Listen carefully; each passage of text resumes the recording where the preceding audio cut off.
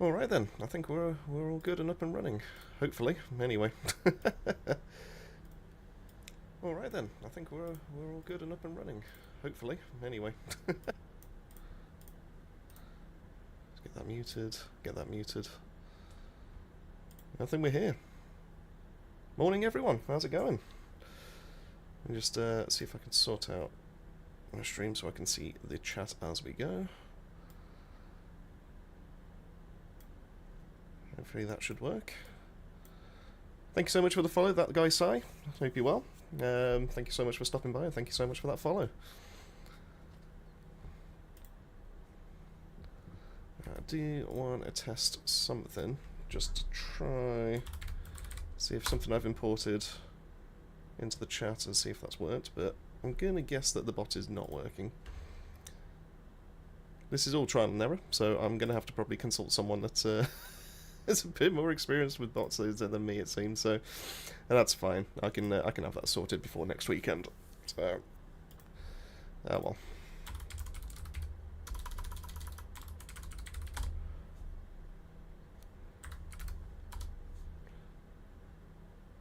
Oh, hold on. For current bot message, so hold on. So part of this does actually work then.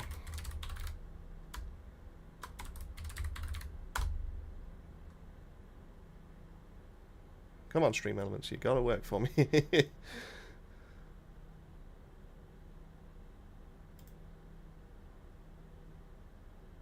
Nope. Okay, I've got one part of it to work. That's the important thing. That doesn't make sense, but I'm gonna work with it for the time being. How is everyone's weekend treating them anyway? Thank you so much for stopping by. Today we're actually going to be working on the next guide that has been put into a poll recently on the channel. 1 second, let me swap over to what that poll was. So I basically asked, after the next guide, which is the VSA guide that went up a few hours ago, I'm very happy with how that one turned out. I basically asked what is the next guide that people would like to be able to see, and I gave 3 build ideas and then also put some comments so you can vote for some others and everything like that. Currently, with 119 votes total, 47% of you have voted to see a Nell weapon guide. I am currently working on trying to get a weak point side of things sorted. I'm getting there. I think it just needs a little bit more. It needs some testing. It needs a little bit more added to it. I don't think it's necessarily bad. I do think that a skill build is just the best when it comes to builds and all that kind of thing. But you know, we'll see how it goes and everything like that. So, but that's what the aim of this stream is, to be able to sort. I was already planning on using today to be able to actually get some testing done, be able to get crack some of the numbers, be able to find out what weapons work and what weapons don't. So that's going to be the primary focus of this stream, just to see if we can try and get something all pieced together. If we can get it done within this stream, then I will record something a little bit later today. Possibly get the video out either this evening. More likely going to probably be tomorrow, because I'm going to be in the office tomorrow for work anyway. So, so that's the plan. That's the hope. And then we'll just kind of take it from there. I'm open to ideas. I've obviously got my own ideas as to what I want to be able to work through and want to be able to give a test and everything like that. But if you do have suggestions, feel free to be able to shout them out my way. I'm more than happy to be able to take some suggestions, get some testing done on the stream, and we can try and figure this out all together. And that's absolutely fine by me.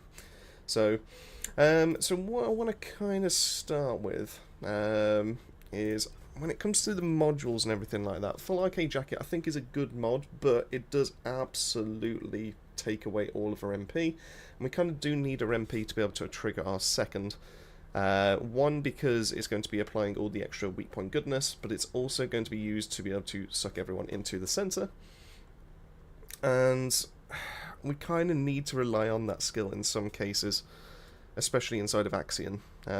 So while I do like this, I think it just takes up so much MP. I think the fact that it says -60 instead of -20, like it says on the actual item cards as well, I don't think that's necessarily a great thing. I probably could get by without using this, to be fair. I don't think the extra damage is going to be all too well, not fantastic or anything like that. but it does help us out with the mobbing. So what I'm going to do is I'm going to take this off for the time being. Just for now. Just to be able to mess about with things. In fact, actually, I probably could slot in something else, like this copper hollow points. I mean, we're going to be doing weak point anyway. Oh, it's just going to give us that base recoil increase, though.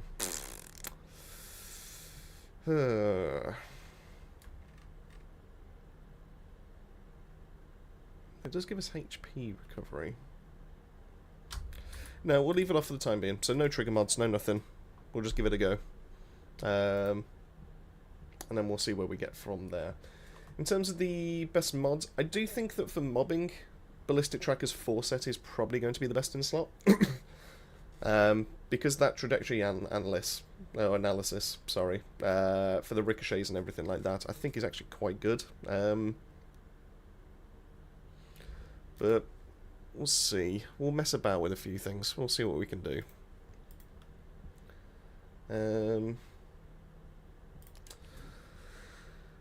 I'm kind of curious as to how Vulture works with it as well. Because if it can ricochet, then it means it's essentially just doing what Vulture can already do.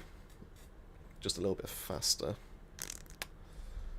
There's a lot of weapons for us to test, basically, just to see what kind of works and what doesn't work. Obviously, snipers are pretty much going to be out of the question, because we do need to be able to land 3 shots for the ricochet to work. I do think it would be quite nice damage, but by the time you fired off 3 shots, you can pretty much get everything done with other kind of weapons.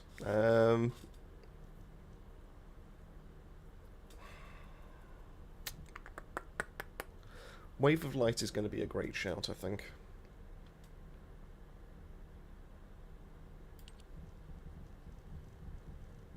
Let's try it in place of the Thunder Cage.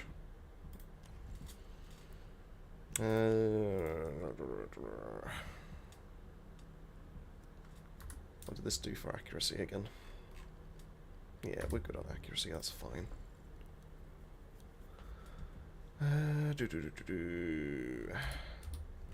Kind of stats we're looking at. Weak point damage, yeah, pretty tasty. Got a little bit of multi-hit. Mainly got the crit. Alright, we'll give this one a go. Let's see what we can do. We're going to do all the farming in Axiom Plains, because that's the best place for mobbing right now.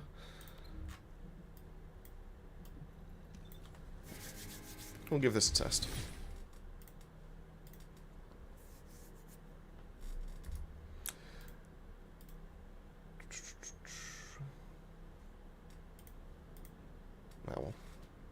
Right, I see we've got a few people currently lurking and everything like that, but feel free to speak up. How is everyone's weekend treating them so far? How's the grind been treating you? Oh, we could probably join this person's run.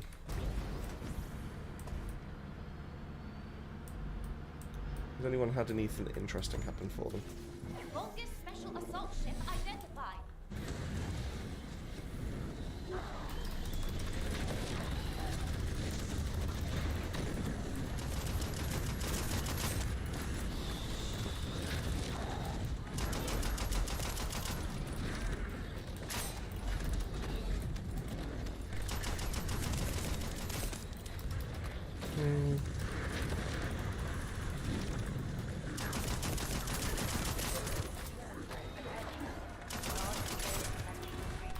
I did like that quick. Oh, now we got one.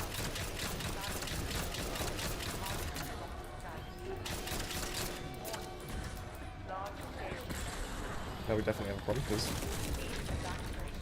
we're out of ammo. Oh, there we go, it's a green sack.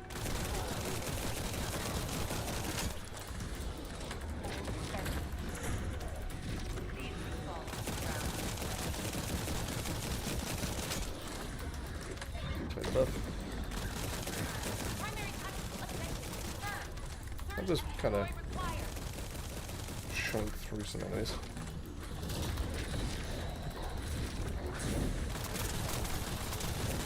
Maybe a razor is the way to go.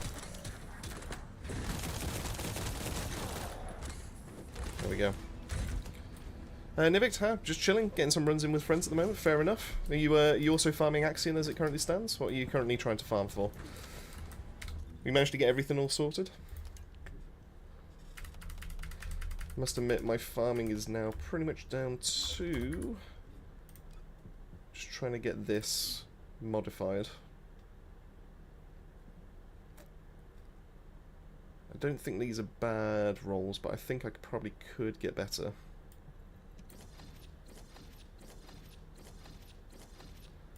Yeah, it started off good there.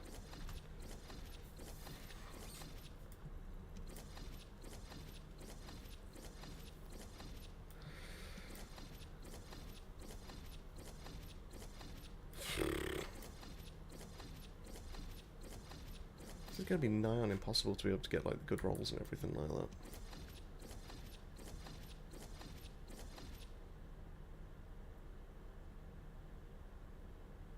Do you know what? It's not bad. That's not bad at all. I might take that. We'll take those rolls. Just getting a new player up, so I was doing some quick 400%, also needed for the battle pass, so 2 birds, 1 stone. Oh, fantastic, fair enough then. Which is your current 400%? I must admit I've got to do some dailies and everything like that, so... what's the main one that you're currently grinding? Just realised what could be a nice slot in here.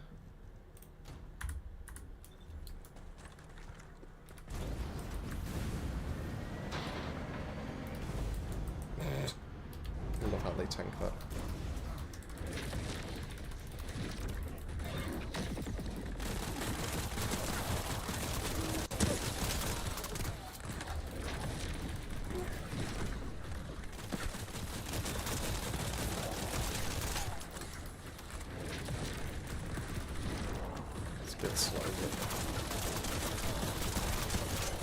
Considering how strong a skill build is, I'm not surprised.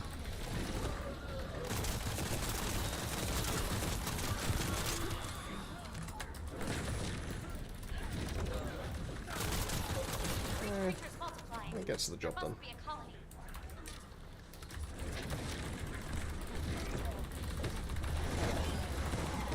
We do need to mix some of this in.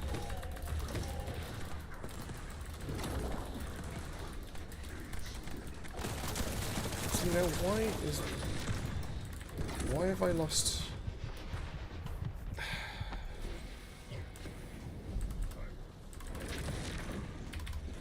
There we go. I swear I lost the ability to be able to do the software. Oh, is it because there's like 5 already? Maybe I can't. Hold on. That might make sense.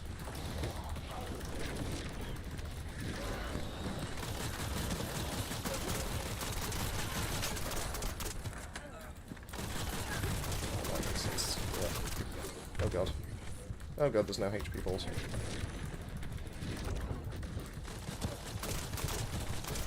Yeah. Gotta be honest, that's a problem. That is a problem.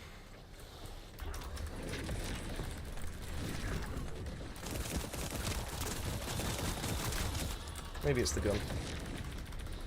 Let's try this.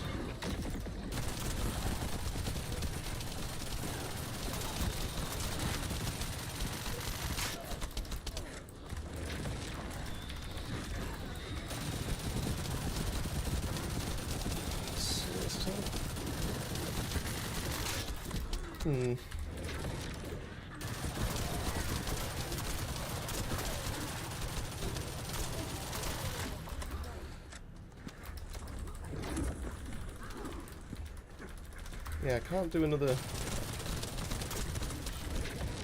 I don't know why. Oh, hold on. Ah.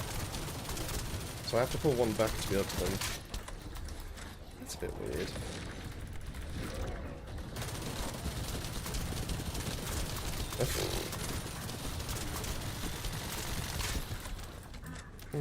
Fair enough then. It's an odd one. I'm not necessarily the biggest fan of a gun build, but it can do some work, I suppose.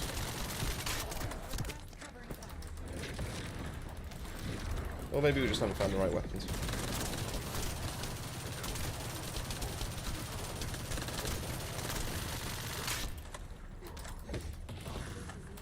Well, let's do that.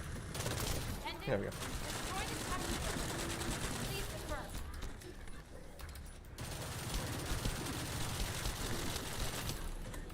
Might try Enduring Legacy in a sec. See if that sorts it. I will answer the chat in a second. I must admit, this isn't the best kind of scenario to be in, as it currently stands.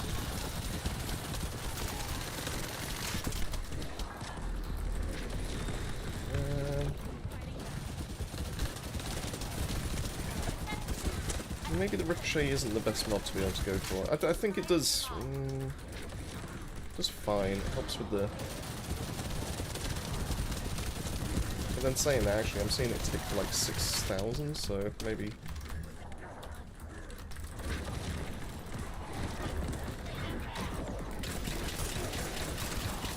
Okay.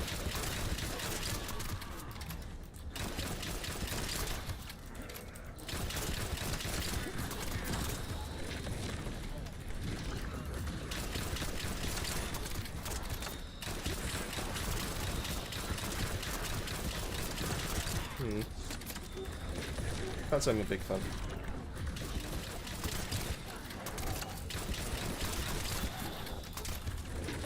But Perf is doing the job for modding, maybe.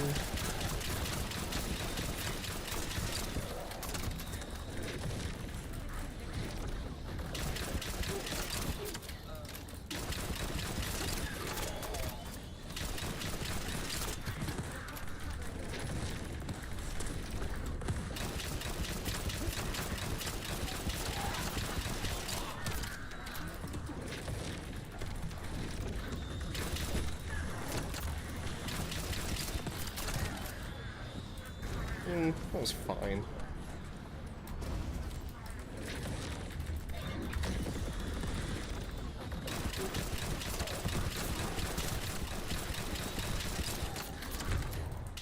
Oh god, all these explodey boys. I've got a problem. Too many. No skill build, is that better for mobbing? Yeah, I know, absolutely. I think it's interesting. I think it just kind of suffers from the same problems that Lepic's kind of traction nade also has, where...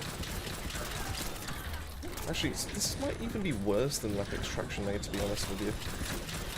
Because at least then that actually gives you, like, seconds where they're stuck, and they can't actually fight back and everything. Whereas... Descendant, Volga's comms They're gonna- traffic is increasing at your location. I'm gonna do this again? I can't remember. Legion of Breach.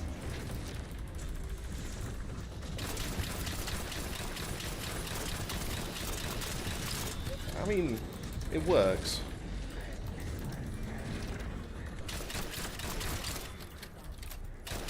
But does that mean it's one of the better strategies? Probably not.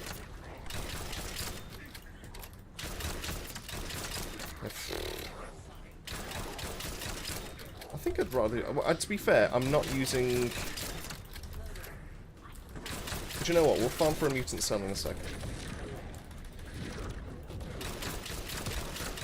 I've got my 4 off cooldown, so I probably could be using that, to be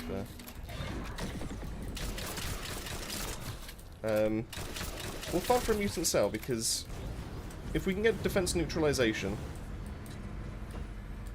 God, I love that intuitive design. If we can get a defense neutralization, this skill potentially could apply it to all in an area, and then that would make it a lot better. So maybe that's the play. It feels weird that we have to go for defense neutralization though to get this to work.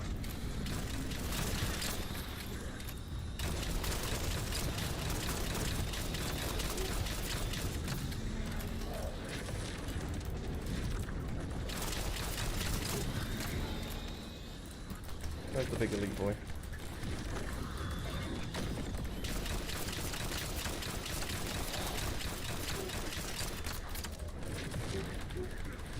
There you are.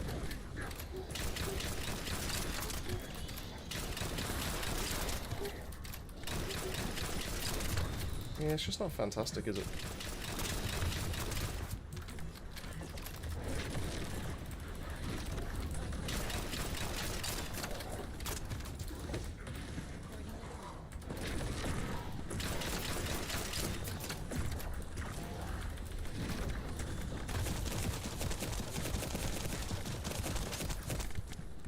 Yeah, I'm about to die.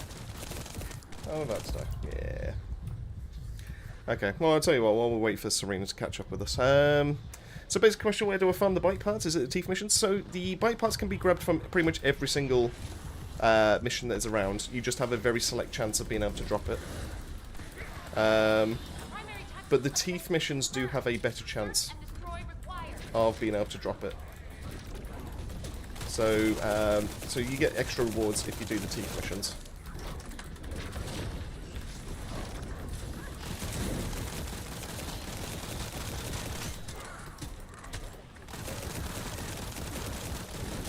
I swear that's... Oh, wait, why am I...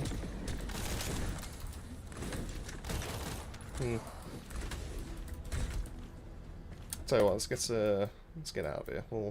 We can discuss a few things.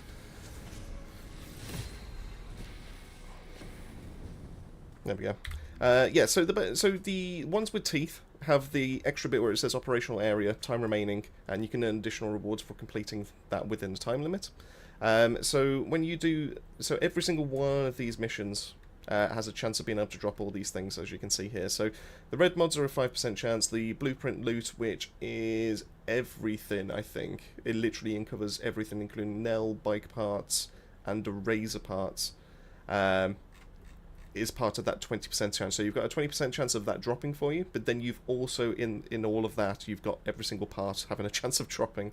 And then the trigger module is just the trigger module. You can make it slightly easier in terms of a farm by actually using like the target loot. So where are you? Were you in Misk? Yeah.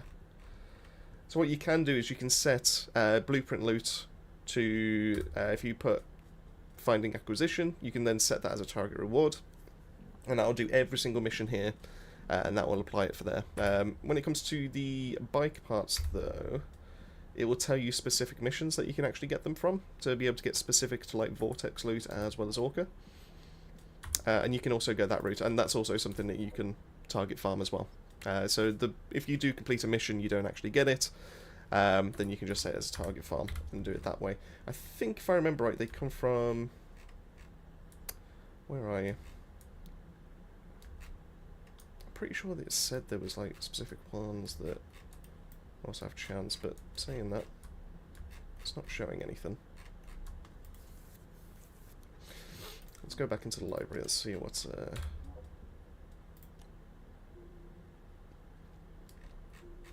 Okay, so that's the... Yeah, so the ones with the teeth have a chance of specifically dropping the extra bits, which are the bike things. But once again, you can target farm those as well. So you can set the blueprint as well as the bike parts to target farm, and you can get progress towards both of them by doing it that way. And do it that way, so yeah. Night Gamer finally made it to a stream. I swear notifications don't work. I've noticed orbs are vanishing from the floor of late.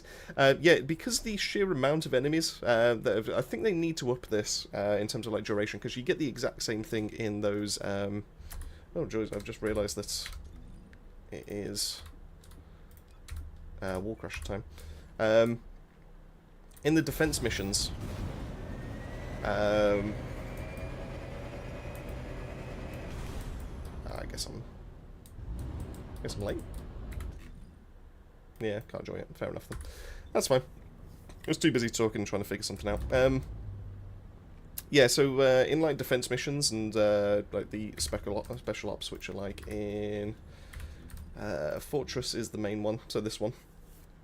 As you start killing enemies, if you try to go and get like a blue orb off the floor or some ammo packs or something like that just to be able to help you out, typically every time you get close to it, it just disappears. Or at least it does for me, and that's because the sheer amount of enemies that are being killed. And there's only like a max amount of drops that can exist on the floor. So as new ones start dropping, it then gets rid of the older ones, and that's the reason why. So because Axiom suffers from the exact same thing, where it has 300 enemies that could potentially spawn at a time, as everyone's starting to kill them and everything like that, it will then disappear all the ones that are the older ones that are on the floor. So yeah, it's a bit unfortunate, but that you know, that's the system that they have in place for that and everything like that. So that's the reason why they do disappear so quickly. So yeah, well. Semretsu, just pray for RNG box to give you what you want. Yeah, exactly. I mean, as much as I do love Axiom Plains in terms of the missions, how fresh it feels with the difficulty and everything like that, I must admit the drop rates and everything like that just really kind of suck. I mean, heck, you look at the trigger module loot, and every single one of these has got an 11.11% chance of being able to drop, because it's just equal across the board. So if you're trying to get, for example, Power Beyond to be able to go into all of your skill builds and everything like that, good luck. You might have a chance of being able to get it, but you've got the equal chance of being able to get something else. And as far as I'm aware, you can't specifically target farm Power Beyond. You just have to set the trigger module loot and try and do it that way. That's why it disappears. Thought the game hated me. Yeah, well, I mean, yeah, I can't speak for the game. Maybe it does actually hate you, but as far as I'm aware, that's the real reason behind it, is the fact that it basically has like a certain amount of drops that it can actually put on the screen at the same amount of time. And then as you start getting more and more, like I said, Special Operations is a fantastic place to be able to see all this, because if you play as like a Frainer or something like that, and you want to be able to grab like an MP ball or something like that, just to be able to go, oh, I'm running a little bit low, and you see one on the floor, it can be 10 feet away from you, and you think you can make it, and then it will just disappear once you get like within 2 feet of it, and that's because it's spawning drops over the other side of places. So I do wish that they'd actually up that, especially since we've managed to make the systems for like this with more Colossi and Wall Crasher and 8-man lobbies and everything like that. It would be nice to be able to actually get something like that going. Swap that over. I will say I wish there was a generic way of being able to set your default vehicle, but you have to go into every single one of your presets. Nice idea, but just doesn't really work the way you want it to. So in that case, right, let's go for... because we do want to get this to work. So let's try and get a mutant cell. We'll open up another defense neutralization. Because that will reduce the defense of all the enemies. We've got a wide area on that AoE. It'll make it so much easier. That does require me to get rid of the ricochets. I don't know if I necessarily want to do that. I think if I want to use this for mobbing, I think I kind of want to keep it. Because the only other thing that I'd put in place of that is Shell Crusher for the extra fire rate. I just realised that's put the wrong reactor on. I need to save over. There we go.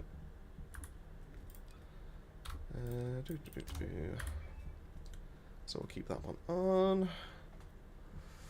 Albion Cavalry wasn't bad. It's probably worth it.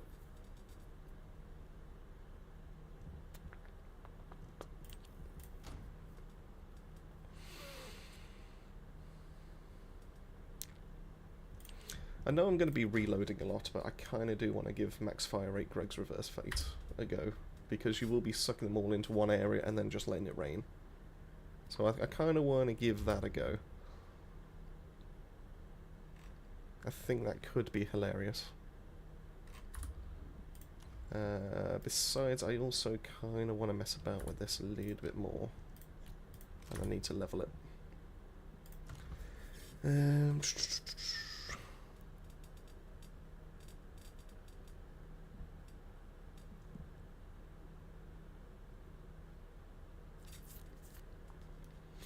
Yeah. We'll try that for a little bit. Right, let's try seeing if we can get a mutant cell to drop. Do we do a public?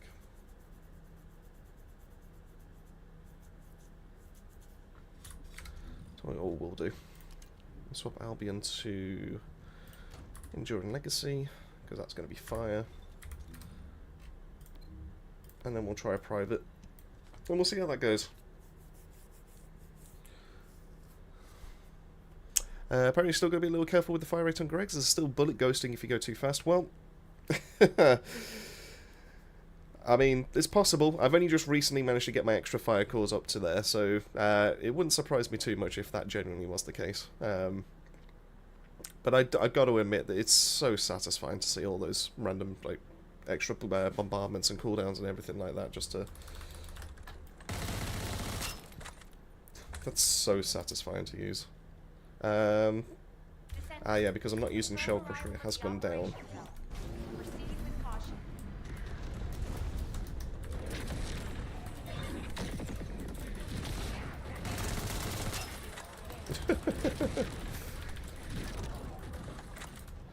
Don't even need to, because...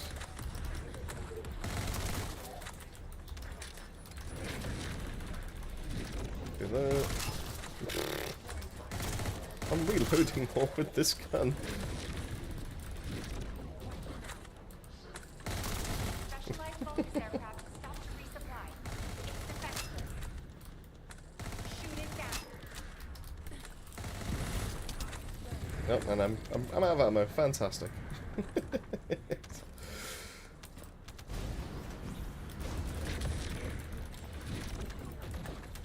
Well, when the skill already kills them.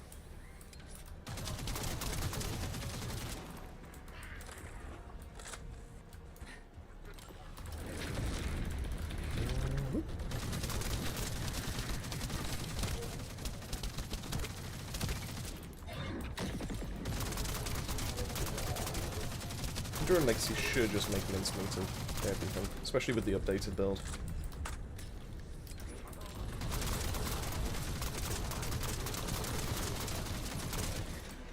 Yeah.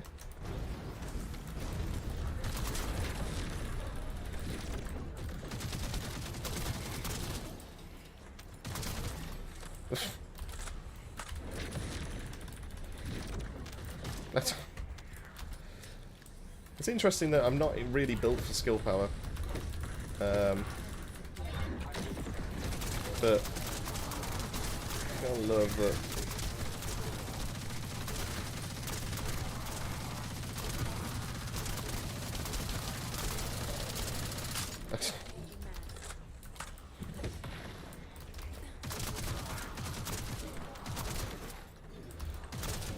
Maybe the ricochet is more for anything that is an Axion? Maybe for Axion you still want to go fire rate, maybe? We can provide air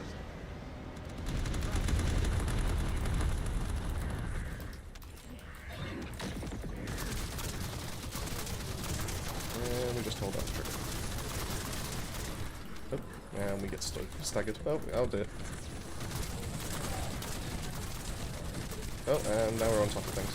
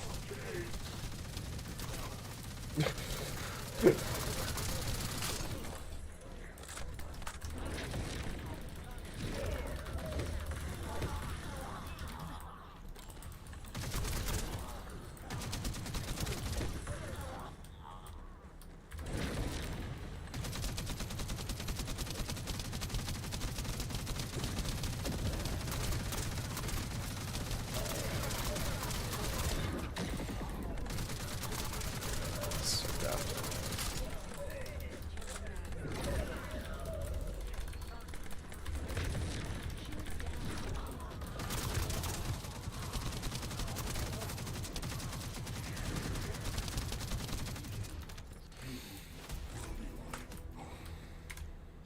Hound Axial to HQ. Hmm. Mission complete. Requesting transport support.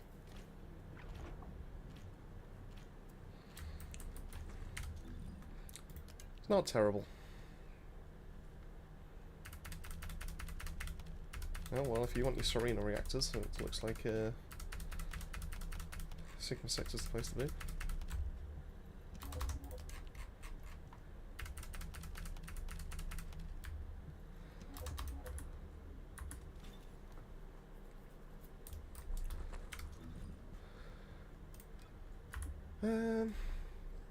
I tell you what, we'll come back to this.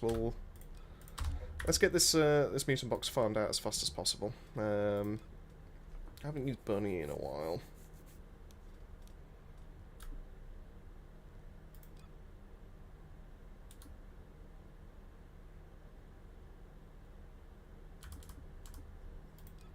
Yeah, she's Bunny.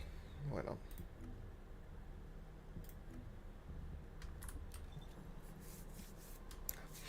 Get this cracked out.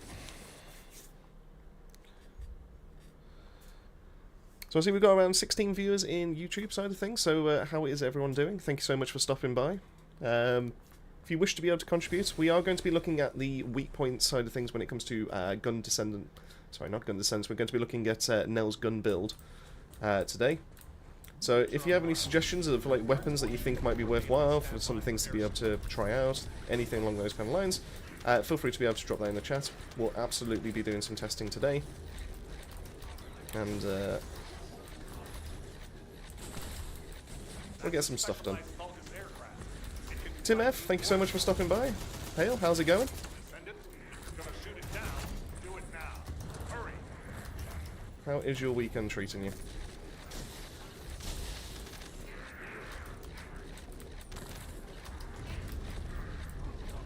I just realised I could be riding the bike for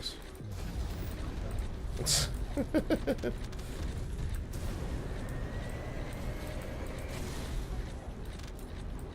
Get me places faster. It's so stupid. Oh.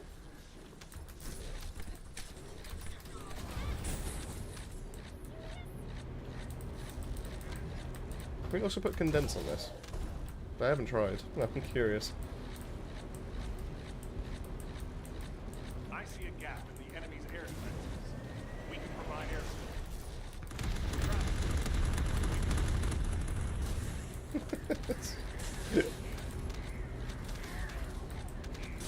Who needs to worry about MP anymore, right?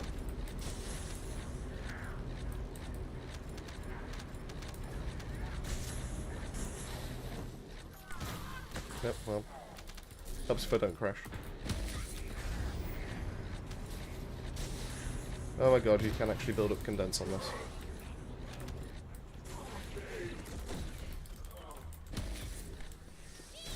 I think. Oh no, did it cancel it? No, it might have cancelled it. So the Spider, hello, how's it going? Well, thank you so much for stopping by. How's your weekend treating you?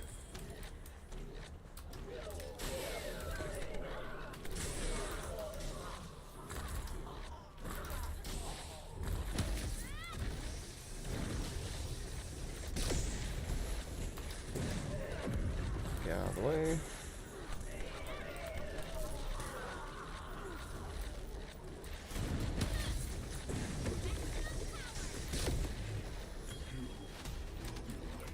Come on, give me a spoils box. Hound Axion to HQ. Mission complete. Requesting transport support. Just farming and building Malevolent? Ah. Have you got Malevolent up to max rank, or are you just looking for an idea on how to be able to get that built up?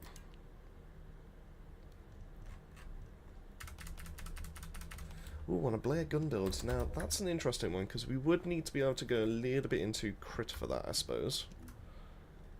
That's not going to help, because that's not... Oh, it does have just a 1x just regardless. Oh, in that case, what's the point? I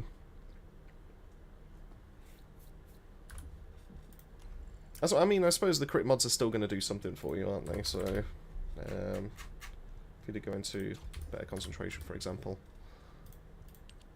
it's still going to increase your crit damage, especially if you go for rolls in here. That's going to help you out as well. So, I mean, it's not the worst thing in the world, but it definitely could be used. I don't think many people have actually gone into a crit build, but I suppose if you're using it for Blair, you absolutely could get away with it. Tim F, I'm using Secret Garden, Blue Beetle, and Dagger Handgun for now. Do you recommend any alternative? I think you're actually pretty much covered there if you're going for a skill build. Secret Garden is your best if you are going to be spamming 1 and 4. Blue Beetle is going to be the 1-4 if you are going to primarily use 2 and 3 to be able to do your farming. And then Last Dagger is just Last Dagger, let's be honest, so... you know, at the end of the day, it's always going to be a good option. Can't think of anything else that would actually work well. Not in a skill build, anyway. I mean, heck, she can take down the dropships fast enough, so she doesn't need Exterminator. So, I think you're pretty much covered. Just build them up for movement, just speed them up for speed, grapple, everything like that, and you're pretty much good to go, I think. At least in my experience. There might be something else that's niche out there, but I think you'll be absolutely fine with that kind of like setup. I do need to be able to mess about with maybe trying a fusion type build. See if that frees up another slot for one of the modules, because if you're using Blue Beetle for like fusion, you won't need to go for something like skill insight. So you probably could get away with slotting in something else in that slot. I just prefer using a 1 and 4. It's a personal preference. You can definitely do it in mob either way.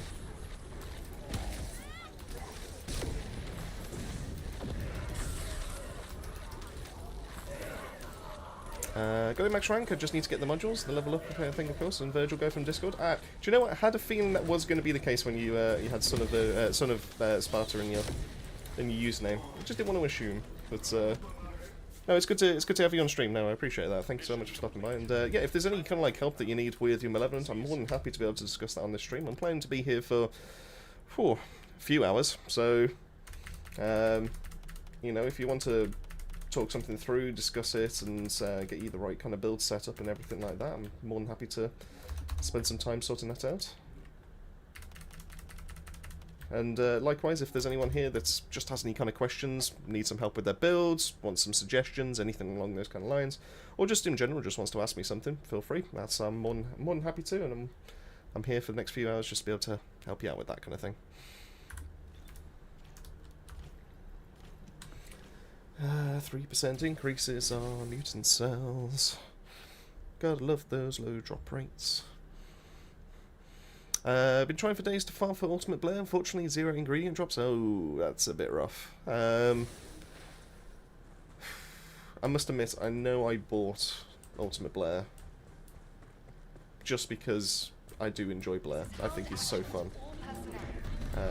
And I've wanted him to be meta for, well, ever since the beta, actually. Back when his flame zones all got absorbed every single time that you wanted to recover and increase your skill power and stuff like that. God, those were the days. Back when you had to take away your form of damage to be able to do more damage.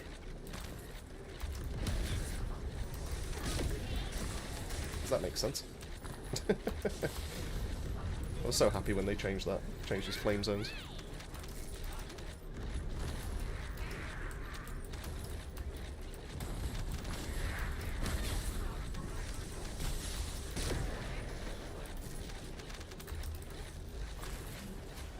Oh, getting this run down to a T.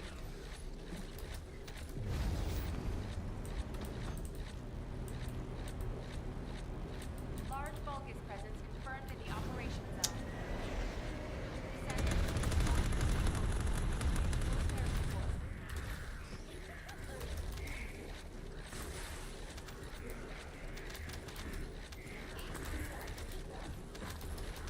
I always thought I might be done with Sigma Sector after getting Jaber to level 40 arcade tuning, but here I am again trying to get some some more mutant cells.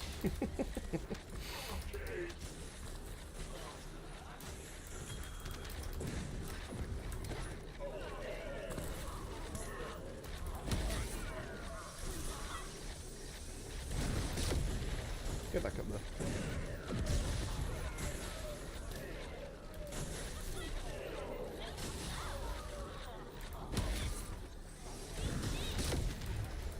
Actually, that's a point. I might put a trigger module on, bunny. We've got gap in time. Now we'll change that. Go for something that's a bit more consistent. Great work out there. Oh, I can't use it here. Fantastic. I've been farming Alt Blair for 4 days, took 99% of the time for the fail, just finally got him crafted now. Fantastic, I'm glad to hear that for you, Nightmare. Now, I will say that Alt Blair, with his brand new red, with his red mods that dropped with that, was so fun. I was so happy once I managed to actually see that he was able to take down Ice Maiden, back when she was the Abyss boss.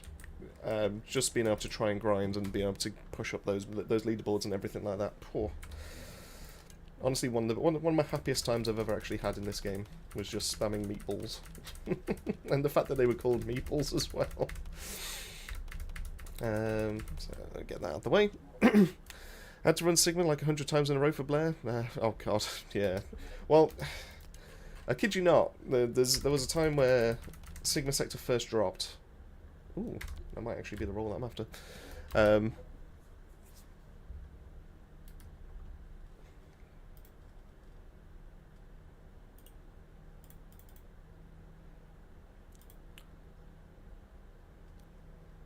First time chat has really thrown me off there on the Twitch side of things, but hey ho.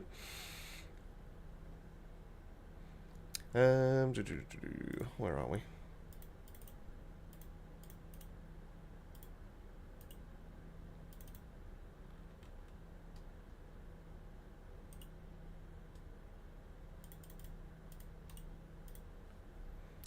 Can't even remove my own bloody.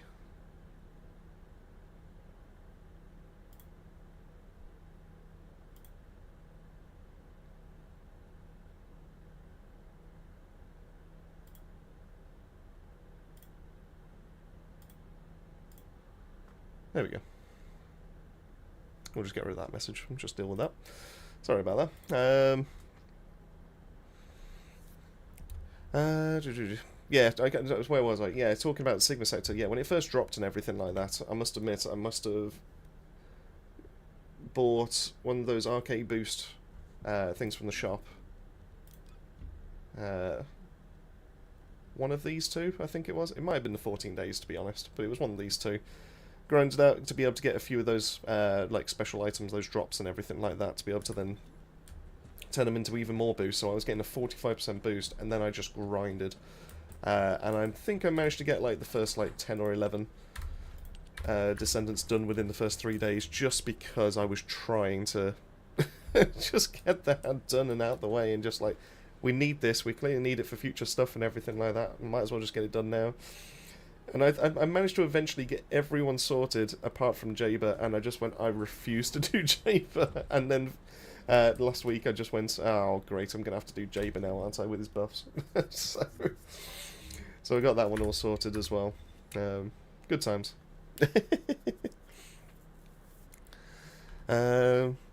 Also, my farming mobbing Nell build seems to work out pretty decently for void erosion, but I feel there's a better void build. So for Purge, I just use the typical one, to be honest with you. So this kind of setup, the one I made a video about, to be honest. I probably, given that we've now, we're fully aware what Power Beyond can actually do. So I do still like Death by 1,000 Cuts and all that kind of thing. I do still think that's a great mod. But for Purge, because of how instantaneous Nell can pretty much delete most of the things that's in there, the comets actually don't really do much, and they just kind of miss because most of the things are already just like dead. So if you go for Power Beyond, you're just going to get a flat skill power increase. It's just going to increase the amount of damage that your skills are now going to be doing. It's just worth that slot in, I think, nowadays. Like I said, in Axiom, because things stick around a little bit longer, Death by 1,000 Cuts is a lot more fun. It's definitely one of the better ones, I personally think. But if you are going into like Purge, for whatever reason, Purge is just so easy with Nell, I would recommend just going in with Power Beyond and just getting that extra skill power boost just for the sake of it.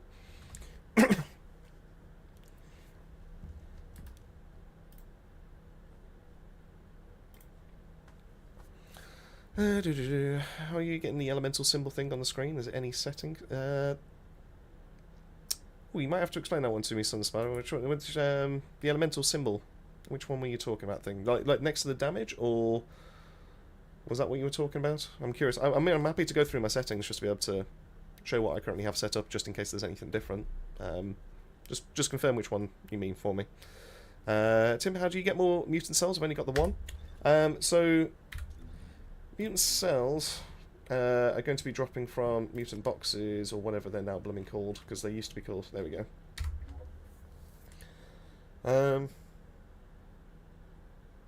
Now that is interesting.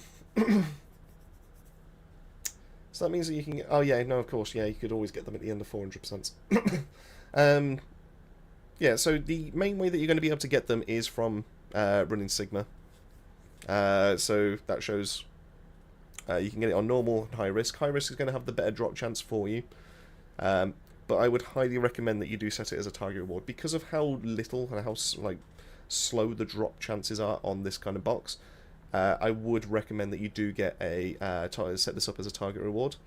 And then you'll be working constantly towards being able to get another one to drop. So for example, as you can see on the left hand side, I'll angle it in a way that makes it a bit more viewable. You can see I'm currently at 40.741% towards my mutant cell box. As soon as I complete a Sigma sector, which will be any of the 4 missions, because they've now changed that. It used to be a case that you only set one mission, and you had to run that one specifically. Now it's a case that you can just farm it across the whole of Sigma sector.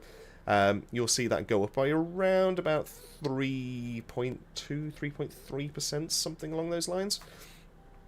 And then, yeah, you just constantly build it up. Essentially, it means that every 33-ish kind of runs, I think it was, or between 30 and 33, you're then guaranteed to get a mutant cell box. If you get one within those kind of runs, then that will just reset the progress back down. But that is the most efficient way to be able to get those currently. It is one of the worst grinds that currently exists in the game. I don't think it's necessarily a bad grind, but it is one of the worst ones, especially with considering how strong some of these mutant cells are.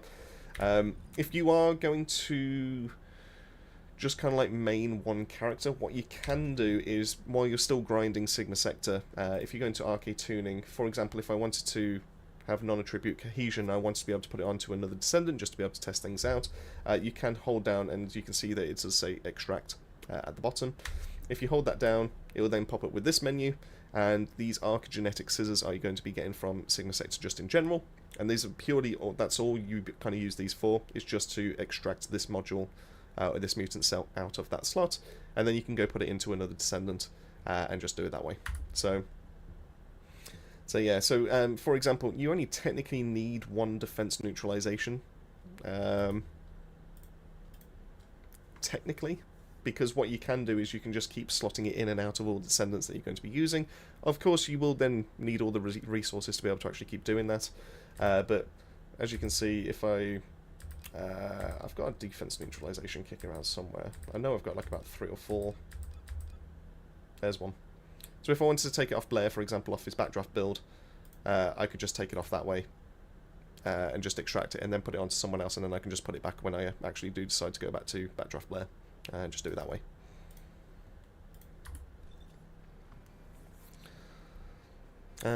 Yes, the damage. Well, I'll tell you what. Let's have a look in the options. Let's see if we can try and figure this one out. Maybe it's going to be in gameplay. I assume it's got something to do with this. Maybe. I do have everything set to on, mainly because I do want to be able to get an idea as to how much damage I'm kind of dealing. So obviously that helps out with the build side of things. So I would recommend having all of that set to on. I might set that. I've been meaning to set that one on to on, so I will go for that.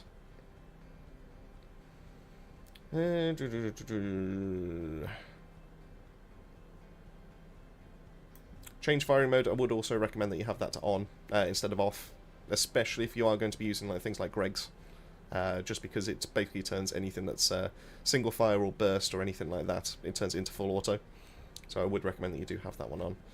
That's the only thing I can really think of.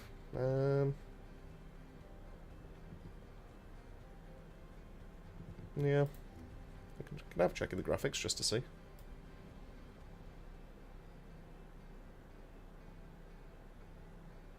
No, I'm not seeing anything there. So hopefully that's the thing to be able to help you out with that then. Nightmare, I've got 2 mutant cell boxes and didn't realise any in particular I should get. Right, this is going to depend massively depending on the descendants that you're planning on using. So I'm happy to suggest a few things, but give me an idea as to who you're currently playing, who you plan on playing to in the near future, and then we can try and figure this out, because we'll go into the arcade tuning boards and we'll actually have a talk about that one. Reaper, morning sir. Well, it's good morning to you as well. Thank you so much for stopping by. Hope you're well. How's your weekend treating you? I do want to put the samurai sword. Oh, even better. What a fantastic look that is. Right, so in that case, yeah, let's keep going with 6 hours until all Blair's done, so it'll be him soon. Right, in that case, yeah, we can talk about that one. That's easy enough. So, let's swap on it over to Backdraft Blair. Right, Backdraft Blair is the easiest one to be able to talk about, mainly because defense neutralization is absolutely an instant lock right now. It's also one of the more useful mutant cells that exists as it currently stands, because if you hit an enemy that has full HP, now keep in mind that says full HP, if they do have shield, this will continuously trigger until you then start affecting their HP bar. So things like Wall Crusher, for example, you'll see that like defense neutralization will continuously trigger until they then get onto their HP bar, and in which case then it will only last for that 15 seconds, and then it's gone, and you can't re-trigger it once again. You'll see the same with Stormhanger. People will do the exact same thing there as well. So yeah, it's little things like that. So you've just got to make sure you read the writing that's to do with it. Sorry, excuse me. I probably should actually go get a drink in a sec.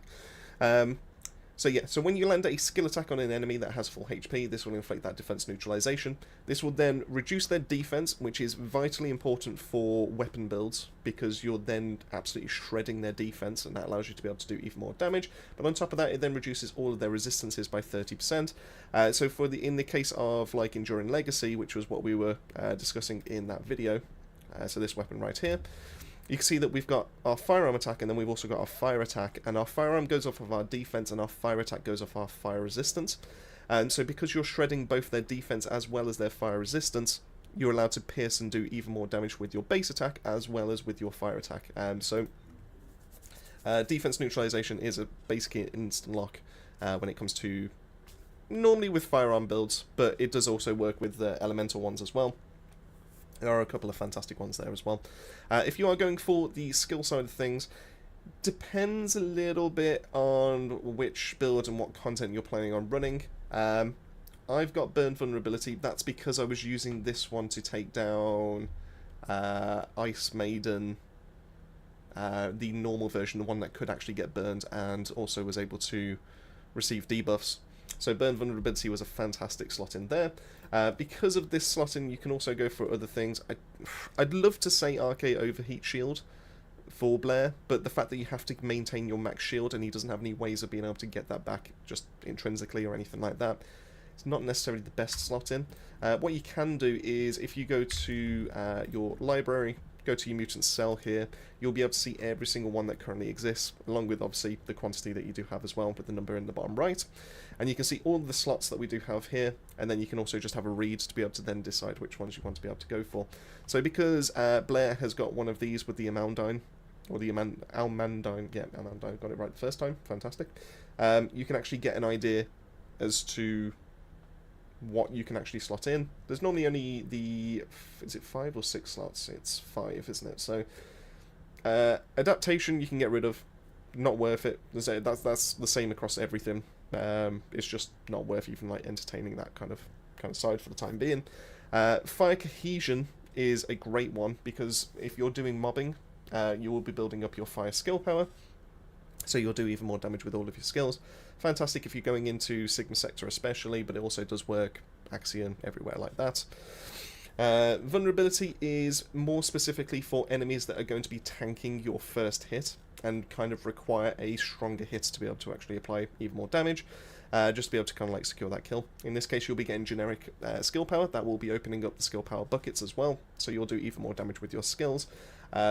It requires you to be able to apply burn, but Blair's got no issues and no troubles with being able to do that. So yeah, absolutely, burn vulnerability is a fantastic for things like more difficult, like Colossus takedowns, purge runs, I guess Axion probably also would be a great slot in there as well.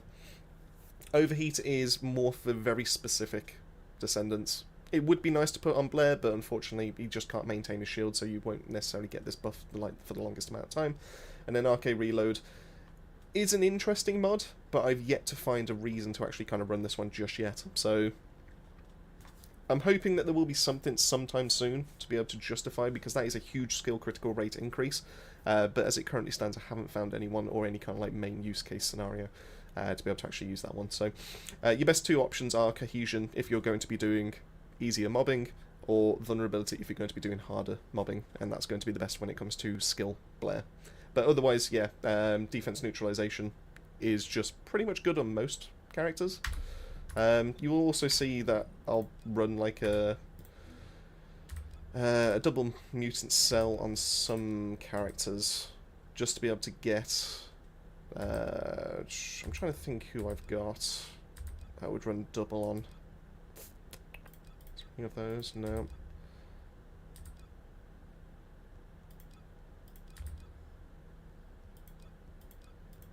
No. Sharon's a good one. Sharon's a fantastic one for double MC, because you will go for vulnerability on enemies that need a second hit, but then you'll also go for RK Overheat Shield because she'll stay invisible, so therefore she can actually maintain a shield. So she's a good slot for that kind of side of things. But typically you will stick to one mutant cell, but you can get away with more than one on certain ones. And then of course we've got tuning connection points where it suggests that we will be getting more mutant cells or more boards or stuff like that in the near future. So maybe it will come to a point where we can actually have 3 or 4 mutant cells in some cases. Who knows? We'll see what the future actually holds, but they've got that ready for the expansion, so I guess we'll see. Hopefully that gives you an idea anyway. I probably yapped a little bit there, but hopefully that gives you a few ideas, depending on what you're trying to achieve with Blair then. Reaper, good so far. Still trying to hunt down that damn reactor for Bunny that you suggested. Well, fair enough then. Not like I've just been running Bunny just to just to be able to achieve this. Also met a good group last night that wants me to build my buff Luna to help him with Keelan crit damage on Stormhanger. I kid you not, it is insane how good Keelan is against Stormhanger. Seeing the 10-second run, 10-second takedown on Stormhanger is hilarious, and that was done solo. That wasn't done with a Luna. Yeah, it's kind of nutty. I do kind of want to build for it. I'm still hesitant to be able to build into crit, but I mean, I can't argue with results. At the end of the day, 10 seconds is 10 seconds on Stormhanger. I mean, it's got to be on here somewhere, right?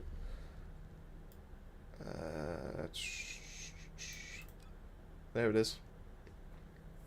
It's insane. It genuinely is insane. I mean, I thought it was alright with my 2 minutes, and, you know, I didn't think it was fantastic or anything like that, but I thought it was alright. But then to see people do it in 10 seconds is just... You've got to love the TFD community when they do things like this. It's so good. The only issue, it's been so long I have to remember how to buff Luna again. Well, I might be able to help you out with that one, actually, because I used to run buff Luna to be able to help out TFM back in the early days, back when we used to struggle with Molten Fortress and everything like that. So it was something along these lines. I'll keep you posted on the Luna build and TFM, and then if you want to hit with Luna as well. Yeah, I mean, like I said, I don't mind Luna. I mean, like I said, I used to... Oh, I could probably get a trigger module sorted as well. Yeah, I used to enjoy running buff Luna for TFM to be able to play Lepic and to be able to get more skill damage as well as crit rate and everything like that. But yeah, so it was always a case of activate your 1, activate your 4, fire your shots with your stage presence into an enemy, so in this case Colossi or whatever it was, to be able to build up enough stacks. Once you manage to hit all those stacks all the way up to full, you then activated your passionate stage or your relaxing act, if I remember right. I'm pretty sure it was along those lines. I'm trying to remember now. To be fair, it's been a little while for me as well. I could have sworn it was activate delightful stage, fire some shots, activate relaxing act on the one before you then get the enhanced skill, and then your enhanced skill was your passionate stage. and then that would give you the skill critical hit rate and your critical hit damage as well. I'm pretty sure it was something along those lines. But I must admit, it's probably been at least 6 months since I ran that build. So, the fact that we've now got... what is the new set? Circulation memory to be able to give us even more MP will be huge for that build, because that will boost you even further. Because everything was boosted by MP, if I remember right. Yeah, exciting sound, skill power increase, max MP times 7.5%. So the more max MP that you do have, the more that you actually kind of like benefited from that as well. So there's some nice roles for Luna to be able to actually benefit from now. Did I manage to get? No, I haven't bought it just yet, so that's fine. There's a few things. Actually, while I'm here, why not get an arcade trigger all sorted, because I'm probably going to have to boost her up at some point. Nightmare, that was helpful, thank you. Yeah, absolutely no problems. Yeah, you know, I'm more than happy to share that kind of information out and everything like that, and, you know, I've always had that soft spot for Backdraft Blair, so, you know, might as well pass that knowledge down. I've probably had more time in it than most people, so might as well. We'll let this blonde play out then. So Sparta, is Thundercage better or Malevolent? I'd probably argue that Malevolent is the better call, just because it has auto tracking when it comes to like being able to do the mobbing and everything like that.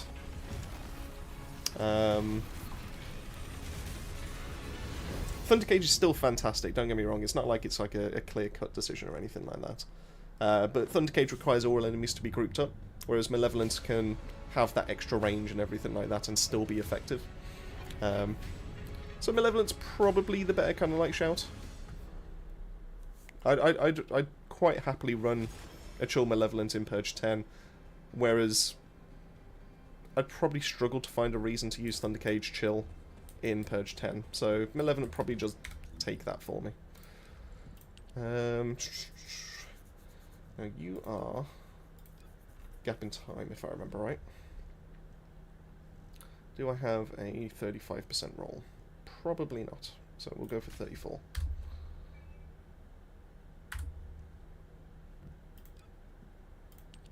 Nope. There we go.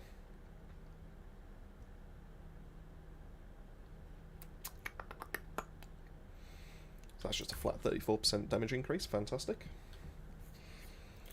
We'll unlock all of this just to save me time in the future. There we go. Skill cost is probably the way. Selective Neuro, maybe. And I think Deploy Hardened Shell is probably going to be the call. Then saying that, Deploy Resonance Device isn't bad, because that's just going to give us skill duration. We'll go for that for now. Yep.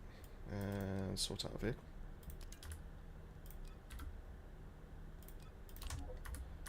There we go. Could you please show the build that I could use for Malevolent for Blair? Right, so I don't currently have one set up, and the reason why is because Malevolent has a 1x crit damage.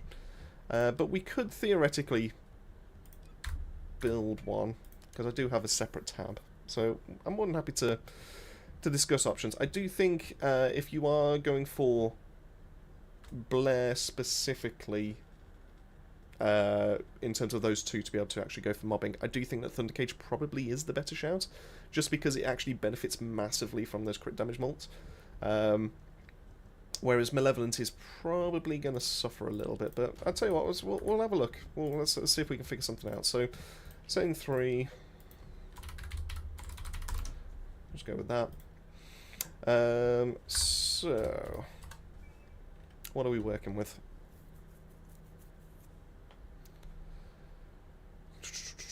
So weak points is huge. Weak points we definitely want. Which Backdraft Blair can also build up into, so we're already off to a good start there. Multi-hit damage is only 0.2x, which isn't fantastic. But it's better than the 1% crit rate we currently have, but that's where Backdraft Blair just kind of like takes over, so that's fine. So, let's start with the crit side of things, because Backdraft Blair is going to benefit from that side. I'm just going to put them in random, kind of like areas. You don't necessarily have to follow where I'm going to be putting these or anything like that. But that would make sense. I think if I remember right, charge amp actually gives us more of a benefit. Firearm. We still want to go for firearm into this. Chill will absolutely be taking that slot right there. Action reaction makes sense. That gives us the most kind of like firearm attack. We'll still want to go weak point.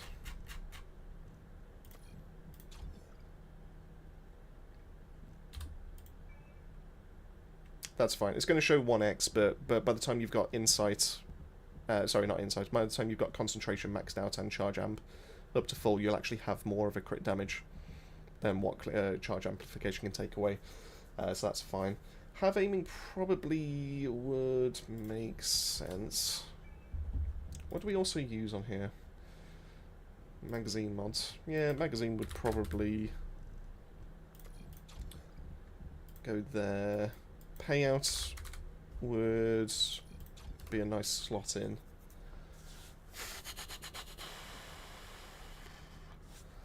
So we've dealt with weak point. We've got our crit side of things. We've got our base firearm attack. We've got our chill. Is there anything we're missing for this last slot? What are you? You're a special.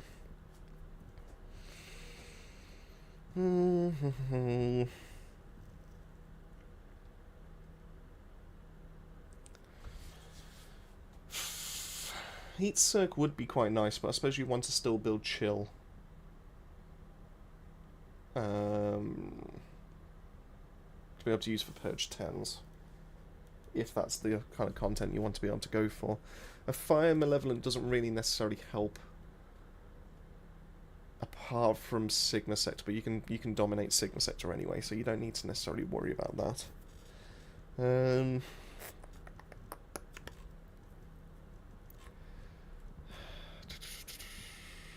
You're a special mod, so I can't use you.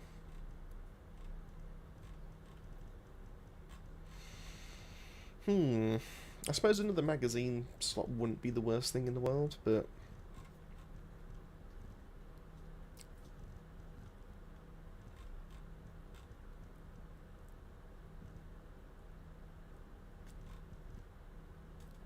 edging's out of the question. Edging's terrible on special or impact rounds. I suppose technically you could go for a chill priority. It would do a little bit more element damage, but that reload time kind of sucks. Oh, fire rate. Of course, we've missed the fire rate mod. Yeah, that makes sense. Am I happy with that?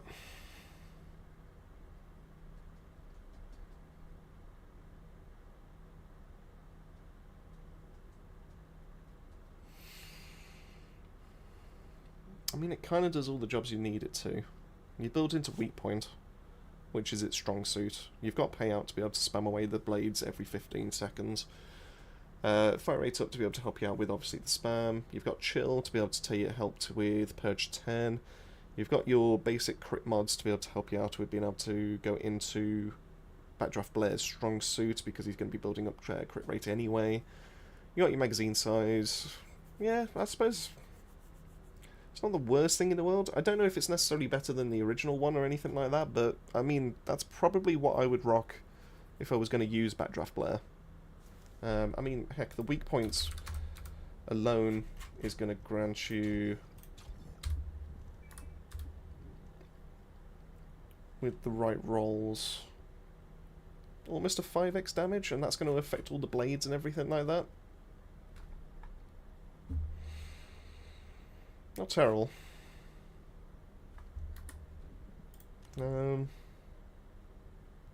And then charge amp.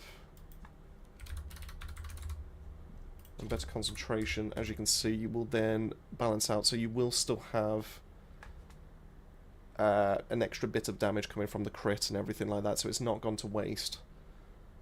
And then Backdraft Blare will then boost that crit rate up. In fact, actually, I'm kind of curious as to what kind of rate that will bump it up to. 25% plus the extra... I'm guessing around about 40? 40% chance to do an extra 20%. Yeah, I mean, it could work. It could work. I mean, I got 25 Crystal Catalyst, enough time to grind, so I would get both Malevolent and Thundercage built. Fair enough, and both are still fantastic weapons to get fully built up and everything like that, so it's not like they would go to waste or anything. I mean, I probably would go, if you are with, like, if you've got other Descendants that you do want to be able to work on, maybe just build the one and then just get the other Descendant built up, because I do think the Descendants are probably a little bit more important than weapons in some cases. But I suppose that depends on what your roster looks like and everything like that. So, like I said, in a vacuum, Malevolent's probably better across the main board. But if you were going for a crit rate one, fully buffed up, we are looking at 31% crit rate on Malevolence. Crit damage is mediocre. Weak point damage is going to be your main source with 5.44x. And then you have a 15% chance of being able to do another 0.2 on top of it. I don't know if I necessarily recommend that build, but I suppose that's probably what I would run if I was going to go that route.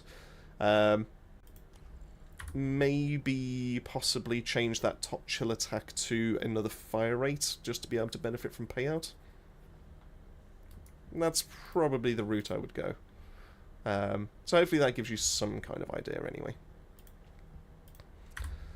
We'll take it from there. We'll figure it out in the Discord if we need to over an extended period of time. We'll do some right testing on that. Promiso, hello man. Oh well, thanks so much for stopping by. How's it going with your end? How's your weekend treating you? Thank you so much for stopping. Retro Reaper, thank you so much for the follow. I really do appreciate that. That means a lot. If you're in the chat right now and just say hi, I'd love to see how the grind's treating you and what you're currently working on as well.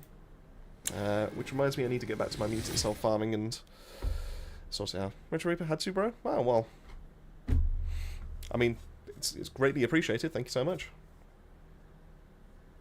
Oh, Reaper. So you go by Reaper and Retro Reaper. Oh, I see how it is.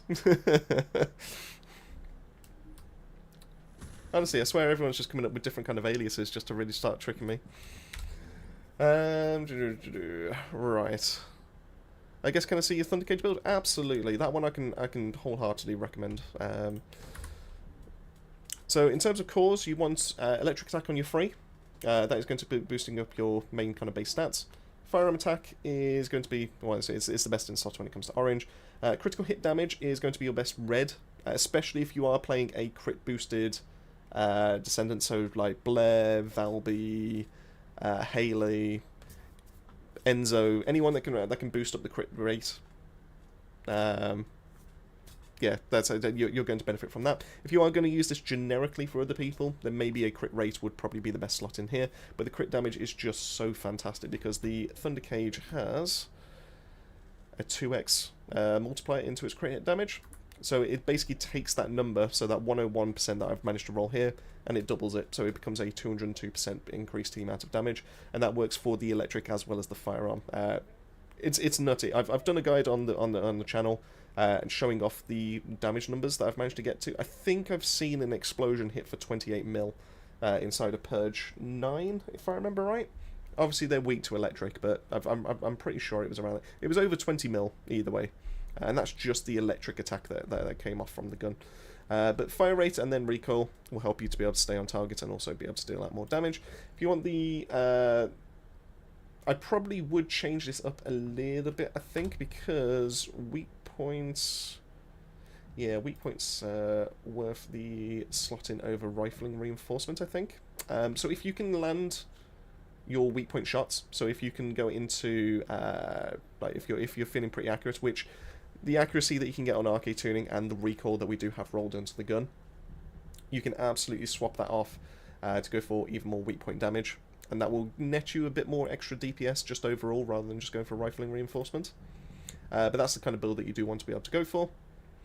And then, yeah, you mentioned the rolls as well. So just your typical stuff here. So you want to go firearm attack, crit hit damage, crit hit rate, and then also electric attack just to boost up that basic attack just a little bit more. And then that should net you some stats that look a little bit like this. This is currently being boosted up by Shell Crusher, but still, that's a really nice fire rate just to be able to use.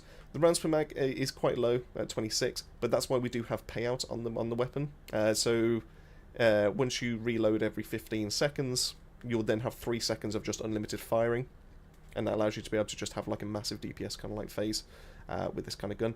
And you can see that we're getting a huge critical hit damage as well, and of course that all gets boosted up and everything like that. So so yeah, it's a very tasty gun once it's built right and everything like that. So yeah.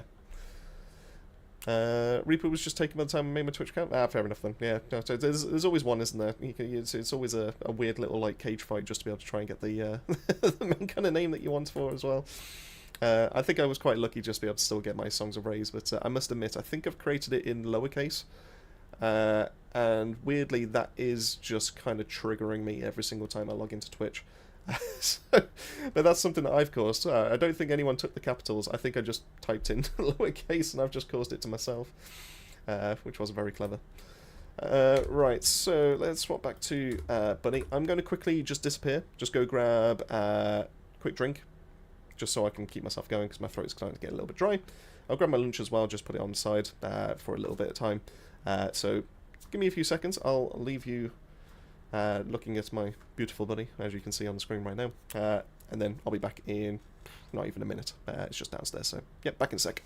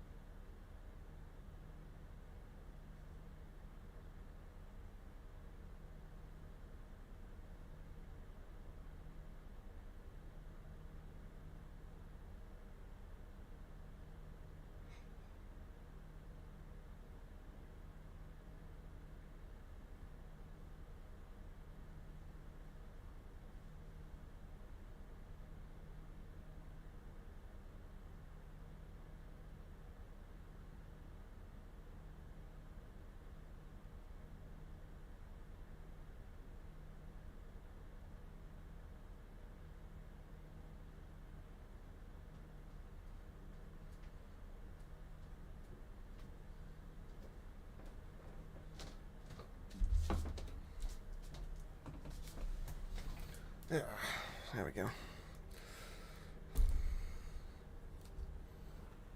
There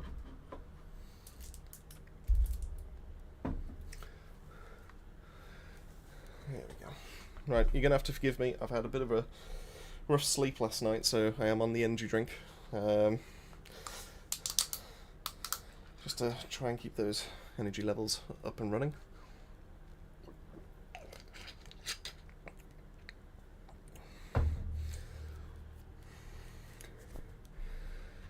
Hope I'll put me up a little bit. The thing I'm not sure about is whether it'd be weaker if I build Thundercage on ice. Yes, Thundercage will be tad weaker on ice, just because it has... Where has it gone? There it is. So because that electric attack is so high that it has base compared to its firearm attack, you will be technically... I mean, you won't be losing out on it, I suppose, but you will be... It's easier to build into the amount of an elemental attack that it already has base on the gun. So as you can see with the electric attack, because we've gone for the free slot of that electric attack, it allows us to be able to hit up to like 53k, and that's without focus rounds, which we can get on the electric here. I'm sorry, excuse me. So it can still be done. It's just technically building into the gun strengths is still going to be the best kind of like course of action. So I probably would recommend that you just kind of like go that route. But every single gun can be built into every single kind of element. It's just a case of how effective that kind of would be. But Thunder Cage is fantastic for Purge 9. I probably would just kind of like keep it there. And then Malevolent just kind of like takes Purge 10. So it depends on the kind of content that you're going to be running. And just kind of like do it that way.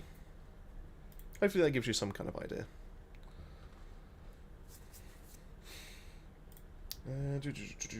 Right, so let's go into... I'm thinking, do I just kind of like take that mutant cell off? No, I need more. I need more anyway. Let's go for it. Might as well do the farming.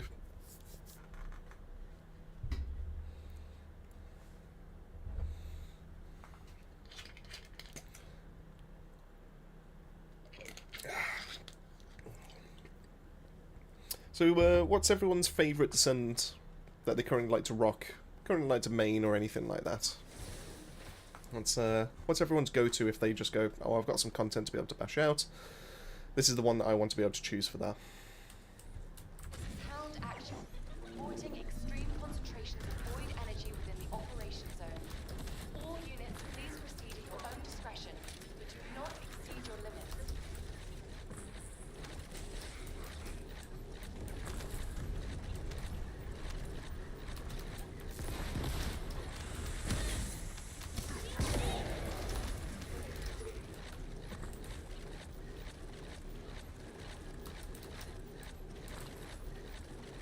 Descendants, we're detecting RK life signs inside a vault structure.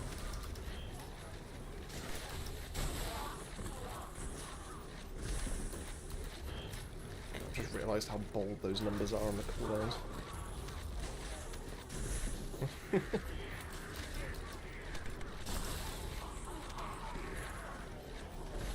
Should do.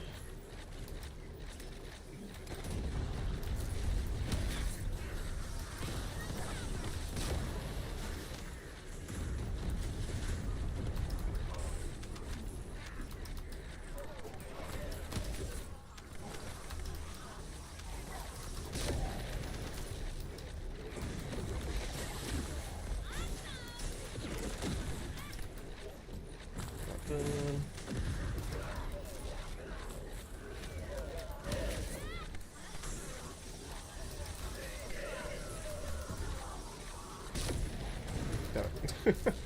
Just a split second too early.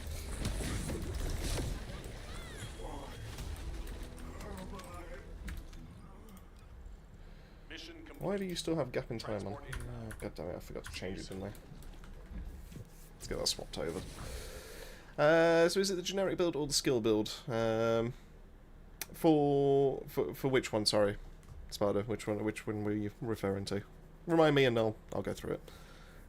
Blair is your go-to? Fair enough. He's definitely one of the more fun ones. That's a question then, actually. That's made me think. In this game, obviously, you know, there's a lot of farming to do. There's a lot to be able to get sorted. There's a lot to be able to just kind of like, you know, grind for everything along those kind of lines, everything like that.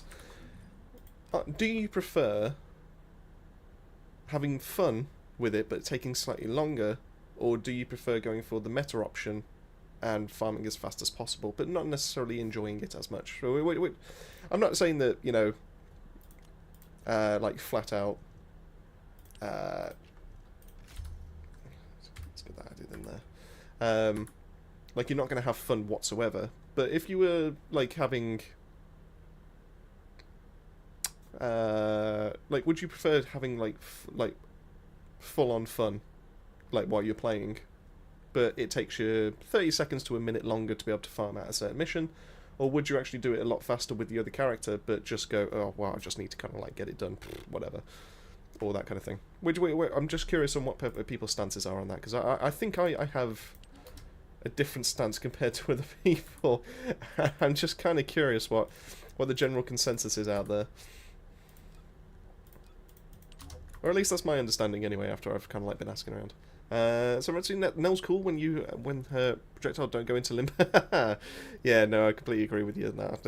Especially with like the random AoEs just kind of like clipping different walls and everything like that. I think it's more the scan weirdness with a sieve and everything like that, especially on wall hanger. It's just like where is the scan going? Like, I'm looking at a weak point. Like, why can't you scan that for me and all that kind of thing? But I don't know. What's that? Game jankiness? Surely not. Blair with red bike is basically Ghost Rider. I could absolutely see that. If only there was a way that we could actually add some extra visual effects. Just to it. I think that would be kind of cool if we could. Seems like how we've got all like the different kind of spawns in that do different kind of like effects, like the poison, the love hearts, the fire, all that kind of thing. If we could be able to get that on like our bikes, I'd be all for that. I did not mean to do that. Come on.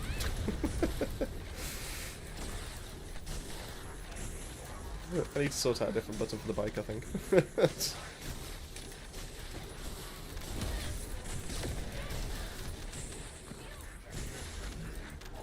There we go. Prefer having fun and taking longer? Fair enough then. That's I'm with you on that. I know that as a game, as a looter shooter and all that kind of thing, that, you know, we're conditioned to think that faster is better and all that kind of thing. And there is some kind of like argument to it, like of going, I'm having fun because I'm going faster and I'm hitting harder and all that kind of thing.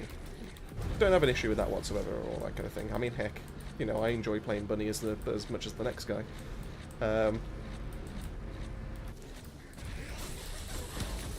I think there's something to be said for, because if we carried on that kind of route, we would be missing and skipping like the best part of, what, 80% of the descendants that currently exist in this game? Because Serena exists, Inez exists, Freyna, yeah, it still kind of exists, to be fair. And then we've also got Bunny. And that means that we've basically got everything covered. We don't need to worry about bossing, we've got Serena. We don't need to worry about mobbing, we've got any of those three. And that's basically it. And that means that, you know, like Blair, Jaber, Kyle, but Kyle's not exactly in a great place right now. You know, Lepic, you know, so some people would have missed out on like the Mega Man kind of like build, where you just had unlimited like projectiles and invincibility and all that. Sharon is another fantastic one because, like she has a soft spot in my heart for like her kind of playstyle and everything like that, because she doesn't mob as fast as other characters, and she's not necessarily the best at bossing. She just kind of gets left behind, and I think that's a real shame because I think she's very unique in terms of like what she can do.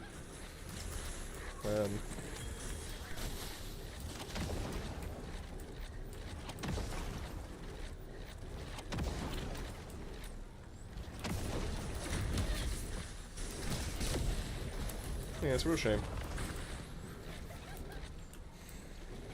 I don't know, it just kind of occurred to me because I was chilling with in Sen of Aid's stream last night. Great guy and all that kind of thing. Fantastic content creator and everything. Not got a bad word to kind of like say about the guy.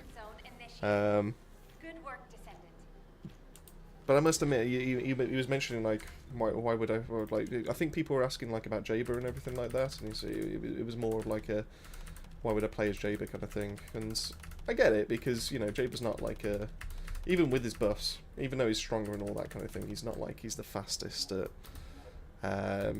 working your way through like all the contents. I mean, he's solid for hanger kills and, you know, getting through it and relatively unscathed and no issues or everything like that.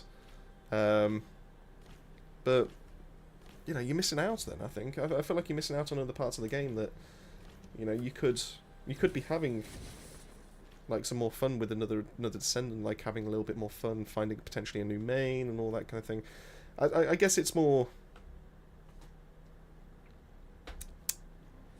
you know, different kind of viewpoints. So I play it just to, you know, just have a laugh, see what actually works for every single descendant and all that kind of thing, and then other people are just trying to find the most efficient kind of ways to be able to do it. And there's no wrong stance or anything like that, so please don't get me wrong, or, you know, it's just different playstyles, that's all it is. So I was just curious if, like, if it's just a me kind of thing, or if the community actually genuinely just kind of, like, typically feels the exact same way. But yeah, I was just curious.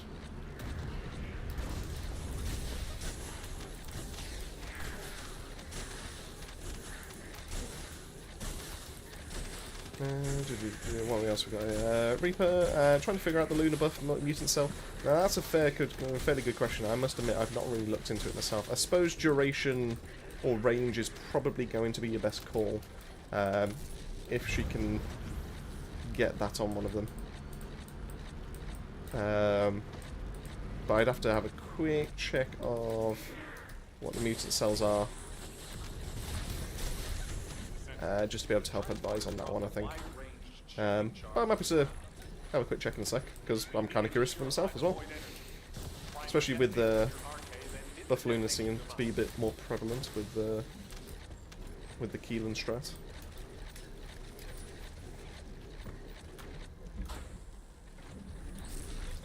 It does make me smile that Nixon brings out all these Abyss fights and they're like, haha, you're not going to be able to use Serena efficiently here. Like, oh, good luck trying to use Serena to cheese this one, and then the community just finds something that Nixon wouldn't have thought of, just to be able to farm it even faster than what Serena could have done. Nothing much, but SDT gives skill effect range, all the others require damage output. Yeah, that's probably going to be your best shout then. It might even be a case that you don't even need to go to the mutant cell. I mean, if it's not going to be providing you that much of a benefit, what's the point in running one? Especially if those points could be spent elsewhere. So, I mean, the more MP that you can get, the better, really. Because that's going to be increasing the damage output the most. So, you might as well go that kind of route. But we can take a quick look.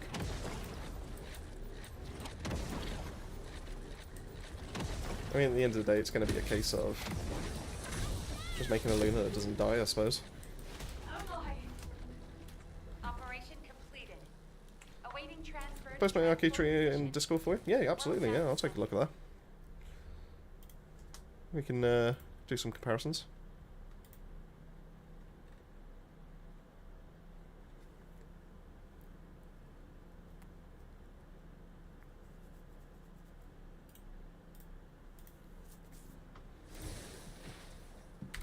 We can take a sec to have a quick look and strategize this together. Let's have a look.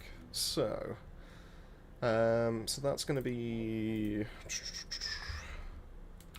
Let's go with noise. So what I'll do is I'll have a think first, and then I'll come back and I'll revisit yours, because the main focus, and then we could just kind of like compare from there. So the main focuses are going to be, let me just remind myself. So what does this do? This does nothing based on MP. This just gives cooldown. This one is just MP recovery. And then this one is based on your max MP. Oh, no, this one is based on your max MP as well. So,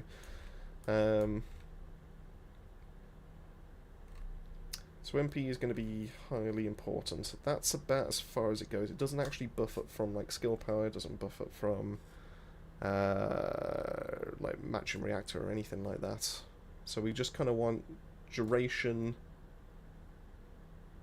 and max MP, I think. Range is also going to be quite important as well. So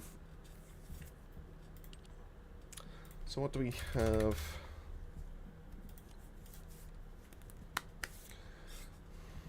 So Agony's a good slot. I think. MP accelerant is also a good slot. That's going to be increasing our MP. That reduces our MP.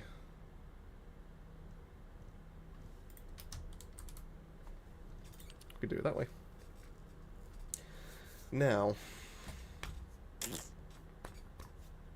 technically,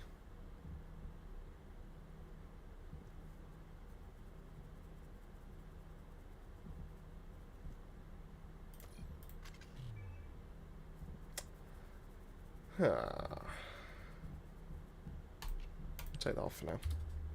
Just to be able to go through this one. So technically,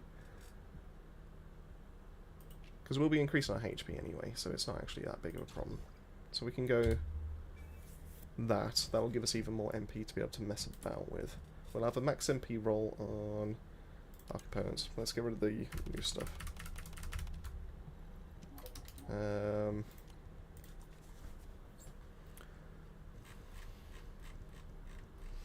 I'm thinking a 2-piece of Firebrand and... where's that new set? 2-piece of this with circulation, because that's going to give us even more MP.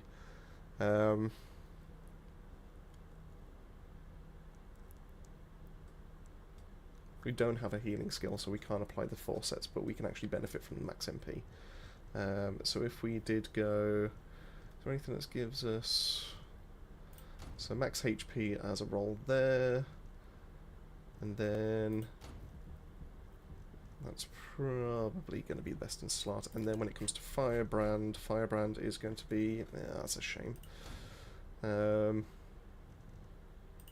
does have max HP as well, so that's fine. That puts us on a lot of MP as it currently stands. That's quite nice. So if we did this kind of route across to there, up to grab that. We could do that just for the time being. I mean, that's free. We might as well activate that.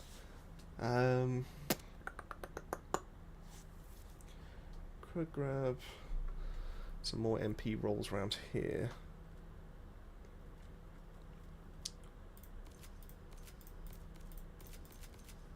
I mean, MP is the main thing that we want to boost. So that gives us 21%. Puts us at 778 MP, which is insane. There's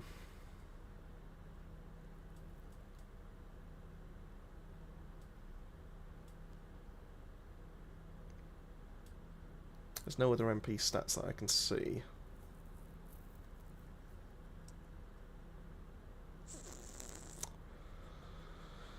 I suppose technically going more HP would kind of keep us alive, but I can also see an argument going for the movement speed.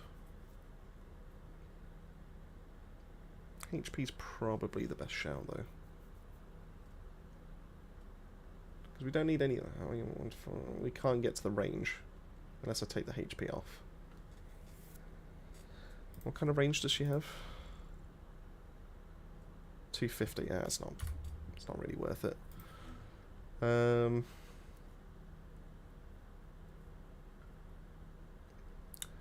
mean, technically we could go cooldown, but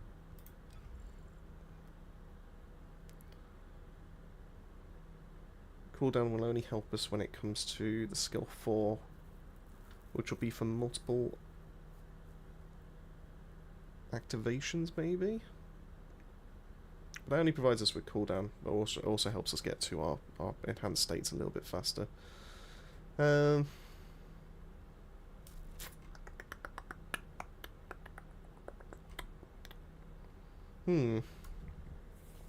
Odd one.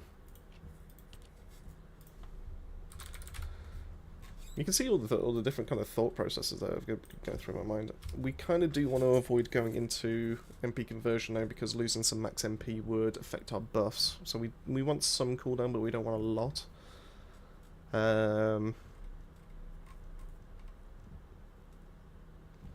Expansion and amplification troll gets us up to our radius cap. Defense we could probably swap for something else. Enlightenment and skill extension. We probably could also go for max duration. No. Whatever it's called. Yeah.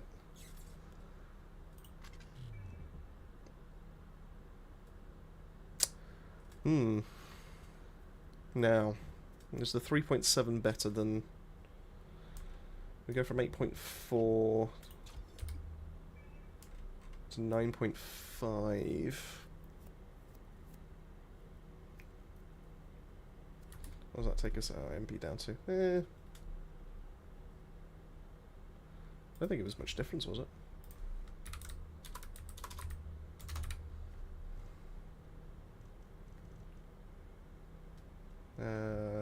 It's MP accelerant. What are we on? 760.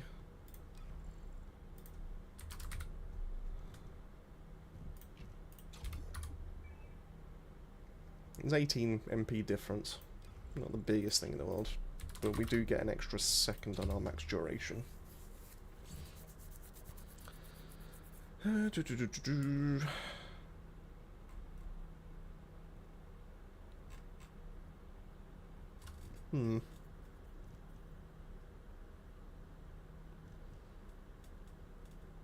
That's not helping us with duration, so there's no point there.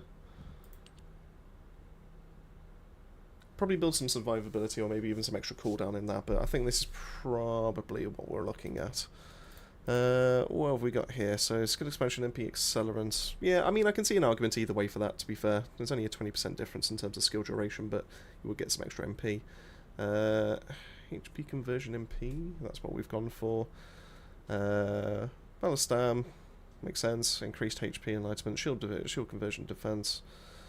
Yeah, that always looks pretty good to me. In terms of the trait, yeah, you have gone for skill power, but to be honest, I don't think we need the skill power, especially since you're missing 2 of the purple MP rolls at the top. So yeah, I think... I personally think this might be the better kind of like bare bones kind of... if you're going for the buff, because to be able to get that much MP, we just get calculator out. So it's mainly this buff here that we're after. Your skill power is increased by... I don't know if exciting sound and enhanced exciting sound stack, to be completely honest with you. It's been so long since I've actually tested this out, but let's say enhanced is just by itself. It's your max MP times 7.5%. So we've got 760, 694 times 0.075. Is that a percentage increase as well? It is, isn't it? Yeah. So enhanced, with this kind of setup, with that arcade tuning tree and everything like that, we'd be looking at around about a... Obviously, this is just testing, just as it currently stands. I would obviously have to actually give this a go with someone else. But we're looking at around about a 57% increase to your skill power. And that's going to be base, then feeding into everything to do with the skills. And then on top of that, we have skill critical hit damage, and then critical hit rate on top of that as well. Meaning that we'll just absolutely demolish... You'd be providing so much to skill builds there. So I think that's probably going to be the case. This one's probably going to take a little bit more time with me, to be completely honest with you. So what we'll do is we'll save that for the time being there. We'll come back to that a little bit later. I'll have a little bit of a think, because I've just realised that... kind of ignore chat a little bit just to be able to go through that and just go down a rabbit hole. Just while I've been yapping. So...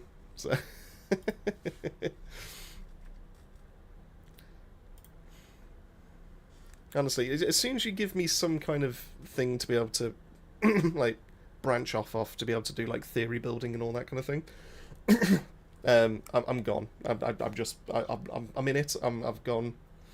I need to try and figure out the solution to this problem, and that's it. There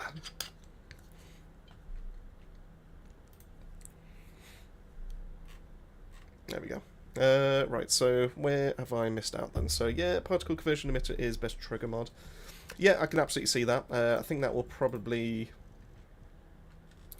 yeah, that does work with it, so that will boost up even more skill power on top of that, as well as increase match duration. So, yeah, absolutely. Do I have a good one?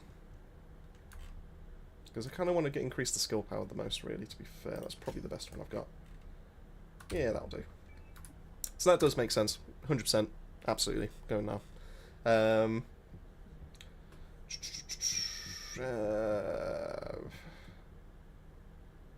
Mutant cell. Pardon me.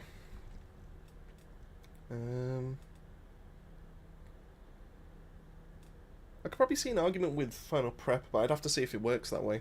If you go for final prep, you would get even more range, which means that you would then free up a mod slot. But I have to test that one. But either way, singular dimension probably is still a great one. Just be able to get that extra skill range. So, I mean, ooh.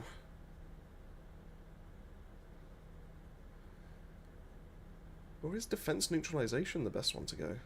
Because you would be activating your 4 to then fire the beams out to stack up your abilities and then be able to get your enhanced stuff and everything like that. So defense neutralization, if you're setting up properly with a coordinated team, probably is the best one, because then you would actually be setting up the boss to take even more damage when it comes to skill with the resistances and all that kind of thing. Probably is actually the best shot. I think it's a tie between defense neutralization and singular dimension tuning. I think you'll get more damage if you've got a coordinated team with defense, but you could potentially free up a mod slot if you do go for singular dimension. So once again, this one needs a little bit more training and testing and all that kind of thing. But I think just off the face of it, I think that's probably the way to be able to go. So yeah. Yeah, I think that's probably where I'm going to leave that one for the time being, and then I'll catch up even more on this chat while we're here. Now with Axion, there are some descendants that you will not see out, like Ajax, Sharon, Haley. Maybe they'll balance it out one day, and it does limit options for players just trying to progress. And so yeah, I think you're right. I will say that I do think that some of those descendants can still perform inside of Axion. I agree that they're not the go-tos. I agree that people will not necessarily default to them, but I do think they can still do some work. I think leap jacks or jumping jacks, whatever you want to call that build and everything like that, can still do some work, especially with mages. Sharon, I know Elisa TFD has put out an area suppression build yesterday that seemed to be doing some work. I've yet to actually try area suppression because I'll be honest with you, I'm not a keen fan of that mod. I much prefer my ambush Sharon to be able to run through like purge and stuff like that. But it does make sense. It seemed to be pretty effective, especially considering like the mob density, being able to consistently get your cooldown back and everything like that. So that does make sense. Haley, yeah, Haley's just in a rough spot. She can still do work and all that kind of thing, but I don't think she's the. I think she's definitely down the pecking order, which is hilarious considering when she first dropped and all that kind of thing. And we were like, wow, power creep is just kind of unreal. Seeing those damage multipliers that she had on Zenith and skill 2 and all that kind of thing. But no, I think you are right there. But I think you still have some fun either way. But it's up to the player as to how they kind of want to maximize that one. Sort of spider player with 2 sprint cores and 1 grapple core is fun. Absolutely, especially if you use your extinguish, because extinguish will be giving you a movement speed buff, which then stacks on top of obviously what you're going to be getting from that. So absolutely is a fantastic shout. Robin, thank you so much for stopping by. I appreciate you popping into the chat. How's things? I assume that's Elisa. I'm not aware of Atlas TFD. I could be wrong. I assume that's Elisa. Dry Bear and Songs of Rays make good builds. Well, I appreciate that. Thank you so much for stopping by. It helps make my day and all that kind of thing. So thank you so much for saying that. I really do appreciate that one. I mean, heck, that's a good group of people to actually be to be included with. So yeah, definitely. Thank you so much for that compliment. I really do appreciate that one. So and then yeah, currently sitting at 712 MP. Yeah, I think you could push that higher. But of course, the more that you push it up, the more damage that you'll be providing. I think, it's only going to be a couple of % at that point, but I mean, it's still going to be substantial amounts and all that kind of thing. So I'm happy to look into a buff Luna. I might even make that something that I'll probably do this week, especially with all like the Keelan builds that are pretty much popping up and everything like that. So I'll find some time for that one. I might even see if I can grab the man, the myth, the legend, the measure, the full measure, just to be able to actually get some numbers all put together and everything like that. So see if we can bring back old times and everything like that. Right, let's hop on back to Buddy. No pun intended. And see if we can get that mutant cell, and then we'll hop back into Nell and see if we can try and figure out a way to get her weak point build to work. Yeah, new run tree got me 778 max MP. Ah, well, there you go. Fantastic. Once again, even more damage. I mean, 778 MP is almost unheard of in this game. It's kind of nutty that we can actually get that far. Is that also with the new set from Axion, with the extra MP?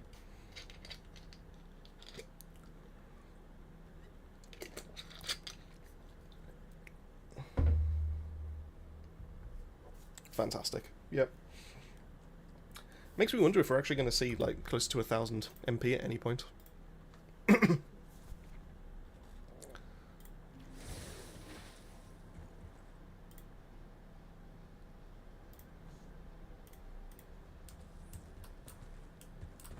Hound Action. Reporting extreme concentrations of void energy within the operation zone. All units, please proceed in your own discretion. Do not exceed Just go 2-part circulation, 2-part brand. I believe that's what I went for.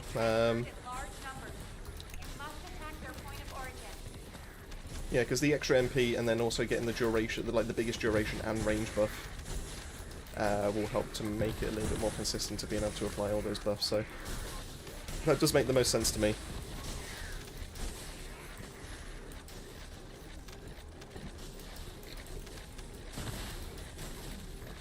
I would have said there would have been an argument for Firebrand and Annihilation, but that does mean then you're then missing out on the max MP, and I think the MP is then going to be filtered into all the stuff that we're doing with the modules, and it's just going to get multiplied to such a degree.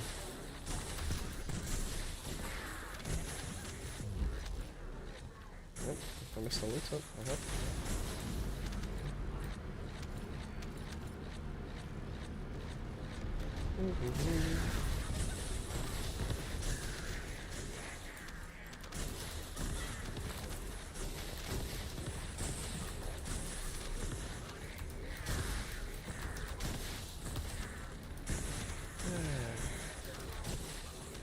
So he's trying to get blood out of stone, trying to get blooming mutant cell drops, I swear.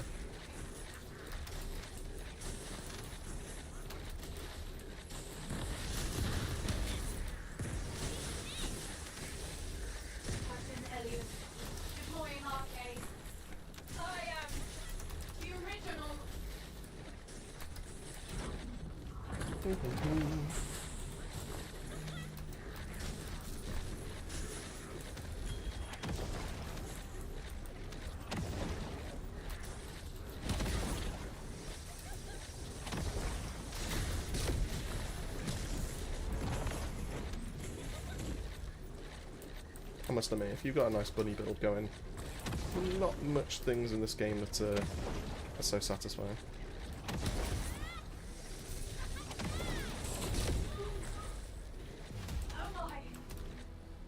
Hound Axion to HQ. Just can I get one to drop? Tell you what, is a blanket question for the chat. What's the one item that you're trying to farm for in this game that you just cannot get to drop, regardless of how many times you try?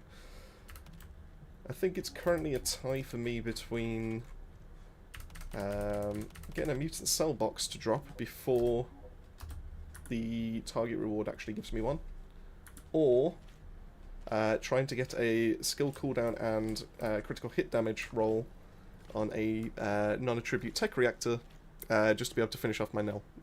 Because I mentioned it in my build video and I still haven't been able to get one to drop. I just want to see the extra damage numbers. Why can't I get one?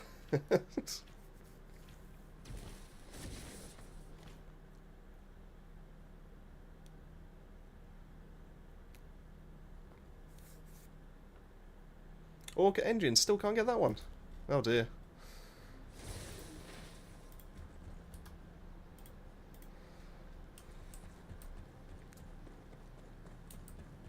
will say I do like the Orca. I think it is still. On the ground.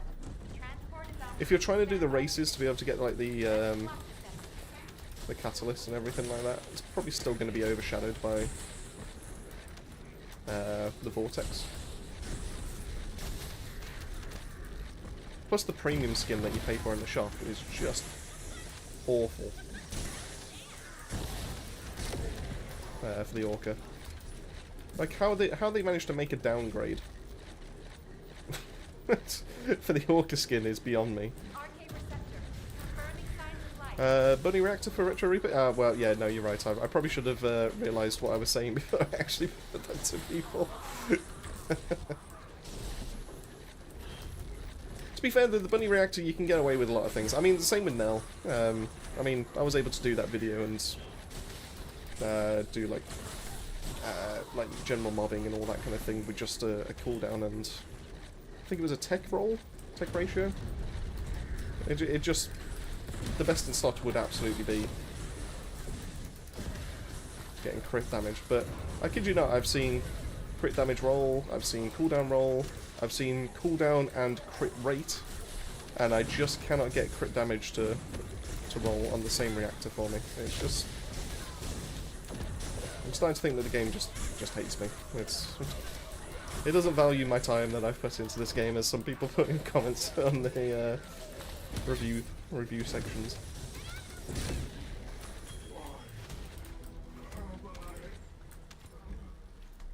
Operation completed. Awaiting transfer to transport position. Well done, descendant.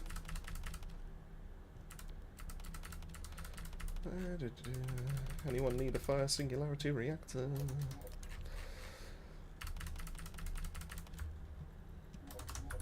Wow, we're up to 32 on concurrent on YouTube. This is I think this is the most successful stream that I've managed to do so far. So I appreciate everyone stopping by. I mean, heck, say hi. I'd love to be able to meet everyone in the chat.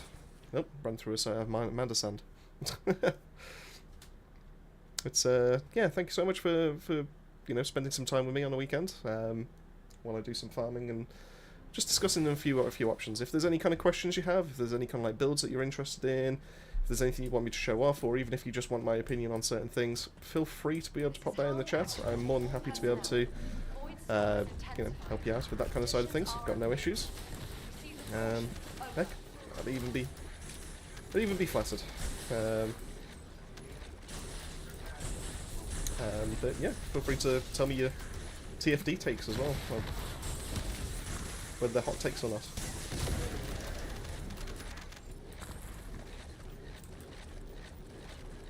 That's kind of not a build video. That's the kind of video I'd love to do at some point. Just like TFD hot takes. Just ask the community, like, what is your hot take on TFD? What opinion do you think you've got different from the community?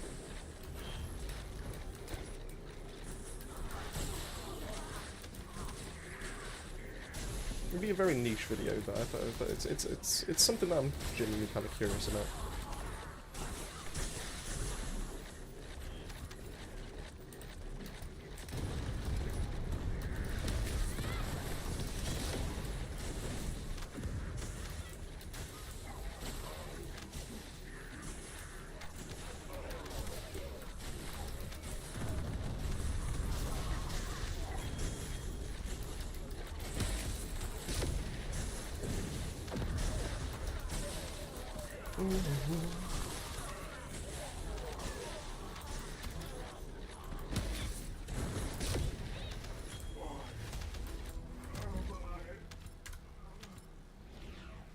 No, it's gonna make me go all the way.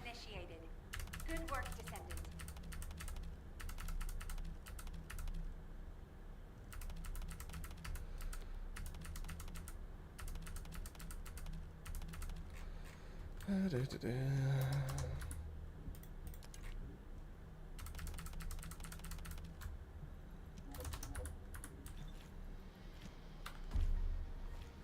I'm starting to get a little bit peckish, so you might have to excuse me as I eat on stream. I'm very sorry if this pork pie.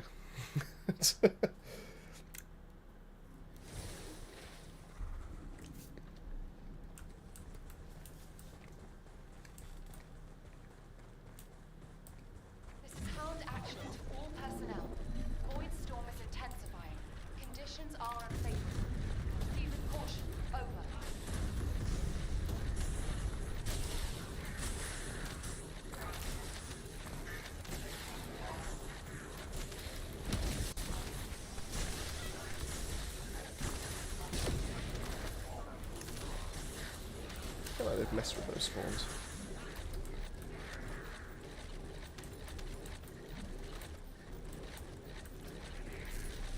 Could have sworn they used to be closer.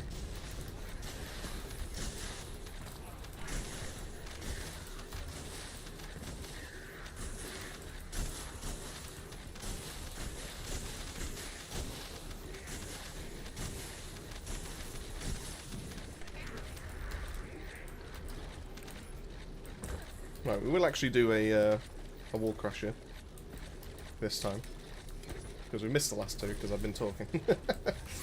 But we will actually get a wall crash here under our belt. Descendant, the transport has dropped a wide-range shaping charge on the ground. We need it to purify the void energy. Find the detonator with your arcade, then hit the... I mean, at this rate, all they need to be able to do is make Axion able to farm mutant cells. But I suppose this still gives us a reason to go back into some of the other content.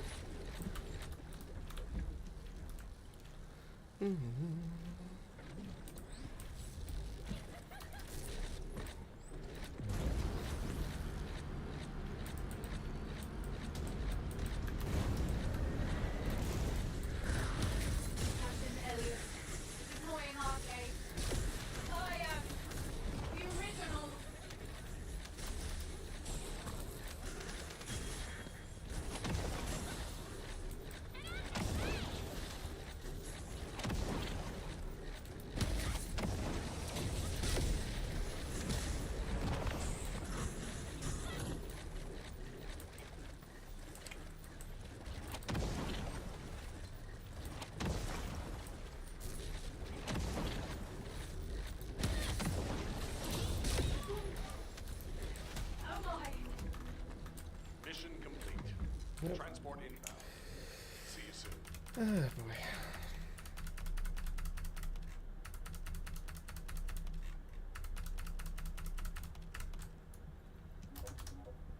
Well, I suppose on the plus side I'm getting loads of resources. Why not?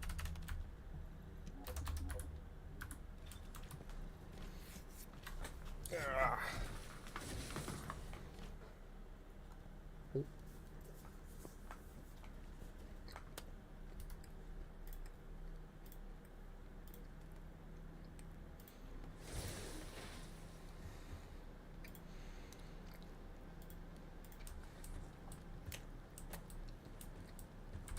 Descendant, confirm arrival at the operation zone. Proceed with caution. Large-scale voltage transfer confirmed. Descendant, stop the enemy troop deployment.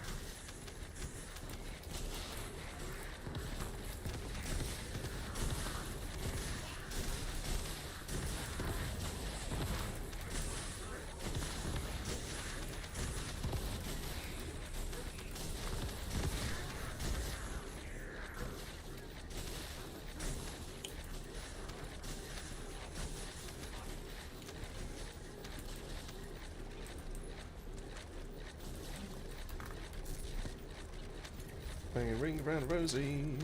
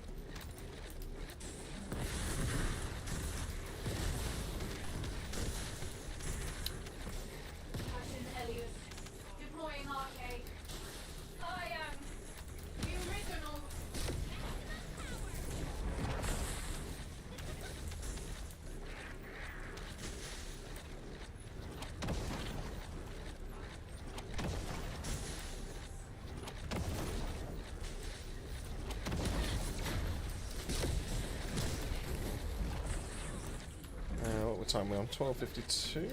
That's fine.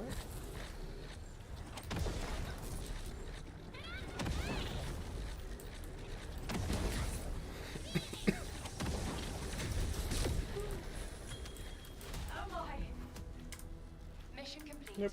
All units proceed to transport location. Great work out there. You know what? At this rate, I'm just half tempted to just take defense neutralization off another character and just put it on Nell at this point.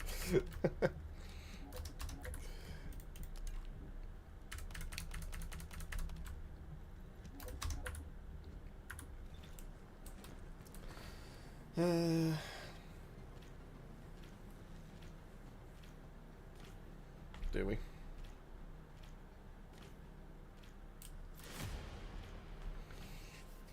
Because I kind of want to do more farming in Axion.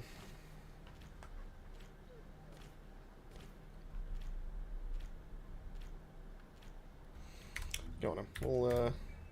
We'll find one. I've got one kicking around somewhere.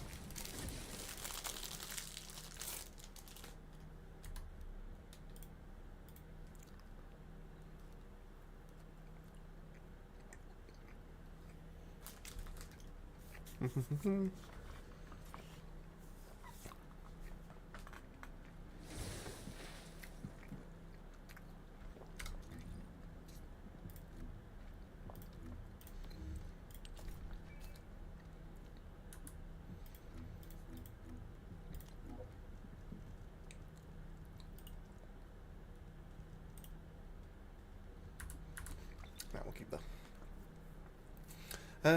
Should I be rolling for defense or electric resistance on my EC parts for Lunar Bolt and Buff Stormhanger?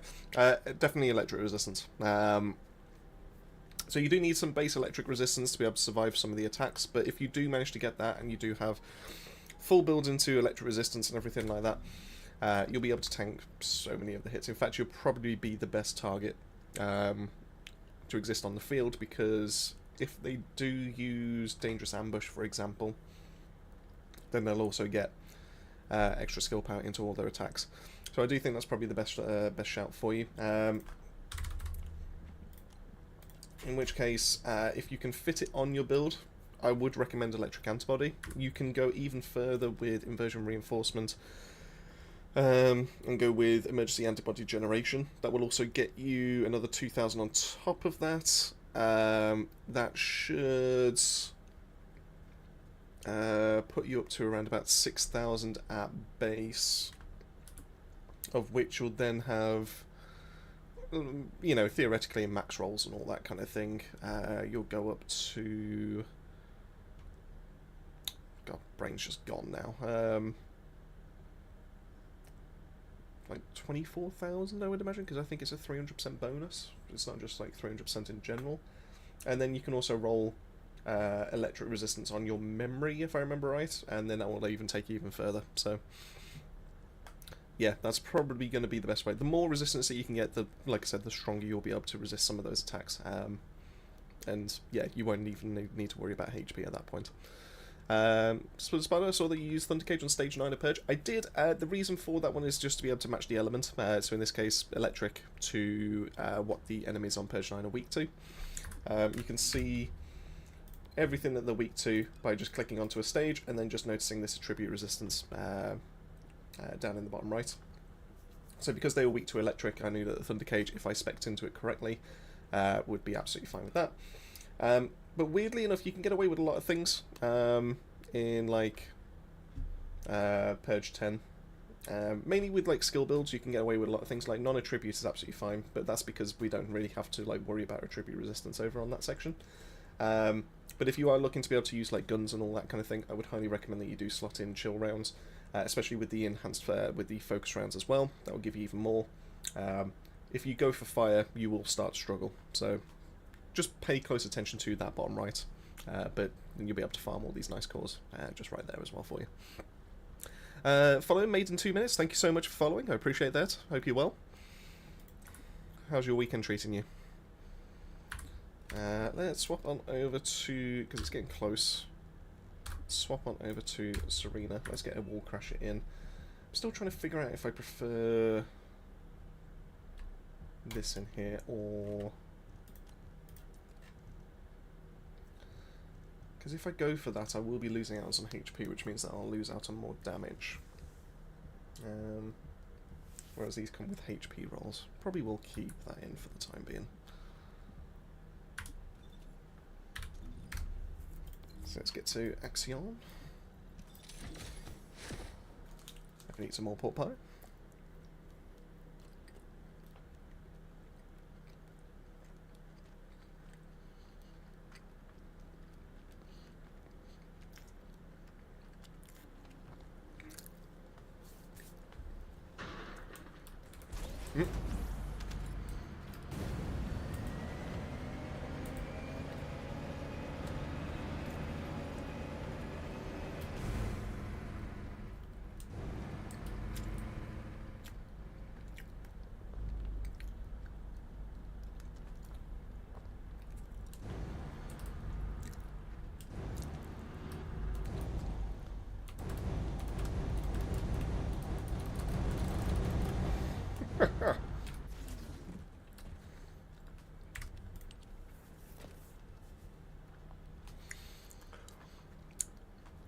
I kind of want to come up with a paint scheme for that vehicle as well.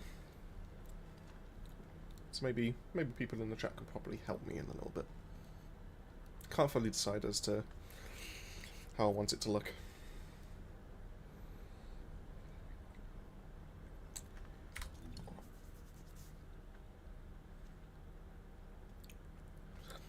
So which external component is better? I'm running Slayer set currently. So which build is this for? Is this for the Backdraft Blair build still, Sparta, or is this for something else? Are you running skill or are you running firearm? Is essentially.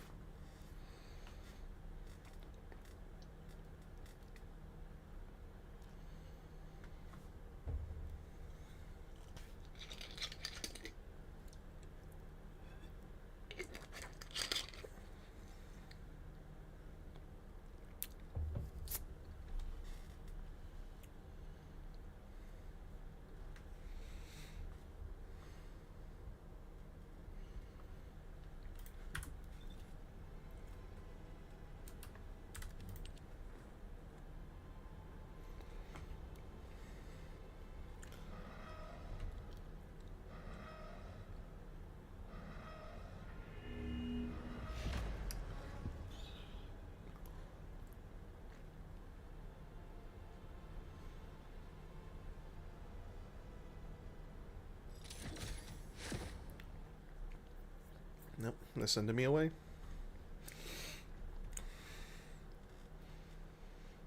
It's fine, we'll get some more crusher in.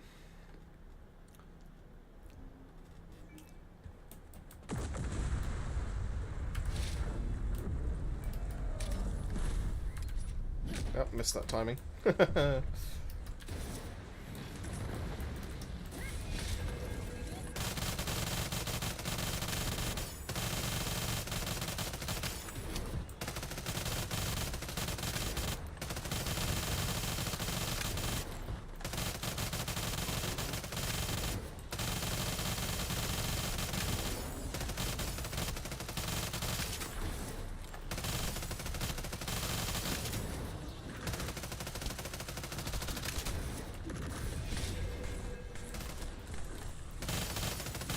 So you thought?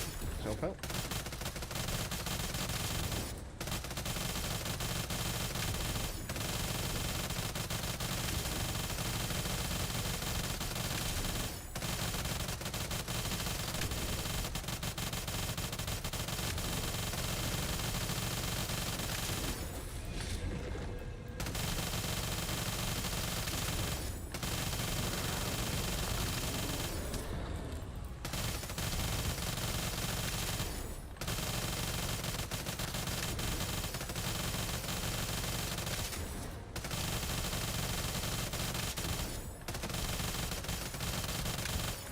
Sharing with battlesuit melting rounds. That's don't see that very often.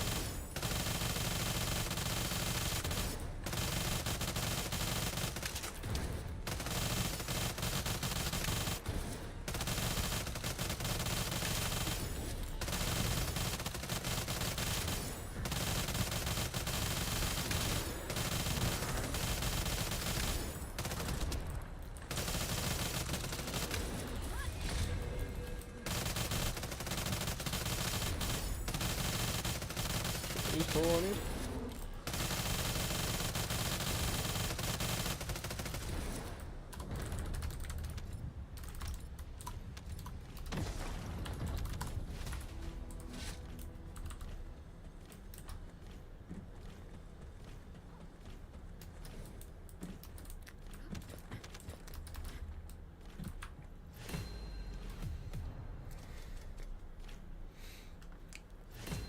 I'll take a 2 build.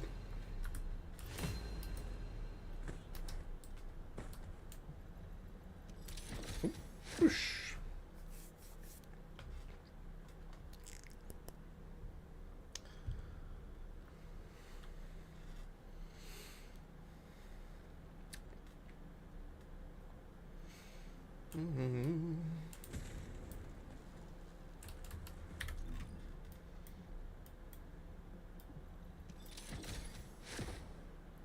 I assume I can't get back in. I must admit I've never tried before, so...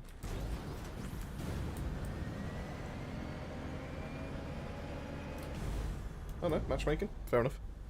Yeah, might as well run another.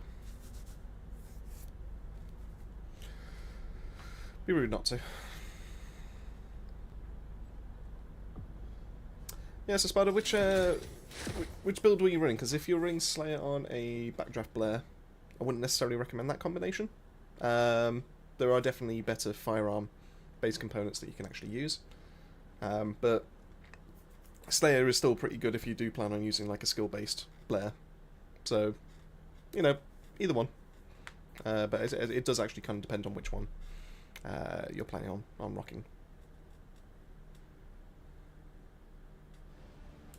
Nope. Have I just joined as it's died? Nope. We're good.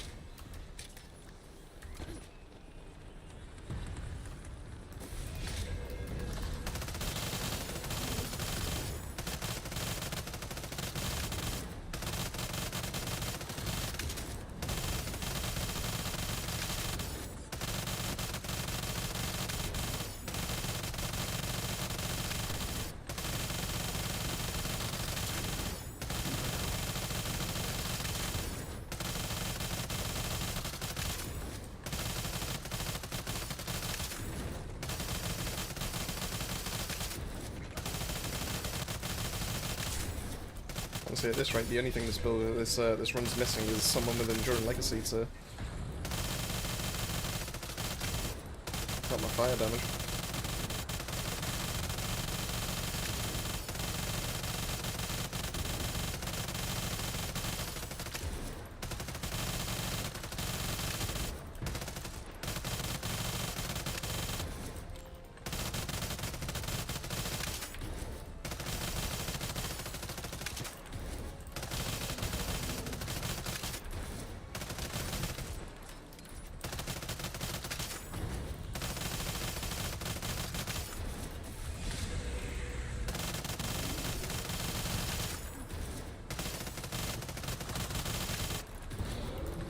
This is an interesting position because this might actually...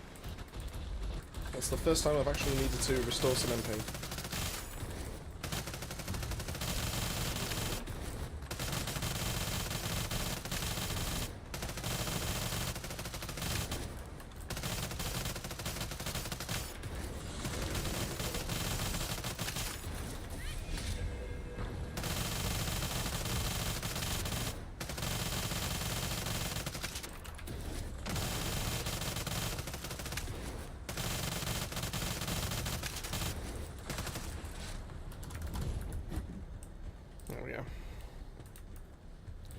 Yeah, that might actually genuinely be the first time I've had to restore some MP inside of flying around with Serena, doing Wall Crusher. Got even more damage even though we're joint late.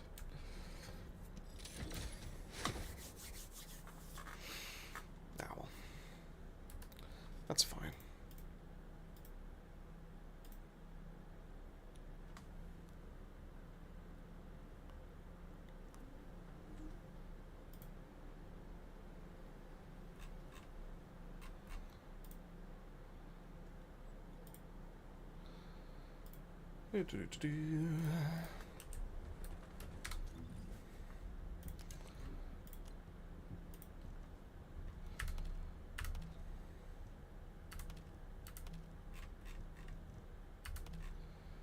Yep.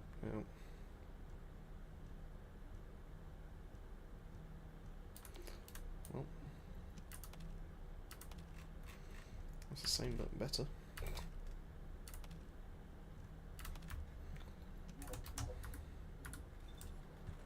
So, okay,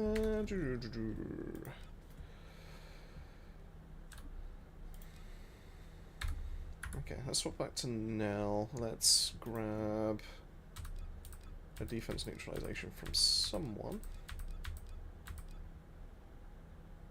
Yeah, we'll take it from Blair, it's fine.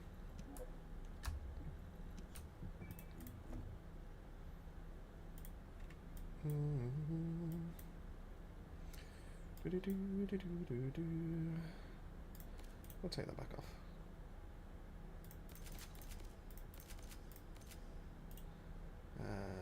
We'll put that point into more multi-hit damage. Why not? It's a purple node. Why not? In here we will put defense neutralization.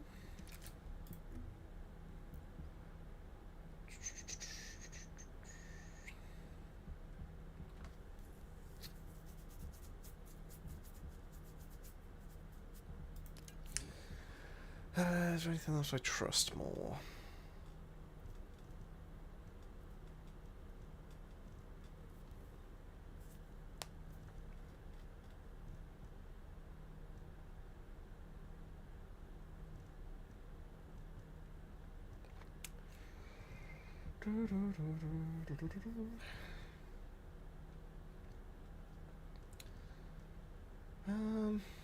God, when you think about it, there's some great guns and all that kind of thing, but what would you actually rather rock on Nell for weak point damage?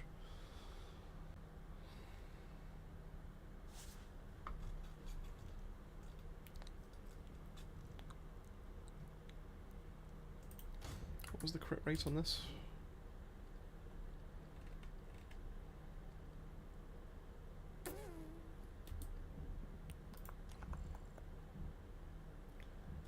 Take that off.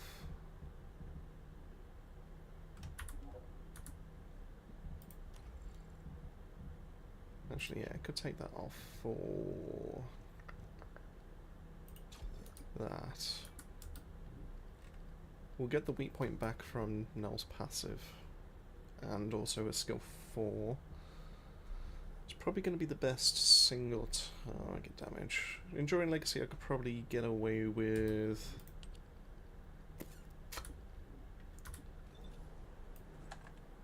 For mobbing with the ricochets.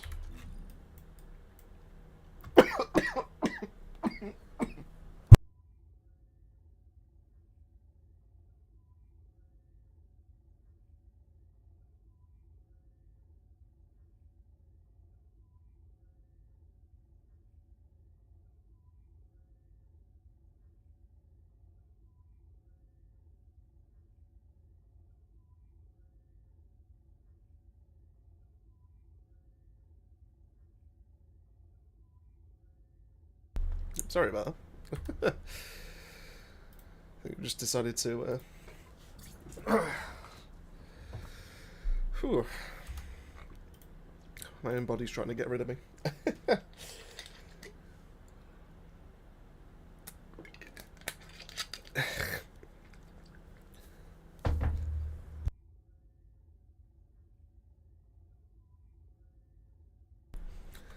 There we go. Hopefully that sorted it. Reaper, okay, see the rotation now for a skill use. Is that also for Buff Luna? So activate your 1, fire a few shots. Oh, sorry, activate your 1, activate your 4, fire a few shots into the target. Activate your 3, 1 bar before you get max. And then activate your 2. And that should give you the perfect rotation.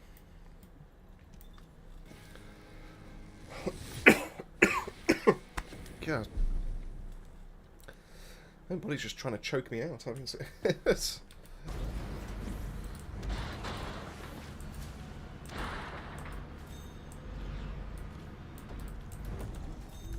try something. A large cluster of breach creatures has been detected in the area.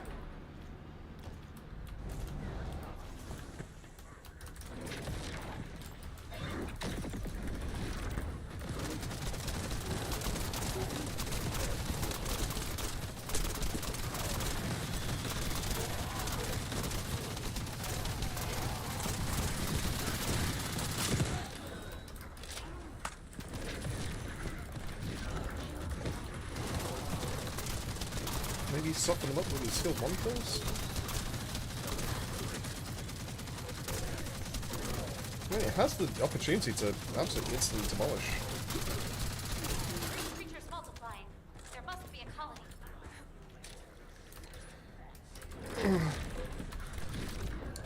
Okay, defense nukes is definitely applying where I need it to, so that's fantastic.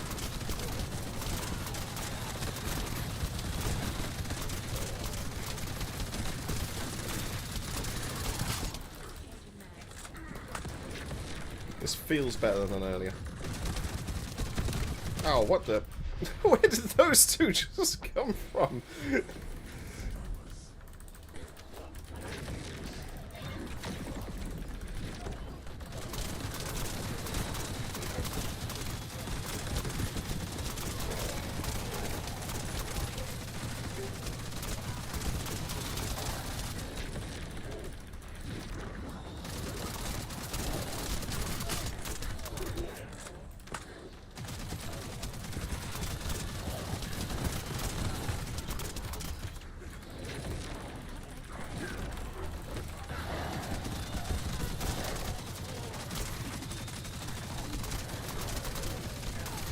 I mean, Enduring Legacy is just doing Enduring Legacy things at this point. I mean, I might as well just go for the fire rate.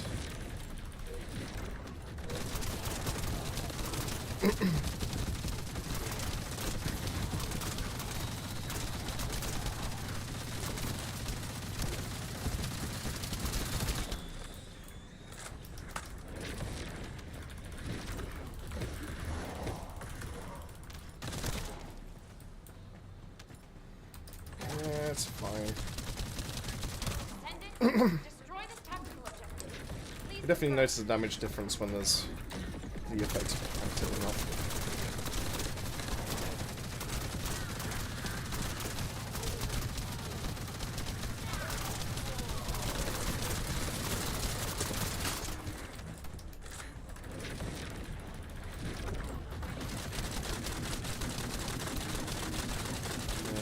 Go. Yeah, there's definitely a massive difference between the two. Maybe the ricochet isn't as fantastic. I don't know. It's a weird one.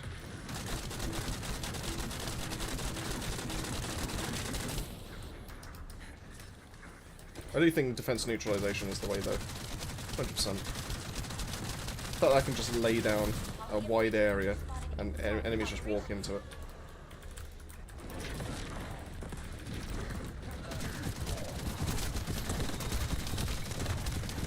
Yeah, it's not. There's too much going on. I don't know. It's just not the ricochet isn't.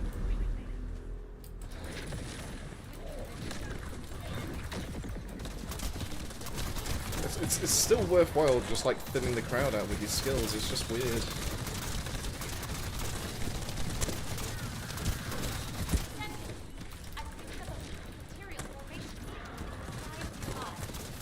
Yeah, I mean, it gets it done. I am dying though, but.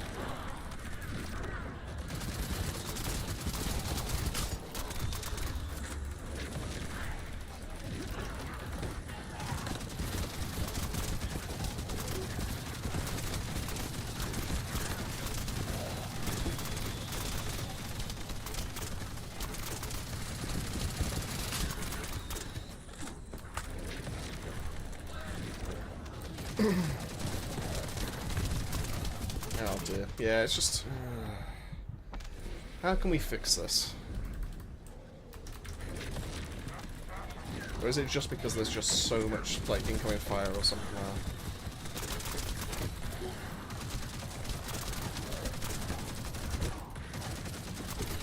that? It could just be Axiom, to be fair.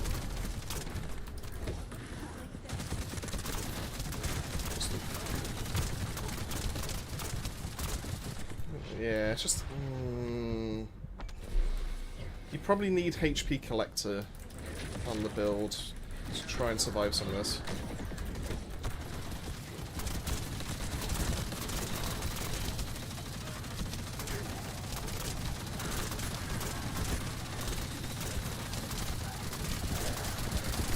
I mean, the damage is decent. The damage is clearly there, but it's just a slow... Oh god, what have I just got hit by? I have 16k HP and then all of a sudden it's gone, and I've got like 33k defense. Like,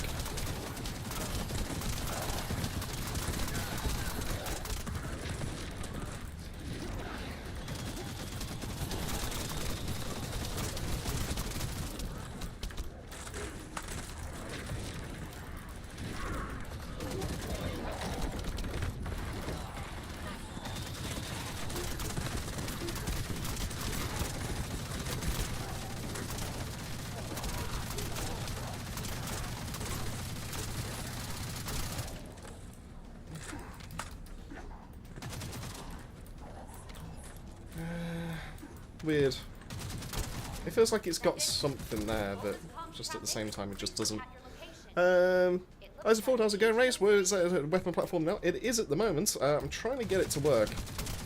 I think there's something here. It's just trying to find the right way to be able to actually get it to work. That's the thing. So that's what this testing's all about. We'll deactivate that. Because... So... It's going to be largely dependent on the actual weapons that you do have. I think your AoE weapons are still going to be benefiting more. What am I being hit by now? What are you... Where'd you come from? I am trying to talk.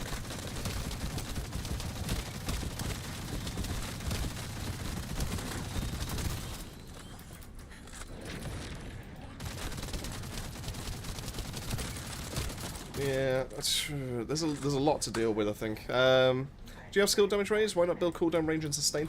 Yeah, well, that's the thing. I'm trying to mess with the right kind of modules. So as it currently stands, I'm messing with cooldown. I don't know the best trigger mod just yet, so that's one that I'm going to be messing with, because if you do go for the AoE bullets, it absolutely saps away your MP, and you still need your MP to be able to cast your 2 and your 3. I mean, your 4 every now and then, but your 2 is your main thing. Gone for range, gone for cooldown, gone for duration, gone for HP, and gone for cooldown, and it's just not. If I had one more slot, I would be going for something like HP Collector or something like that. I mean, technically I could swap out Battle of Stamina for another HP mod, just to be able to give me a little bit more to be able to work with. But...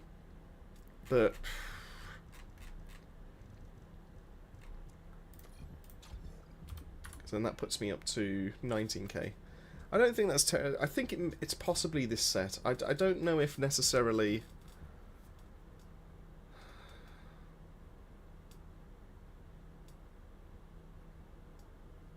I don't know if necessarily the ricochet is worth it. I feel like the ricochet is a little bit on the low side. Probably have to test the... Probably have to test it out in the lab, I think. Yeah, range, duration, and cooldown takes up those mod slots, really, yeah. And then you're just left with your HP, and... It's not helped by the fact that these have gone into 3 into max shield. Which does kind of suck. I mean, if one more of them had max HP, even if it was a 484 roll, I think you'd probably be fine. But... unfortunately, this is what we have to kind of like deal with.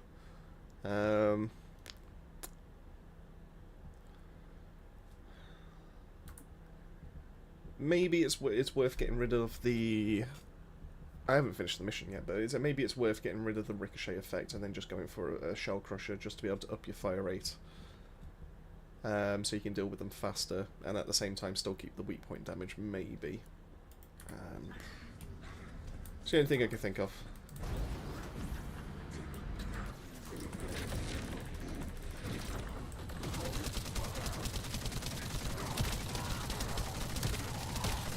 I mean, I can always rely on the ricochets of... I mean, look how much they've just shredded off my HP, that's...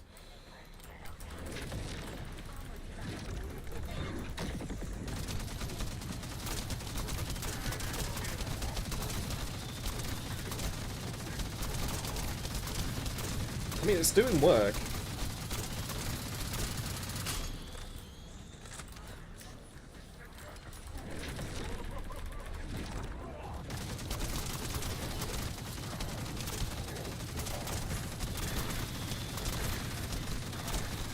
Maybe it's just the sheer amount of Axiom, and I don't know, just...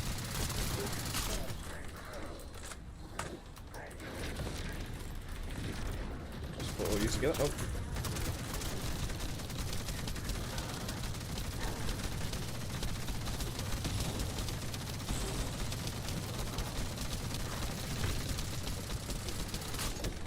I mean, that's not bad damage. So enough to take that guy out in one mag is decent. Primary tactical objective confirmed. Search and destroy required.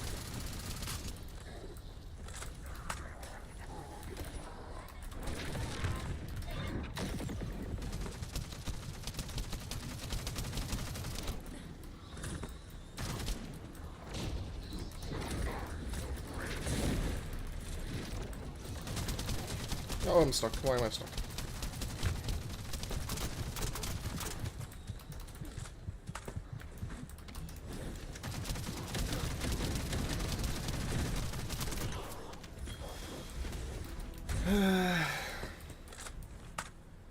Yeah, it's just... You could do with some HP sustain. I'll tell you what, let's get out of this environment before someone activates the... Let's have a look at a result screen. Damage is fine. It's... Where's Shell Crusher? Let's...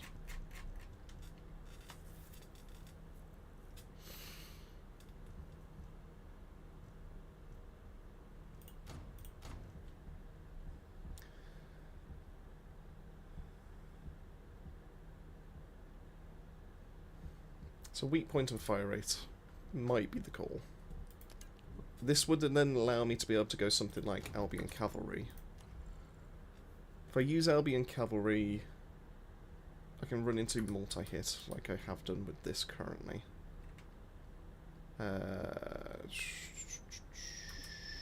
Which isn't the best multi-hit kind of build that I currently have, but it's fine for the time being.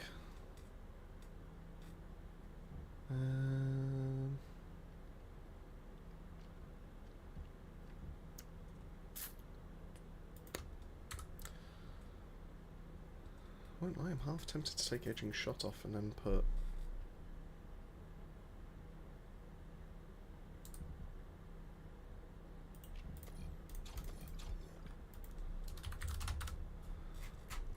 have aiming on. Then that gives me a weak point damage of 1.0. It's got a low multiplier, doesn't it? Yeah, that's why.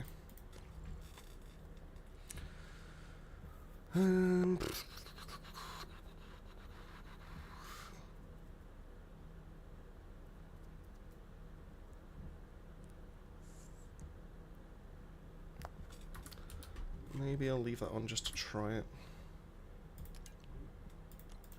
Because then I don't need the ricochet. The ricochet can sort itself out through...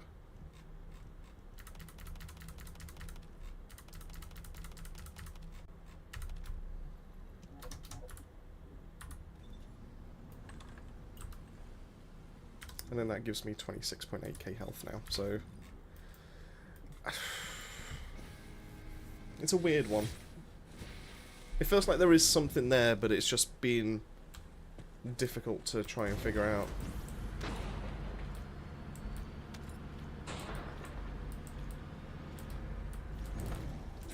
Descendant, a large cluster of breach creatures has been detected in the area.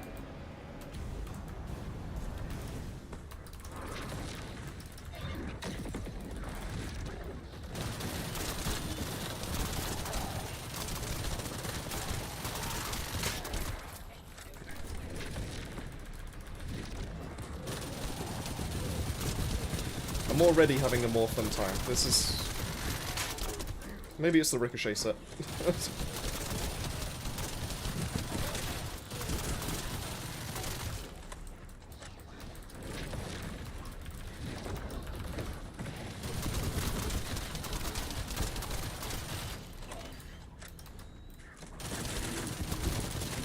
Breach creatures multiplying. There must be a colony.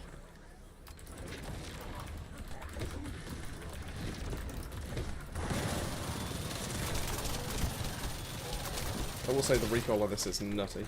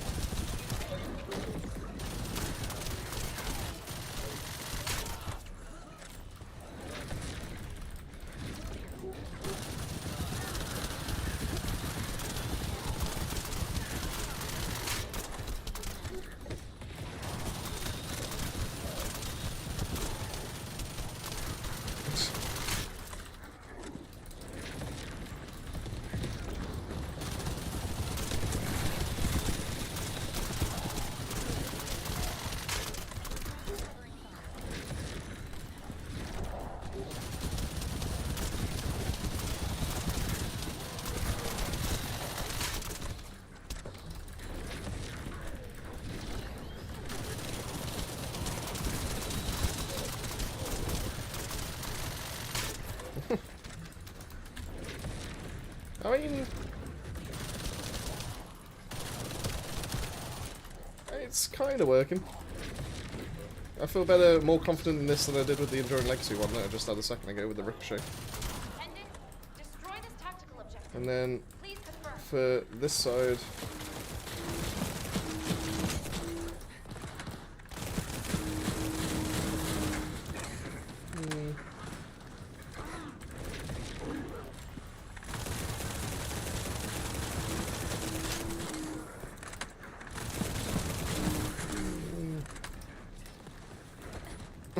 maybe not that disrupting.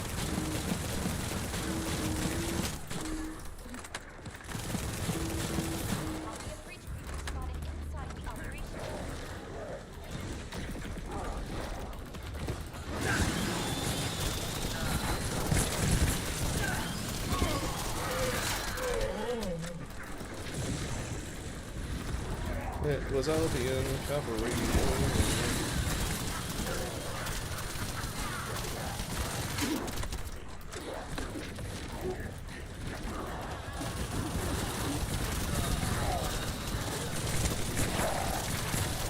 I think we found it.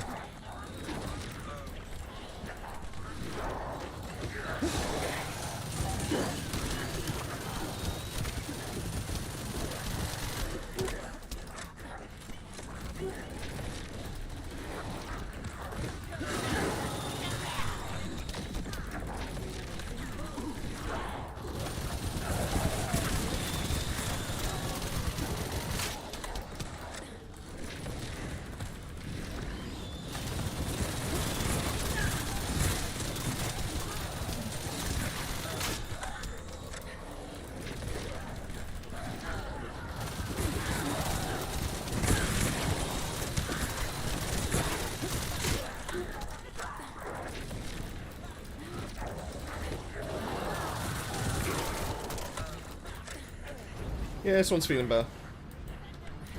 I picked up a new material formation thing.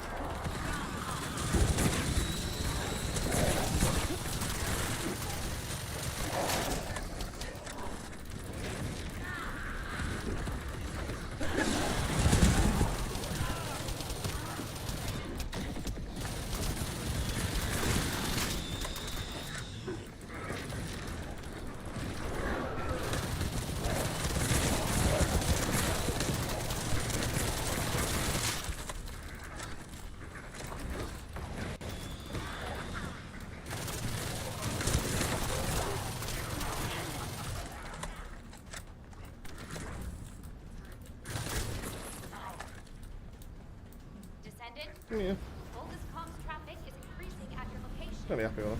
It looks like a legion of breach shooters have been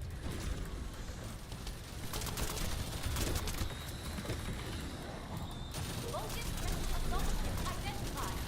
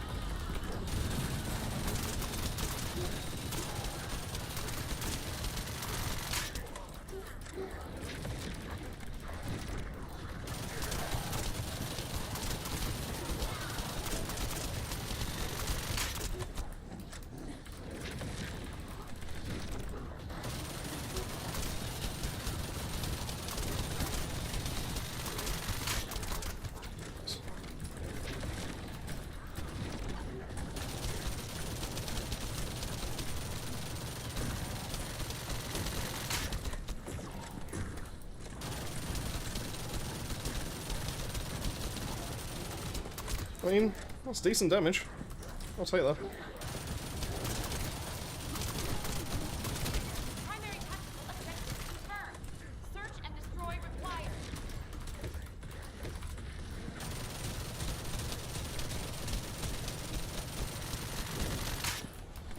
Well, we're outbound.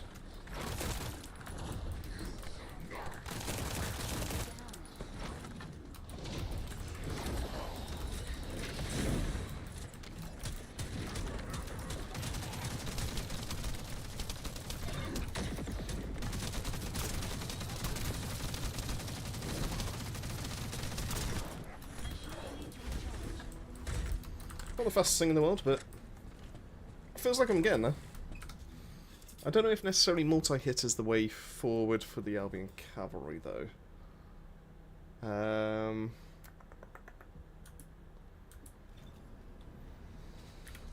So I'll tell you what, we'll zoom back to here.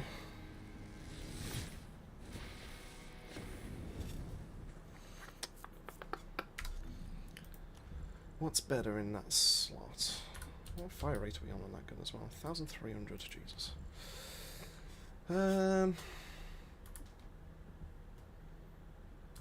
What's the gun good at the moment? Crit damage.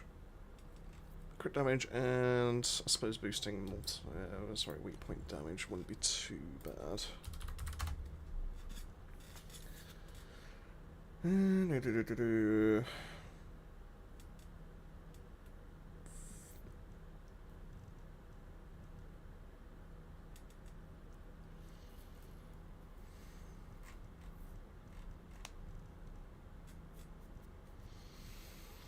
I'm tempted to go for magazine again. And get some more magazine size. And I'm not taking advantage of weak points.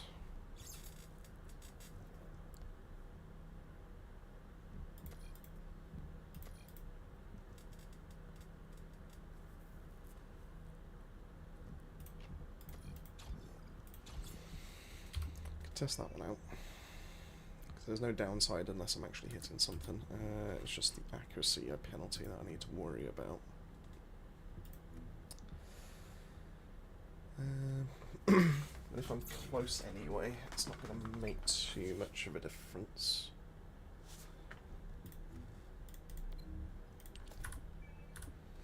Tell you what, let's have a look if I've got any more green cores.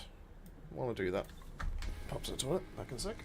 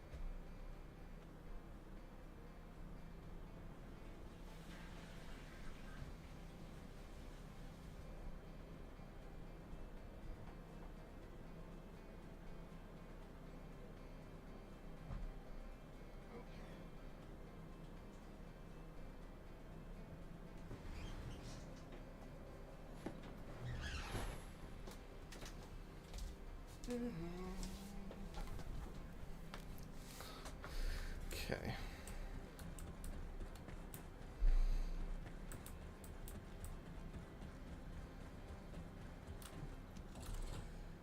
All the new content is Peachy Pro Creeper. They've dropped some good stuff in the shop, to be fair. Well, we'll give them that.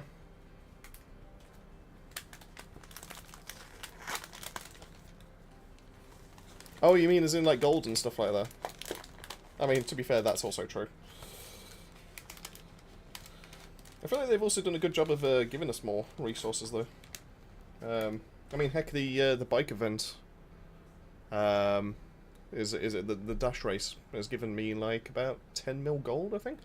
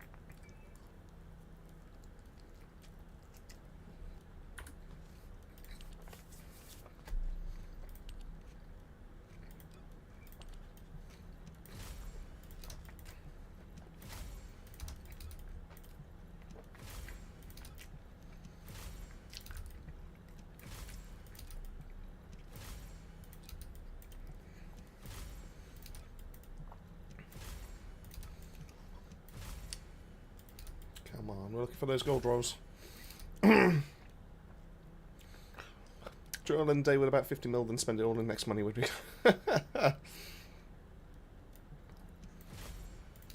That's fair enough. I must admit, I did look at like some of the other content creators as to like, how have you got like 100 mil gold and stuff like that, or more. Like, I'm researching things. How are you able to have that much? Oh, come on. Ah, good enough.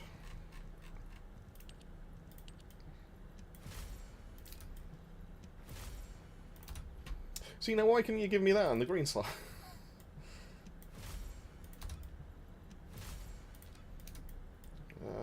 Come on.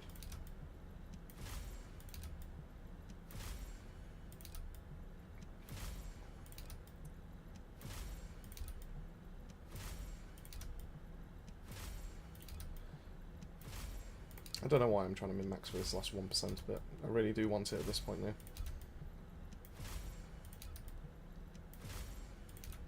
I might get to 10. Yeah, we'll just call it there. That's fine. What's that bump it up to now? Yeah, that's fine. If I put chill on, that will give more chill damage to the Albion cavalry. I think we found our gun. I'm thinking if I optimize the... If I've got a LMG roll for mounting. Come on. It's gotta be one of you. Really? Not a single one? Oh, there we go. Let's mount it onto this reactor I've got.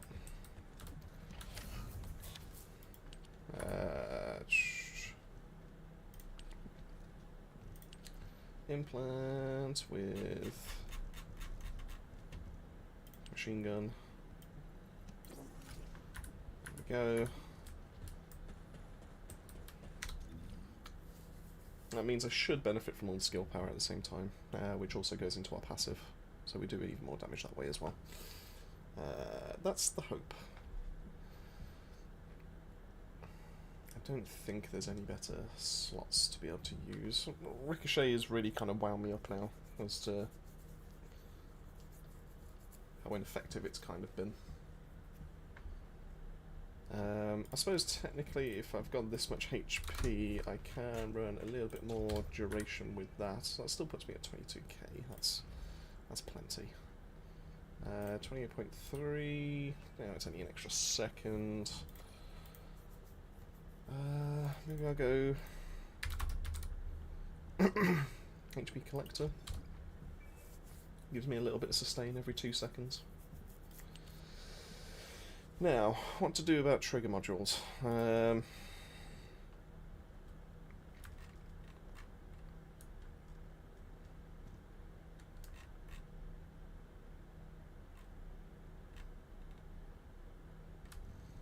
It's not the right one anyway. That's not what I'm after.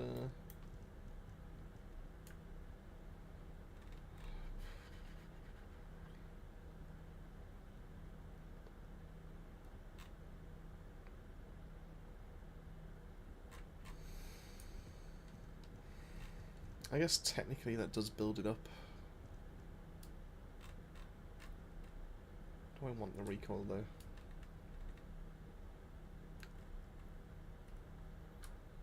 We could try it. We can see what it's like. What's the point in testing if you're not even going to test your own stuff, eh? Ah, well. Right, we've got 32 people in the YouTube chat at the moment. So thank you so much for all stopping by and everything like that. I really do appreciate that. How is everyone's day? Feel free to say hi. Feel free to throw some questions my way if you have any for me. Or even if you're just here to lurk, that's absolutely fine. But, I mean, I'm here to interact with people, so feel free to throw things my way, and I'd like to help you out if I can. And also eat the second part of my wrap.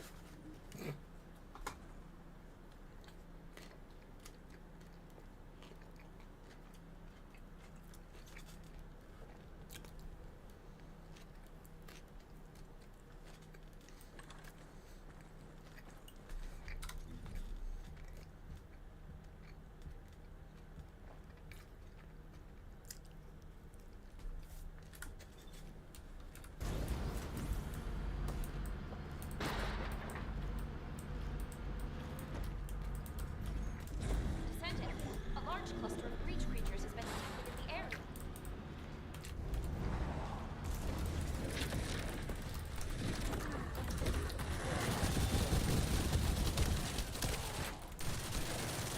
Gee.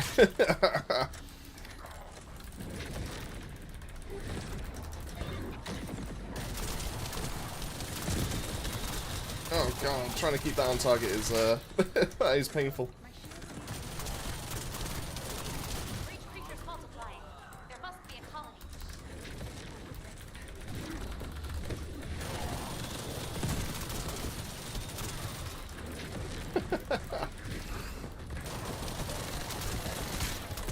I mean, it's working though. It is definitely clearing them faster.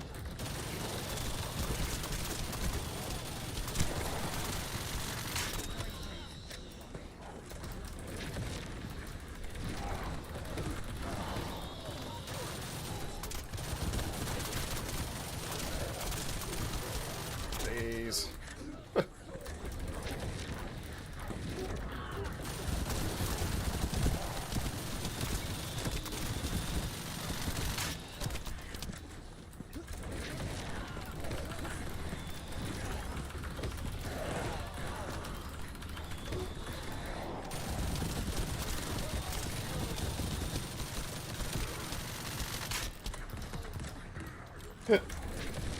This might be a fun one to run, not necessarily a good one.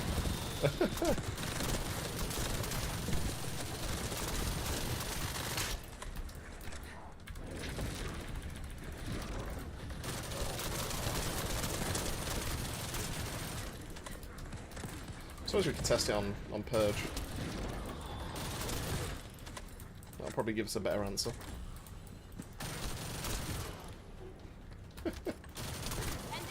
Destroy this tactical objective. Please confirm.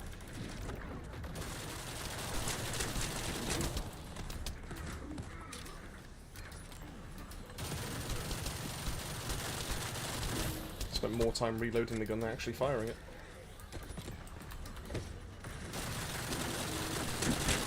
Colony of breach creatures spotted inside the operation.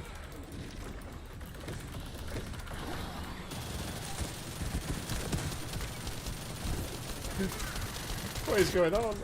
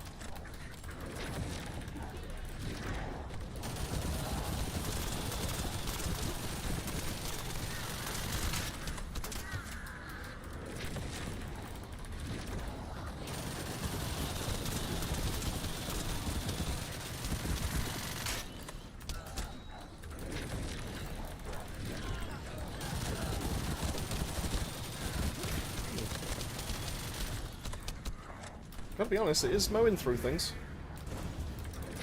I mean, part of that is probably down to the Alvin cavalry, to be honest, but...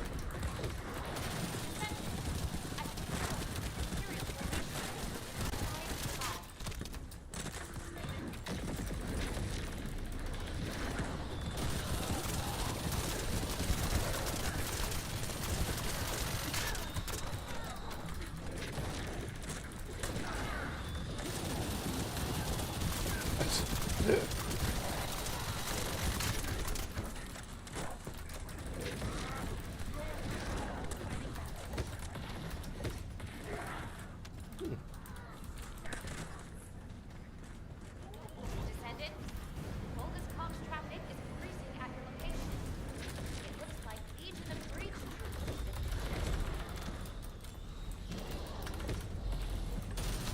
Volga's special assault ship identified.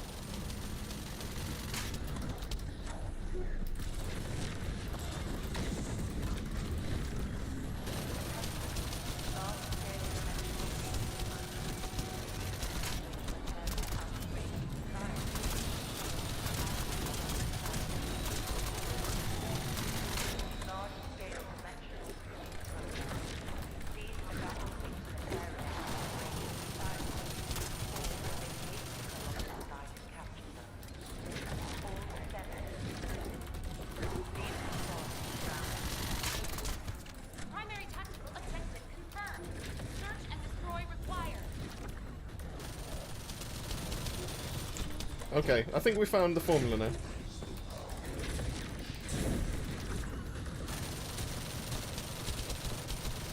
Even if the recoil is kinda crazy. Ooh, nice breach stone shards. Nice breach stone shards. Honestly, speak English.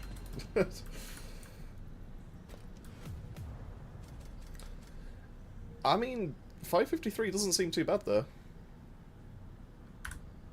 I do think if we had something to benefit from the increased fire rate,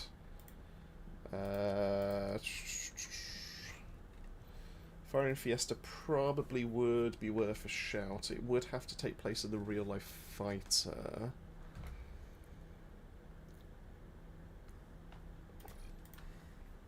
I'd be up for trying that, I think.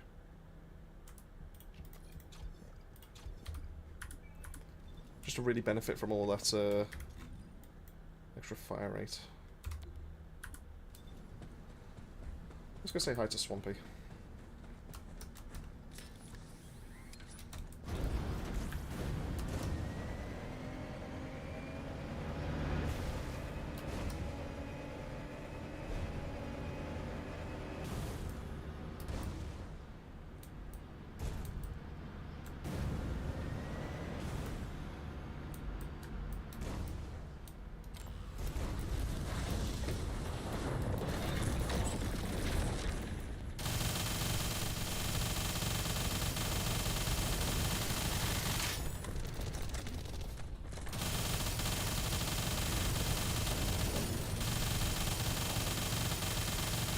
Not the best gun for this, I don't think.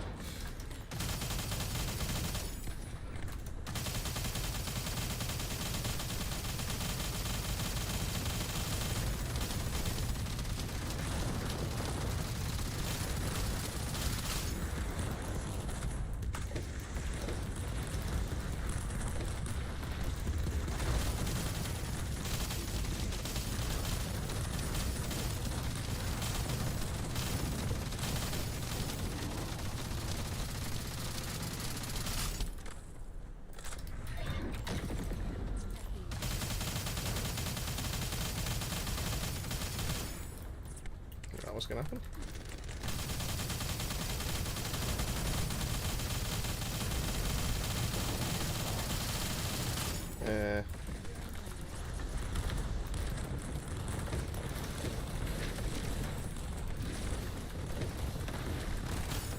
Ow.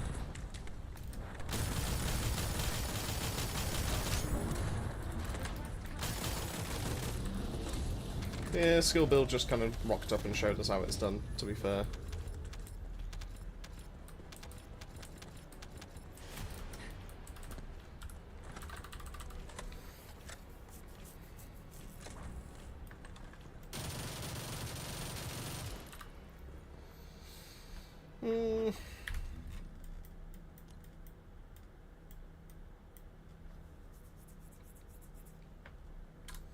I think we're closer.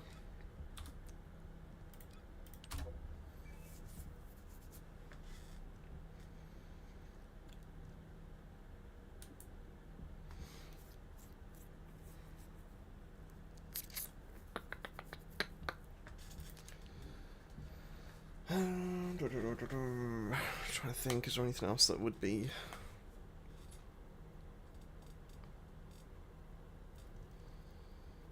Python, probably. I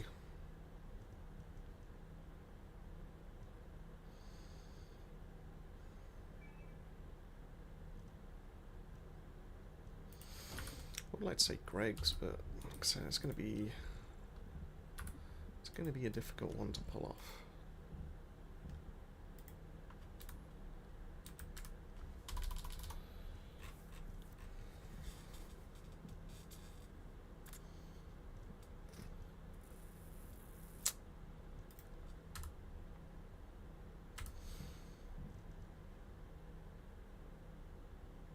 Tempting. Very tempting.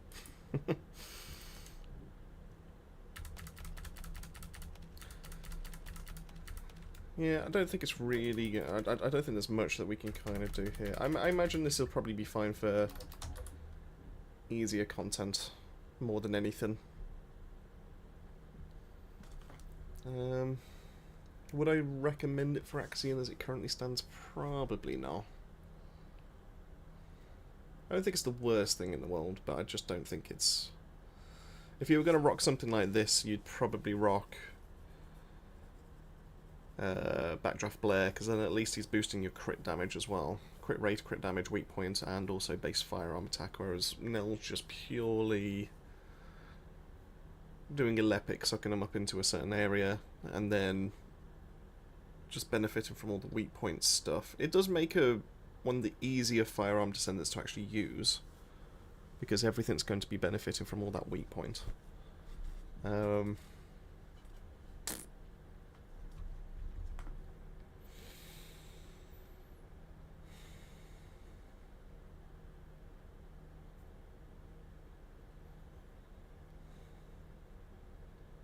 just don't understand why you wouldn't want to run this over a skill based one.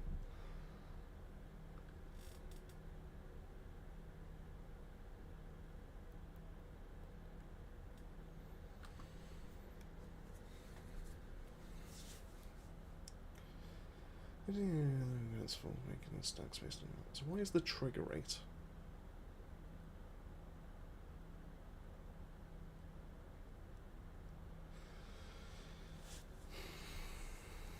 Trigger rate's got to be based on stacks, right?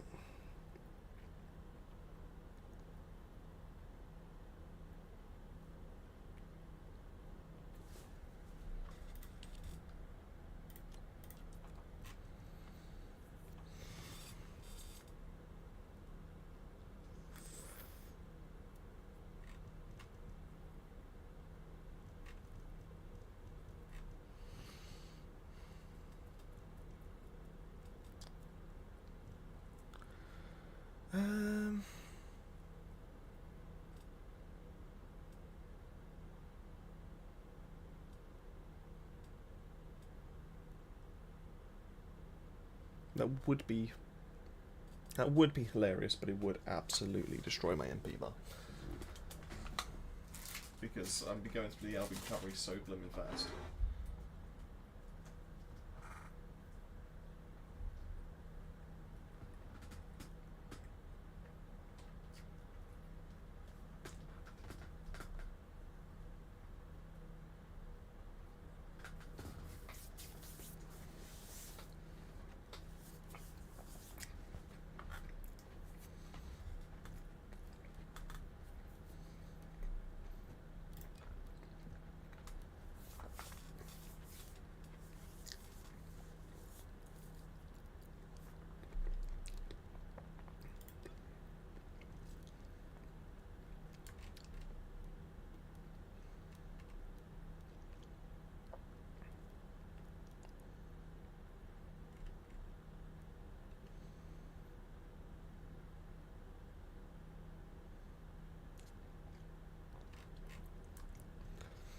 Does this buff us?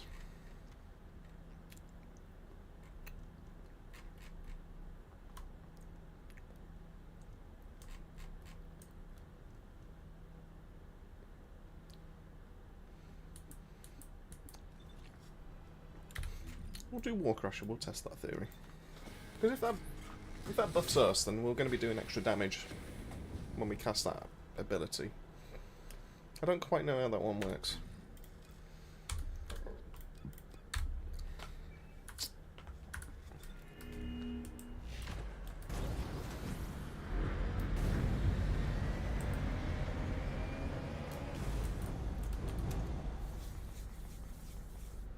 It's possible.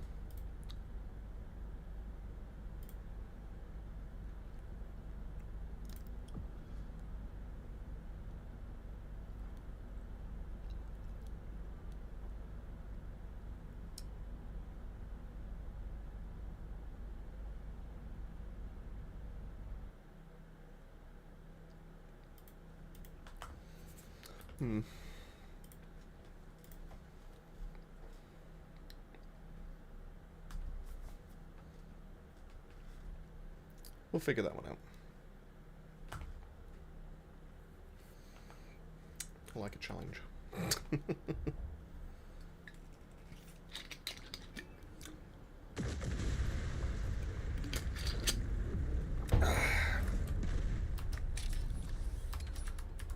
don't know why I did that.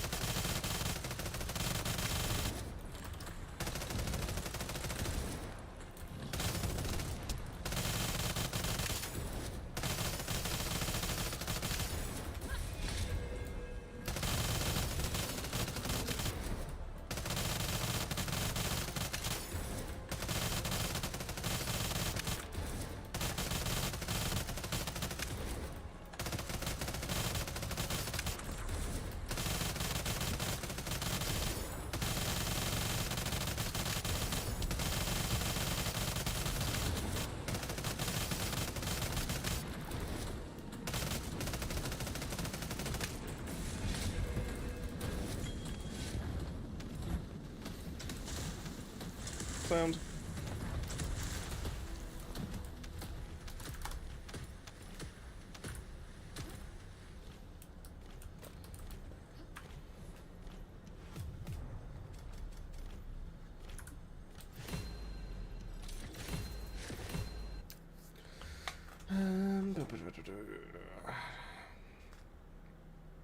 Hmm.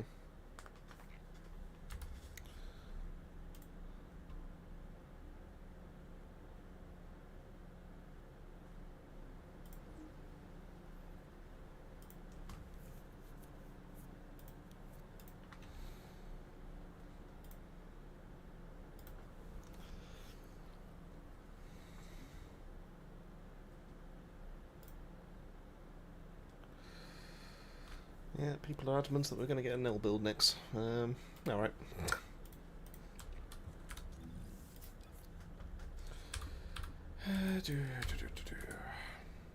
So what can we improve?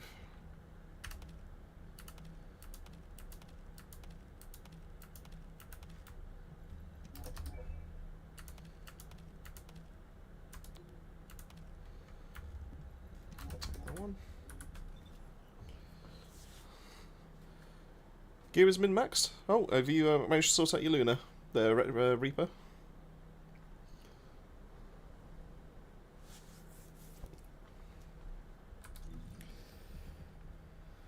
What do I want to run?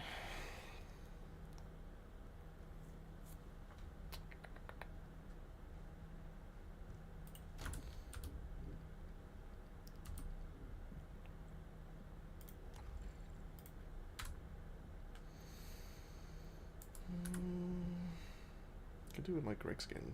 Yeah, all sorted?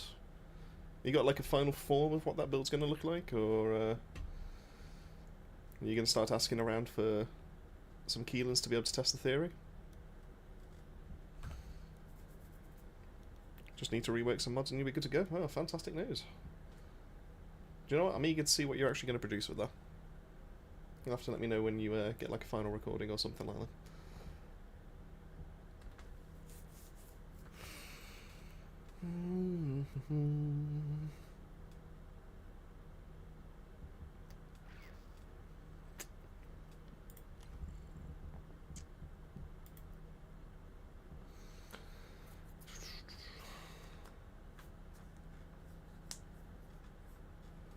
All the damage I need. I think that's pretty much good to go. Got a Keelan on standby. Oh, fantastic news. Oh, in that case, yeah, you definitely have to send that clip.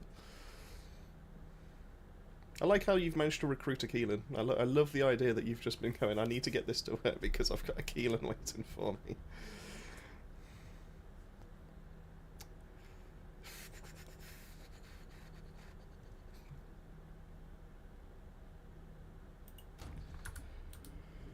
I do like the idea of Wave of Light, to be fair.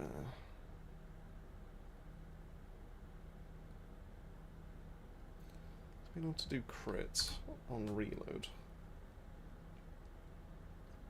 I think that's my bossing weapon. Just one big stubborn target that just needs to go down. I think that's going to be the case.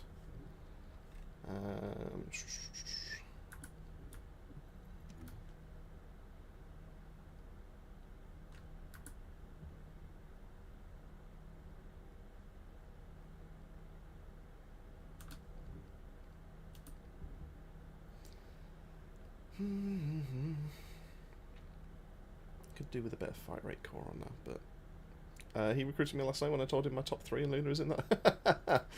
I like how you've also been touted. You've been scouted ahead of time. So what's the deal? Have they contacted you because they want to be able to push up the leaderboards, or just to be able to test the theory and just be able to try out for these fast hanger kills? What's the Sup, Gay? How are you on Twitch? I am indeed. Currently over on there. I believe everything's all set up this time. So I'm currently co-streaming across to both. Just, you know, because there's Twitch drops for the game. I might as well make it available so people can actually go get their drops from there as well. And then YouTube is obviously where the main community is, so, you know, they're not necessarily going to know that I'm over on Twitch if they're... I'm just doing this, so... I think this is probably gonna be the best call. I think. Reinforcement-wise, reload time is definitely gonna be nice. Neurostim potentially could get swapped. I suppose the multi-hit's not a bad shout, but then I haven't gone into that in Albion, so what's the point? Could always swap that to the HP gathering one as well, just to give me some extra durability. But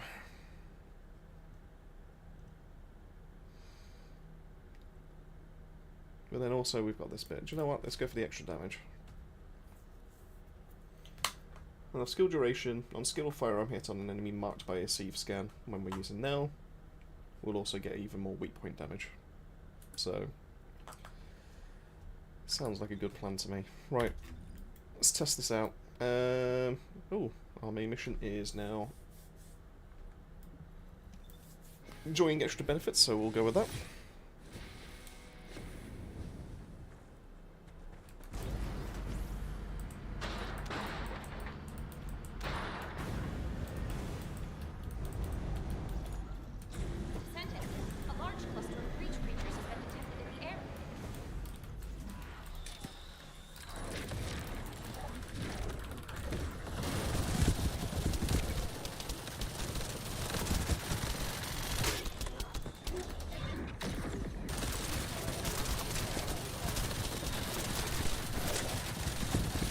And off it goes.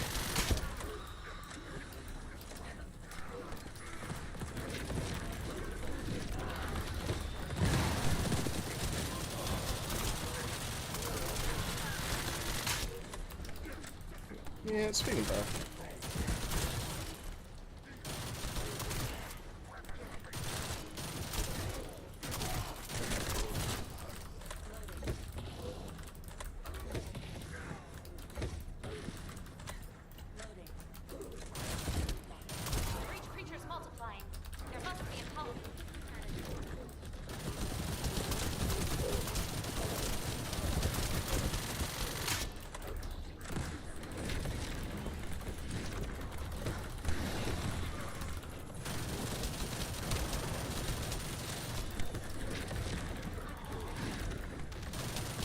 Drop down hole.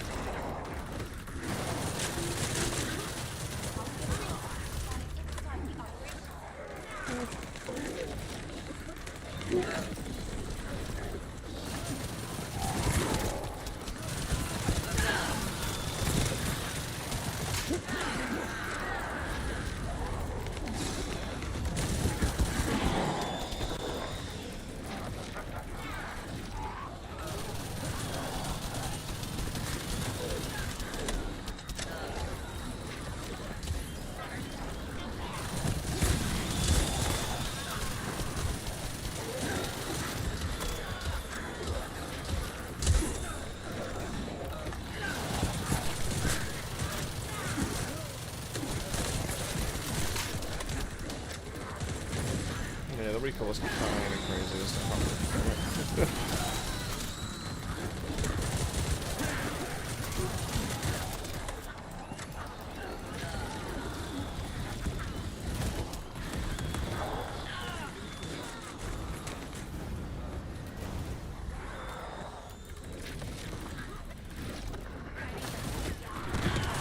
Oh dear.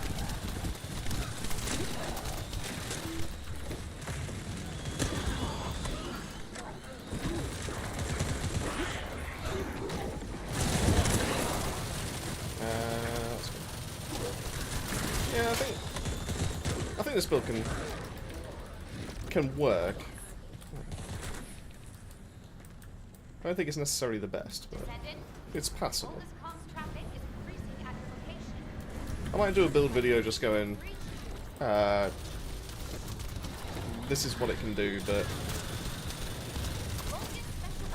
it kind of does need a buff. I think it needs to do a little bit more than just weak point.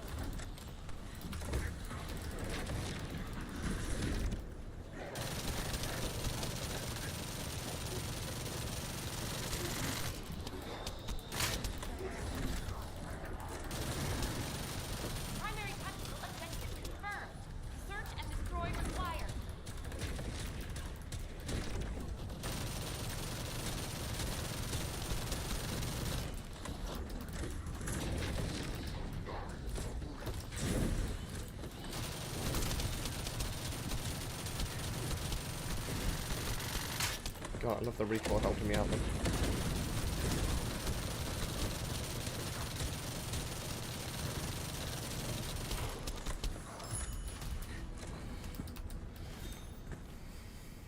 Cursed.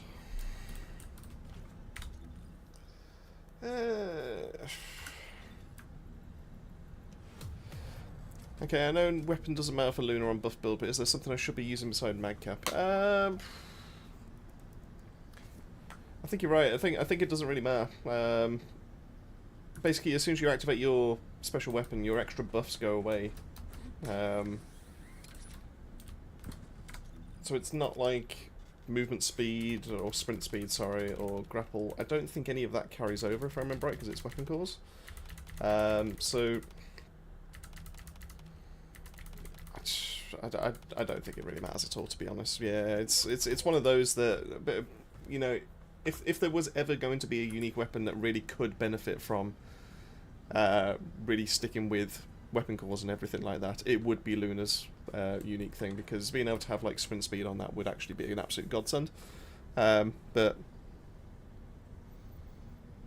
yeah, just unfortunately not the case.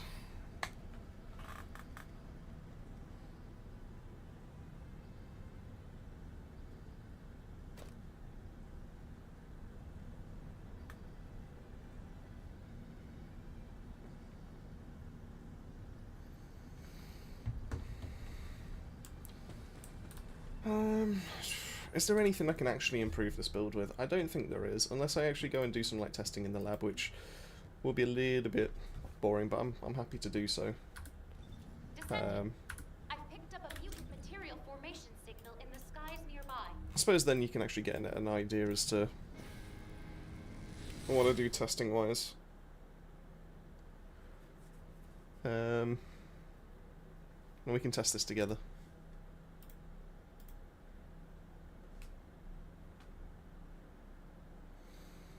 Wow, Jesus! At this rate, there's a chance I might even hit 6k subs just just from today. It's well,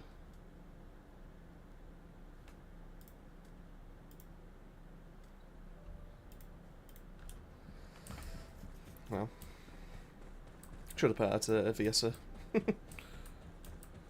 VSA thing more Would you like before now. To be fair, but let's take the last of my lunch.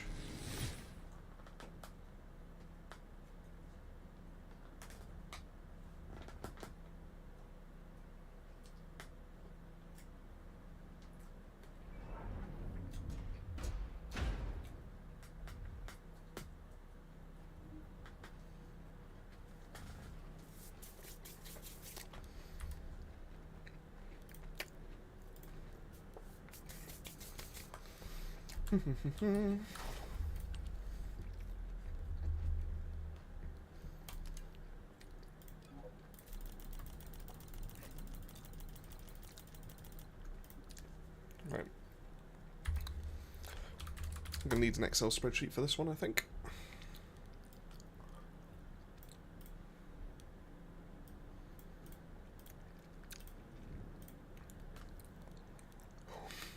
Down to 1.3 million gold. Honestly, you bring this upon yourself at this point, Reaper. Are you actually doing your dailies as well?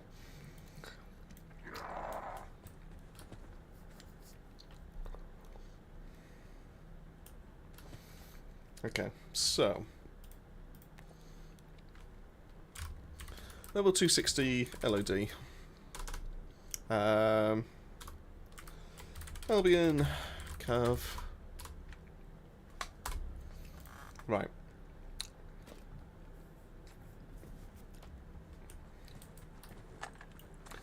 So what we're looking for here is if we take off the hollow rounds, pumped you up to 8 and then back down. Right, so what we're trying to achieve with this test is how much damage the gun can do at base with its current mod setup, how much it can do differently when it's inside of her 2, because that should be increasing our weak point damage. Yep, incoming weak point damage per stack. So we'll want that.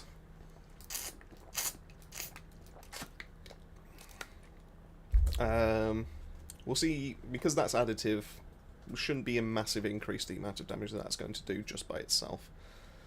After that, we'll also try her 4, because that's multiplicative. Actually, that's going to do the exact same boost as...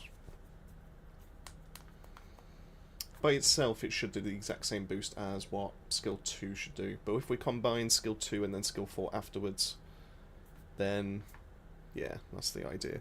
I don't think we need our duration on here, so what I'm gonna do So I'm going to get rid of this build here. Actually, I'll screw it. We'll buy a... No, we'll get rid of this build here. I can always rebuild that one. That's fine. So what we'll do is we'll copy this across to here. Take out duration. Oops. I'll do that again. We'll copy that across to here. Click save. Take out headbeat collector. Take out range. Take out duration. Take out duration because we do want this to expire. And we'll keep everything else. Yeah, that makes the most sense. So that then allows us to be able to have this disappear on 16 seconds, so we don't have to wait as long as 28. And then we can activate and deactivate this as long as we want and all that kind of thing, so that's fine. Okay. We'll try this with the 2-piece first, because that is the constant that I do want to keep. I do want to keep the weak point damage. And then what we'll do is, after we've done our first round of testing, we'll then swap this to a 4-piece. We'll test 1, 2, 3, 4, and 5 enemies that are nearby, and then we'll keep running it that way, and we'll get an idea. So that's the hope. That's the plan. I guess we'll see if it works out that way. So we are looking for base, skill 2, skill 4, get a number, and then yeah, we'll see what the ricochets do from there. Right, okay, so we are... Just realised I can't have the reinforcements active, because that will skew the numbers. That includes the capstones as well. So we'll take that out of the equation.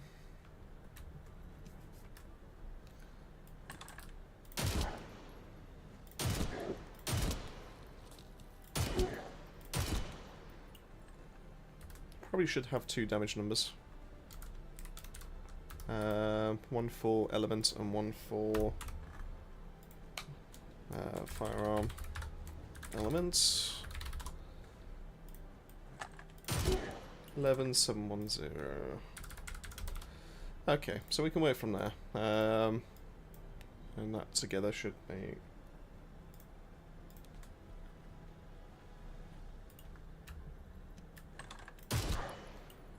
Yeah, 5932, that's fine. Just making sure I got the right number. So, if we activate our skill 4... Nothing more. 13... 58... 13520... and 58804. Which is...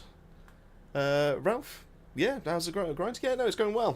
Pretty much grinded everything that I need to be able to for the time being. I'm actually in a very comfortable spot right now for Axion and everything like that. It's now just like theory testing, arcade tuning to update all the other builds that I've got. Trying to master a firearm-based Nell as well, just to see if we can actually use her base kit and it's not just purely the skill-based side of things. There's a lot to be able to mess about with, to be fair. Yeah, there's a lot going on, and to be fair, it's really, really refreshing. How's about everything on your side? So it equals that divided by that. -1. Just realised I put that in the wrong section, so that was very clever of me.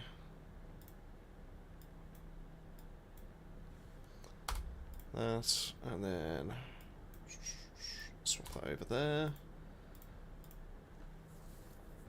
Alt Bunny RK level 40, just working with Serena now. Oh, fantastic. Yeah,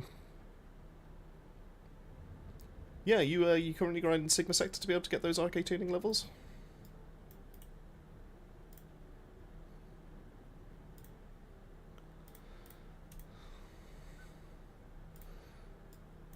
Okay, so I didn't need 2 decimal points there. Take those off. Okay, so just activating a skill 4 by itself gives you a 15.46% increase from the build that we already have to both your firearm and your element. So again, an extra nice 15.46. Just realised I've put that in the wrong blooming location as well, so we're off to a great start for testing. God, don't you just love working with spreadsheets?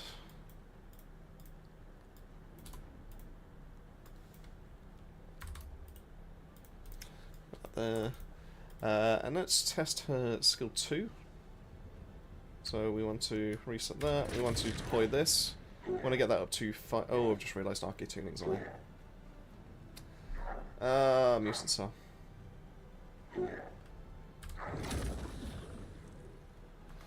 Okay. We'll extract that.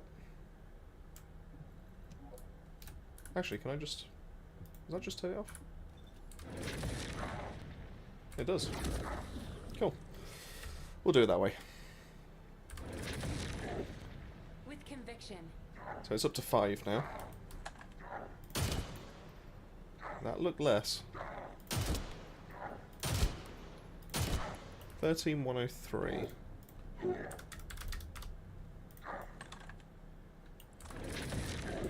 Why is that less? That's not what I was expecting. 56, 9, 988.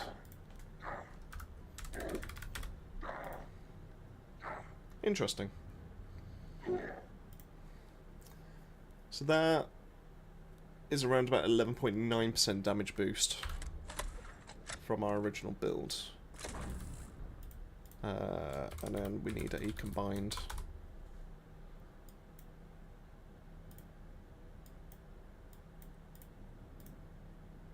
Just to get us an idea as to what skill 4 and skill 2 do together. So we need, whoop, activate that, activate this. 14,913. And then 64859. Yep, 64859.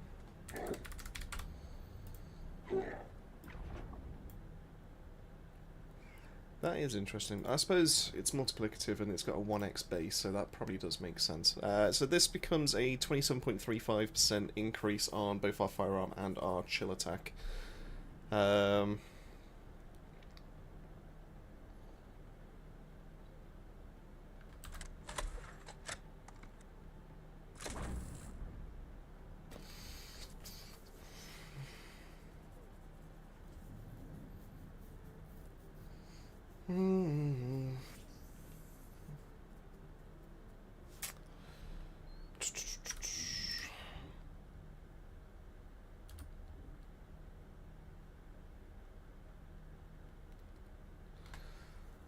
Okay.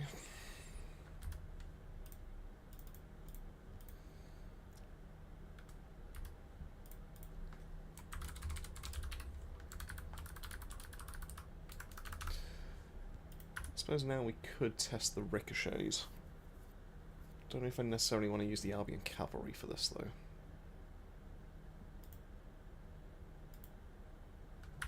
And then I could test that actually. Just to see if the ricochets do ricochets. So if I up this to 2. And then we swap this to... just that for now.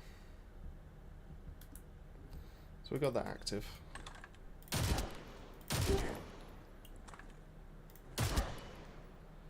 Yeah.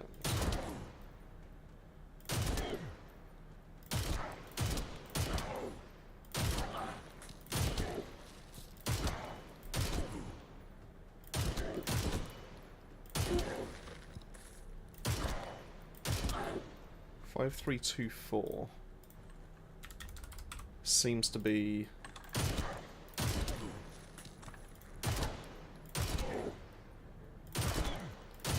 where are the extra numbers coming from there?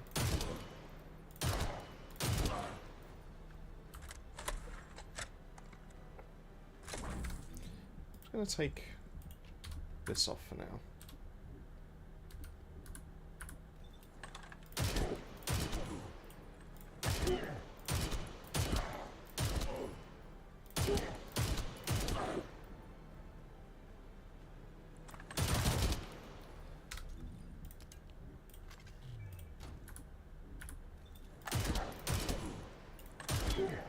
Okay, so the standard thing does 6747. Chill. And 1551. Firearm. Just to give me some kind of baseline as to what I'm working with. Yes, we're in the Sigma Sector Hard. Oh, congratulations. Wait, which one are you, are you more of a Broken Boundaries kind of guy? Or what's the, which one's the play for you? Request covering fire.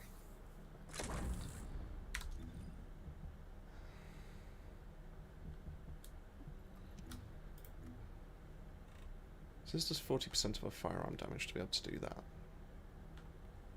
But it does also include our chill because we built into that.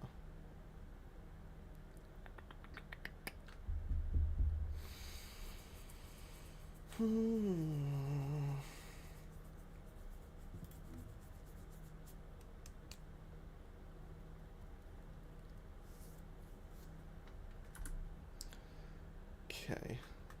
Either just after the day change. Ah, fair enough then. So you're not going to like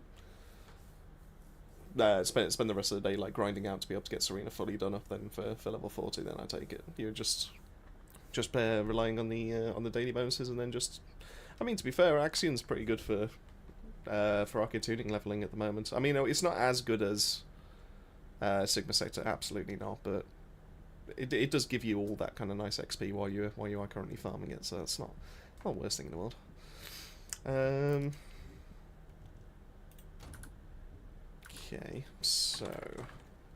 Okay, so we know what the number is with one person. So if we add a third.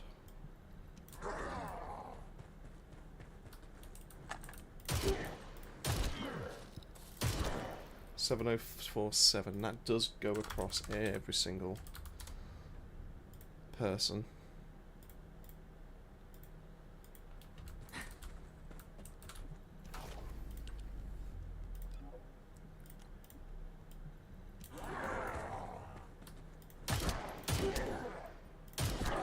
Eight, 7, 6, 9, and that does also.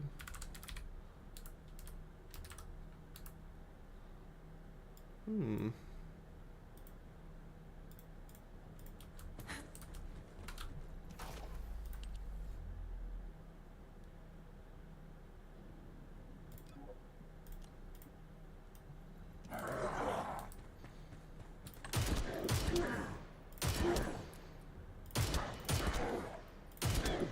Ten, 4, 9, 2.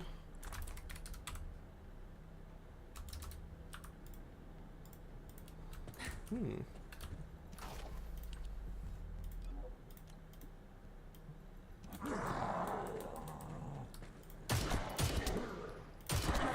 Twelve, 2, 1, 5. So it does over double.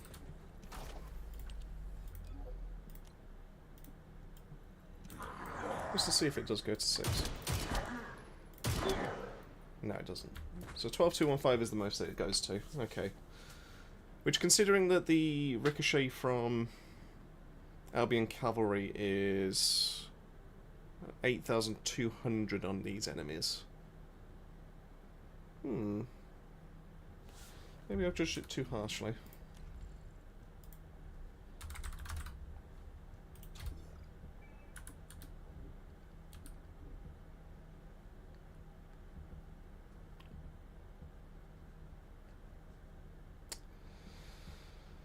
That does give me the survivability issues.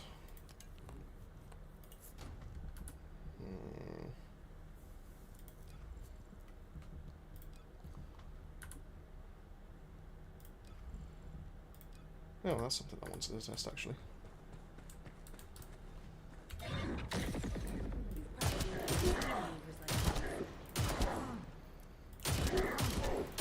Yeah, it is affected by that.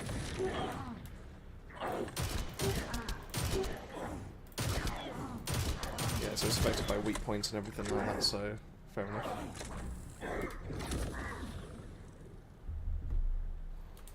Okay.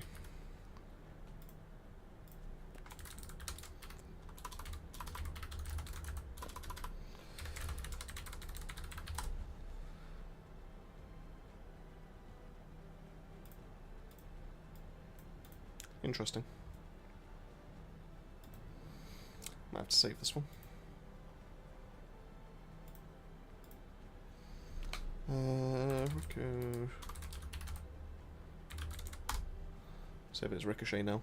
I'll keep grinding after I do the day chores again. Ah, fair enough then. So is there any others that you're currently working on to be able to get to RK level 40? Or is it just Bunny that you've just managed to get to 40 and that's it so far? Like, whereabouts are you up to in terms of that grind?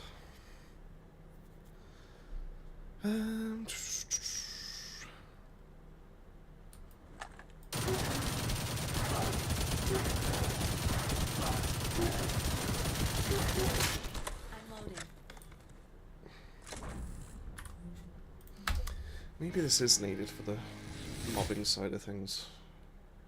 I mean, the Shell Crusher is quite a nice set to have.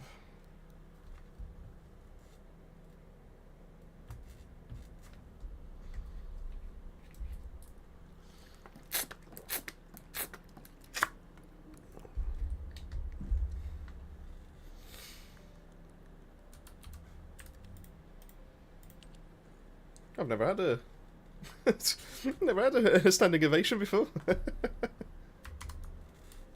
might record that just to make a short out of it. So if we try for...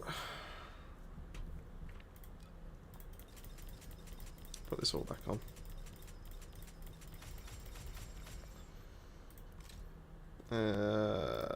We put all this back on. So if we try for ricochet damage, that should help us with mobbing. If we try it with the Albion Cavalry Gun, should also be applying the stun effect.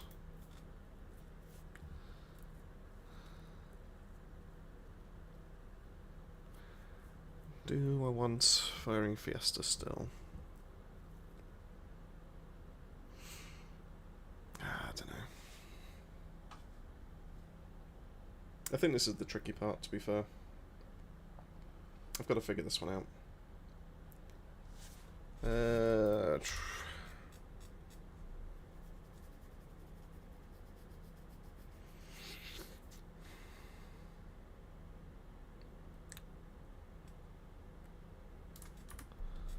yeah, I've got to put the trigger module back on. Oh, and also swap back to that one.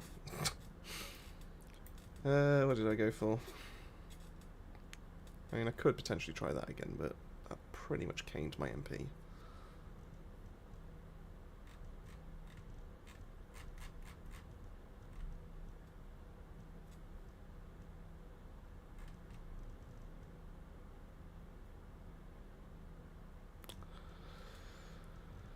Oh dear.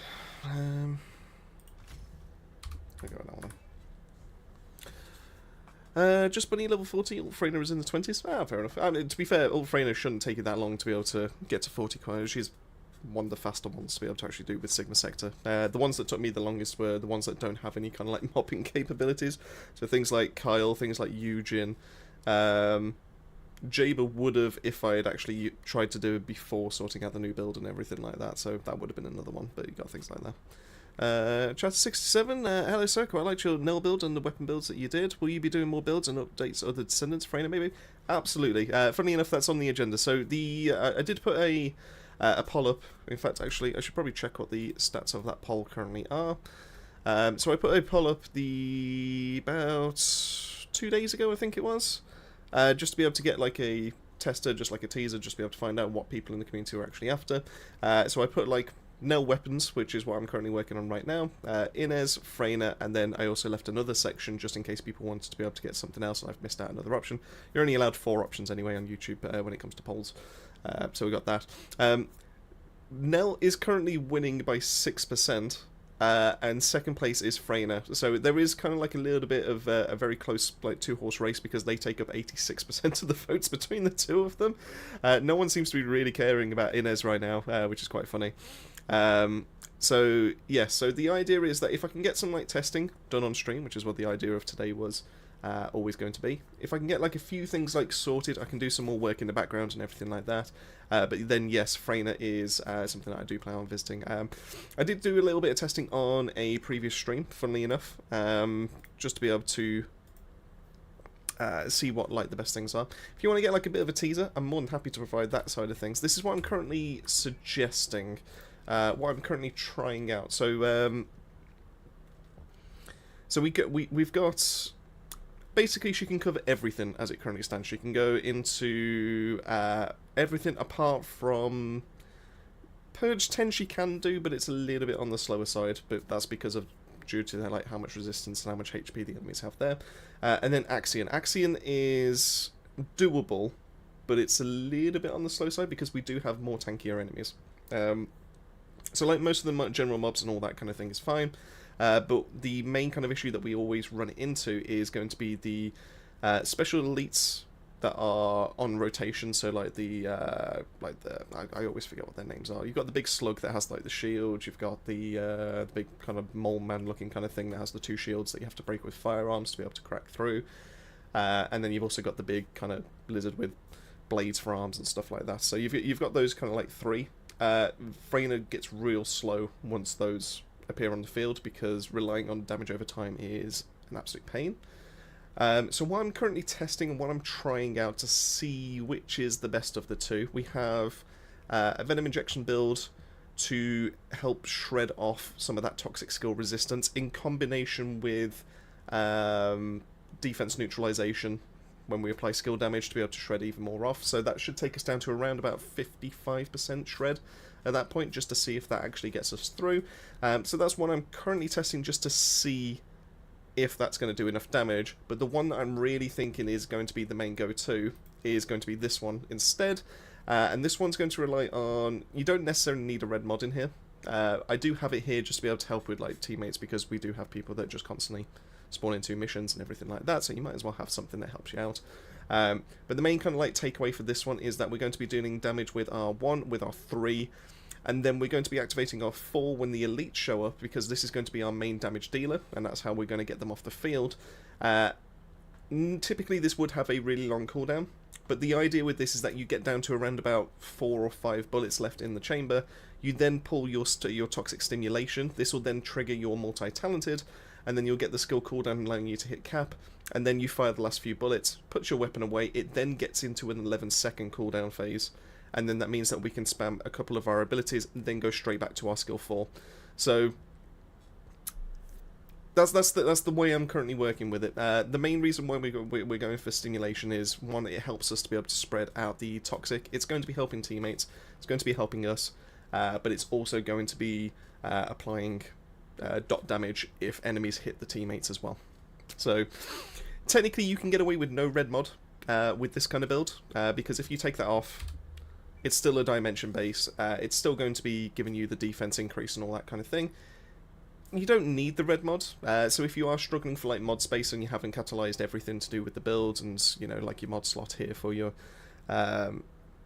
what's it called, like the melee slot, the sub slot and stuff like that, if you haven't catalyzed that and you need the space, don't worry about it. You don't need the red mod, but if you do have space for it, it's worthwhile popping that in, because you will be going into radius anyway with this build, and then that allows you to be able to help your teammates. It keeps them alive, means that you don't have to worry about going and picking them back up, but at the same time, if they get hit, they also have a 35% chance of being able to spread your toxic, and the more toxic and the more damage and everything like that. So that's the general kind of like idea behind this kind of thing. The reason why this doesn't work on this build is because Venom Injection, while it is still a dimension-based skill, it requires you to constantly turn it off and on again to be able to get the benefit of multi-talented, and we don't really want to be going down that route because it's very awkward, it's very finicky and everything like that. So I'm trying to see if the resistance shred or the cooldown is the better of the two, but that's the main things that I'm currently messing about with. This is what I'm currently up to. So if you just want an idea as to what I'm currently rocking with, this is what it is.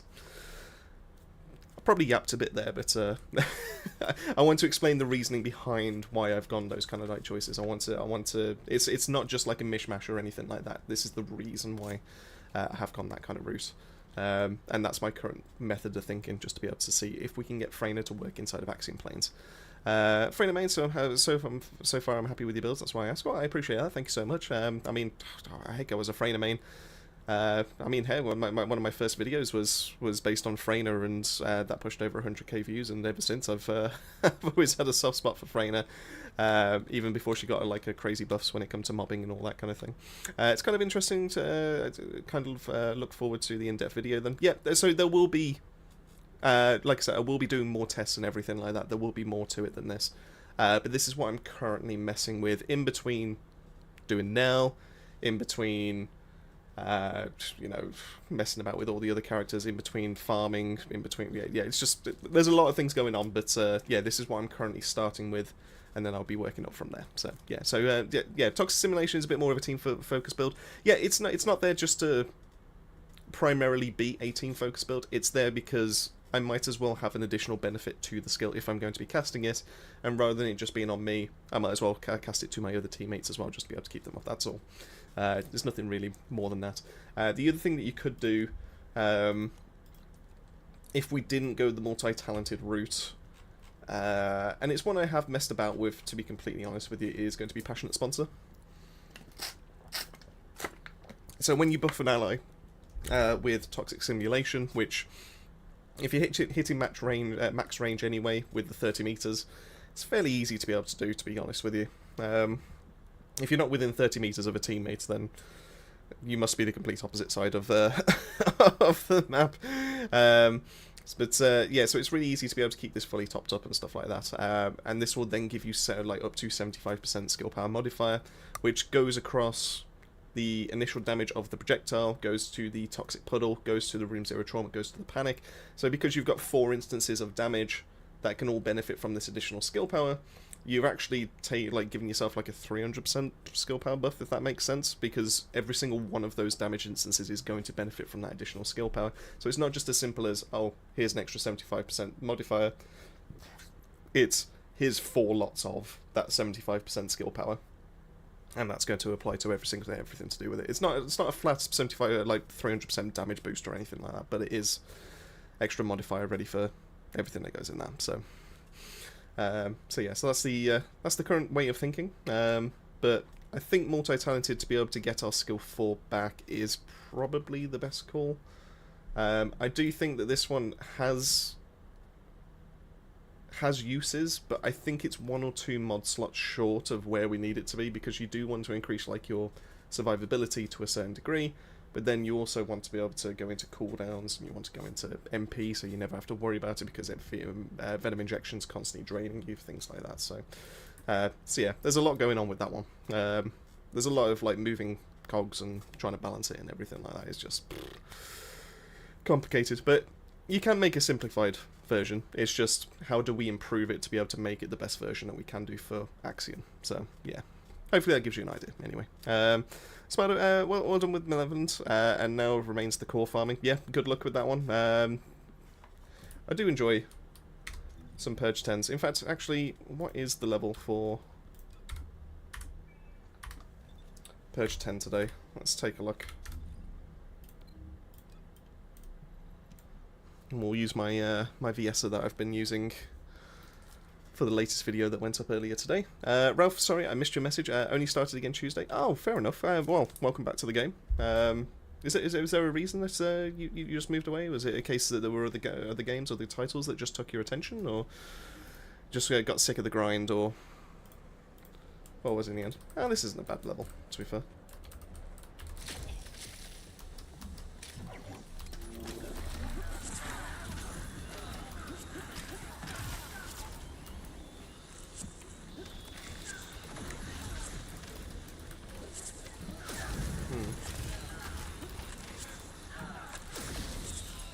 Not a huge fan of how that's spread out, but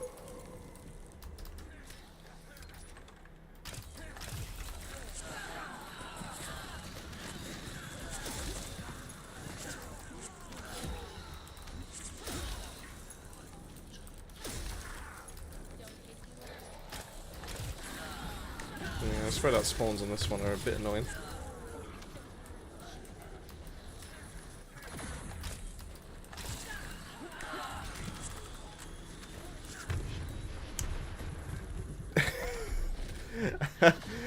I swear that just spawned in front of my face.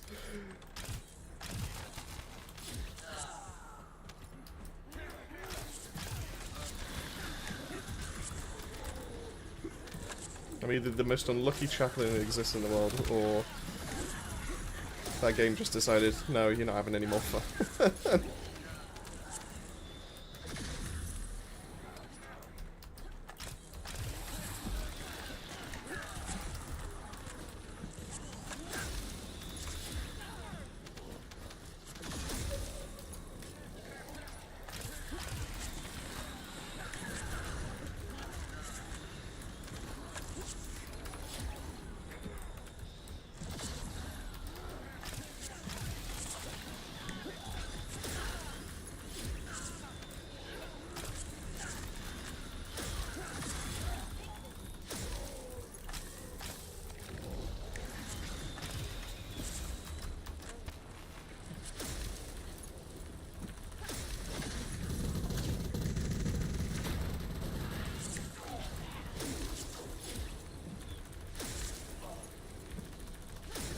Yeah, there we go. Yeah, not a big fan of how the spawns happen on that level. But to be fair, 2-minute run, it's not terrible.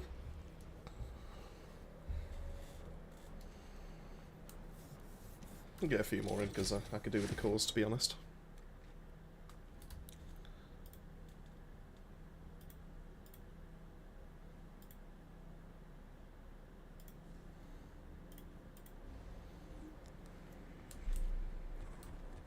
Ow.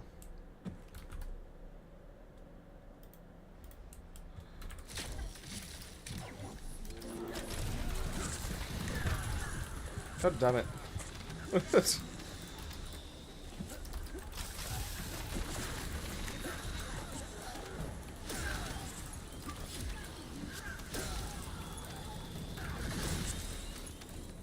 always the exploding ones.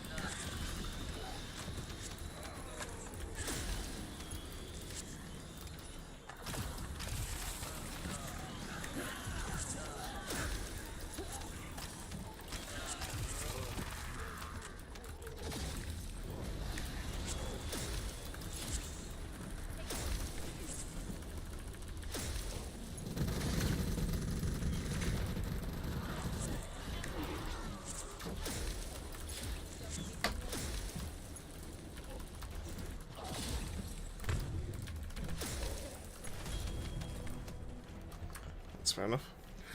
Rough, I had everything when I quit playing the first time, but there is enough content to keep me busy for a bit. Oh, fair enough then. Oh, perfect. Managed to hit my first sub 2-minute run on Purge 10. Happy to take that one. Yeah, I can appreciate this game. It didn't have enough to be able to capture people for a long time. I completely get that. That's fair enough. I do think it's improved with Season 3. I don't think it's fully there just yet, but I do think it's got better. I'm hoping this is like a sign of things to come, and we'll actually expect some bigger and better things as the game actually starts going on. But I guess we'll see what time brings us, unfortunately. Don't know just yet. It all sounds promising. Well, I suppose that's the important thing.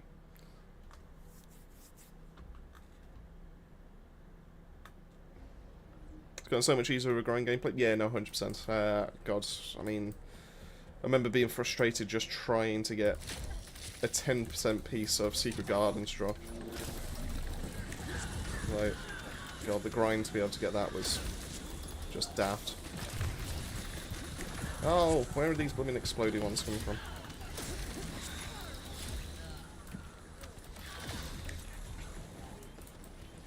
Oh, gone the wrong way.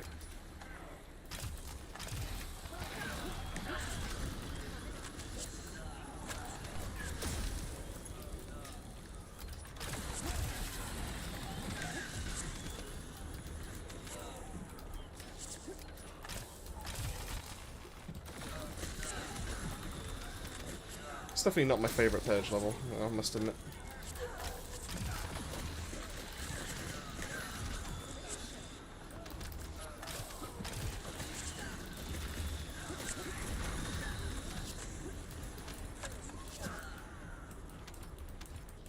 Oh, it's over there.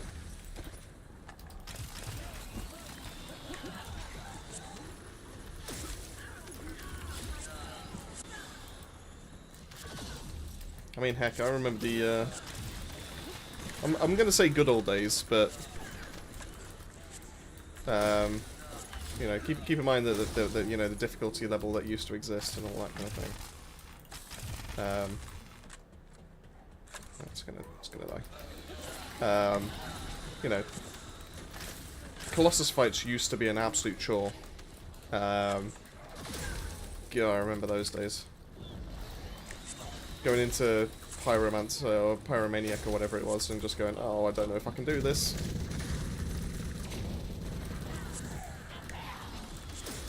And now it's like, oh, I wonder if I can do it in 3 seconds or not.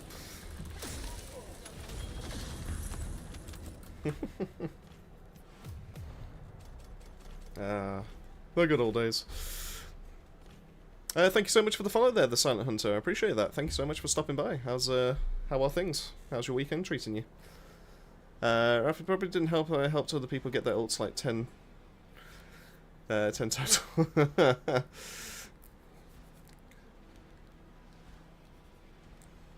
I mean, you've got to make time to be able to get your own ultimates at that time as well, you know. Reaper, well, yeah, I started at season 2 tail end, late 2.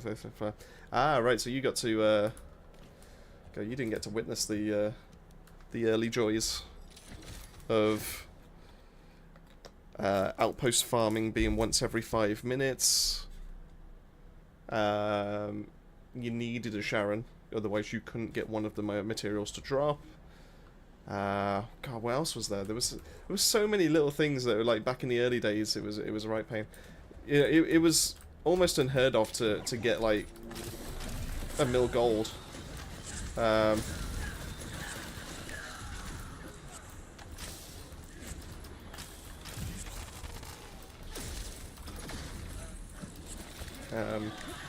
Just because we, you know, people were trying to find gold farms and stuff like that, but it was, God, it was nigh on impossible at times.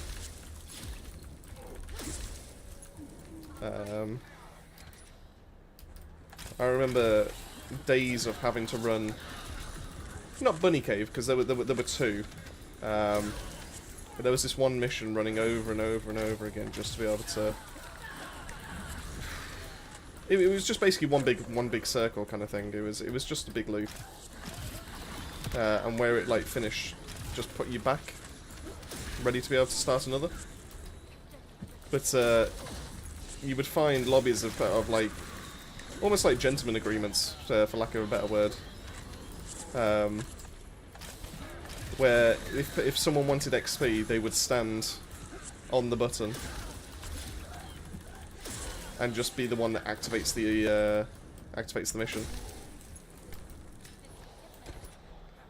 And then you just have 3 bunnies run around. You'd have to go collect your gold manually. You'd have to. Oh, it's.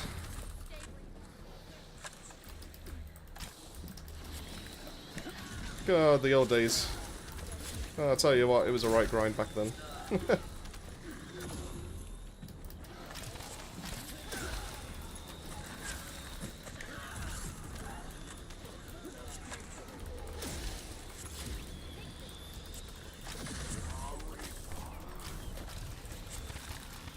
Oh, back in my day. You kids wouldn't understand. Oh.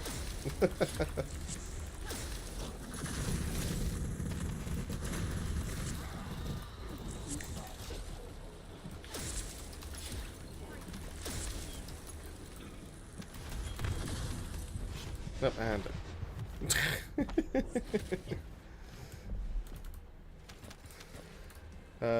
we'll call it there. That's a few calls that I could do with, so that's fine. So and no ways to switch from YouTube to Twitch as I'm more active. Fair enough then. No, charter. Doing good and grinding too. Fantastic. That's exactly what we like to hear. Ralph, I was one shot in hard pyro with Haley before I quit. Yeah, those days. God.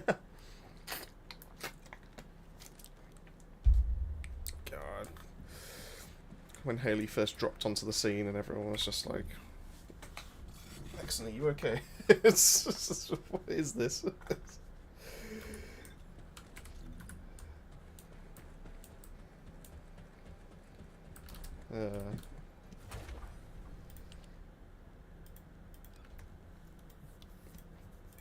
I do love that at the time, when Haley first dropped, we were all like, this is broken, this is busted. Like, this is so much stronger than anything else that we currently have in the game.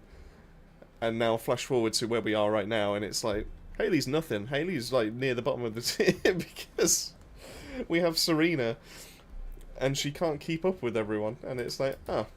It's crazy how like power creep has changed this game, I swear. The no reward build system, the endless amorphous material grinds, the infiltration mission which would kill you if you went in the circle, the total of 3 deaths. Yep. Oh gosh, yeah.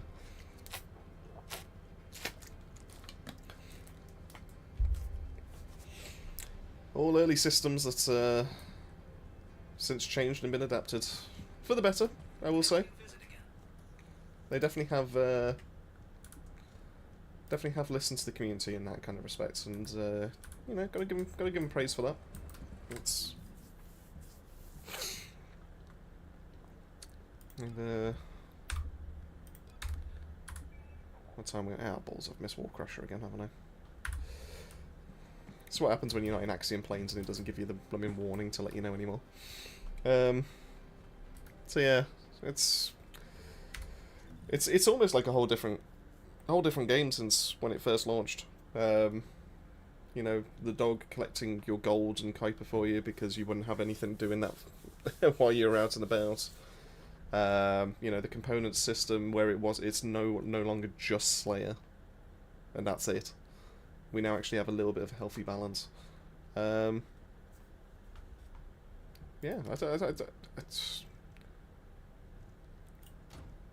I get it. You know, I appreciate it's not like it's not to everyone's liking and all that kind of thing. But I must admit, I do appreciate all the stuff that's changed, all that kind of thing, just to be able to make things like easier for everyone.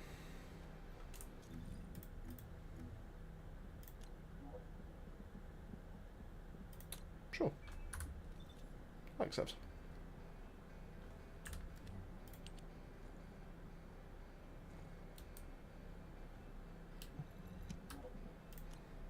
Go on, Englishman. Let's have a look. What are you rocking? Don't normally do this, but I'm gonna have a look. Decent looking Contagion set.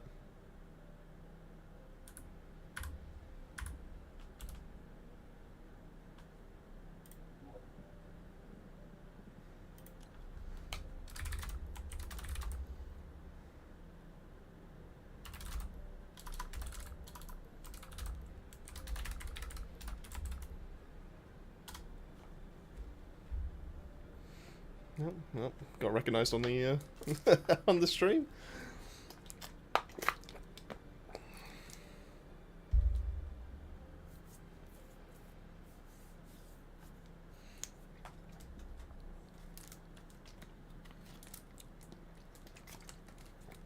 Version missions are 1,000 times easier than when I crit. Yeah, I mean, to be fair, the recent updates, and I was very very surprised. to find it. Whoa, what level was it? I'd have to rerun it just to be able to try and find it. But there was one where you have obviously the 4 pillars. Well, it used to be the 4 pillars, and then you'd activate a drone. The drone would then blow up. You then get a gun to be able to destroy the wall and all that kind of thing. And I get it. It's not a bad mechanic or anything like that. You know, I don't mind it or anything like that. But I must admit, it is very time consuming, especially to go through all that, to then get to the end and then just kill the boss in like what 3 seconds or something like that. And now recently they've updated it for Season 3, where it is just 1 pillar. Yeah, it's just the one that doesn't kill you. Oh, I haven't seen the doesn't kill you bit, to be honest. But I have seen the, you know, it is just the 1 pillar. You activate the 1 drone, and now there's no gun to be able to pick up. It literally just destroys the wall. And in some of the longer missions, it will automatically teleport you to the next section, so you don't have to run through like about 2 minutes of just random pieces of scenery just to be able to get to the next one. So I think that's a good change. I think that was originally that was putting me off.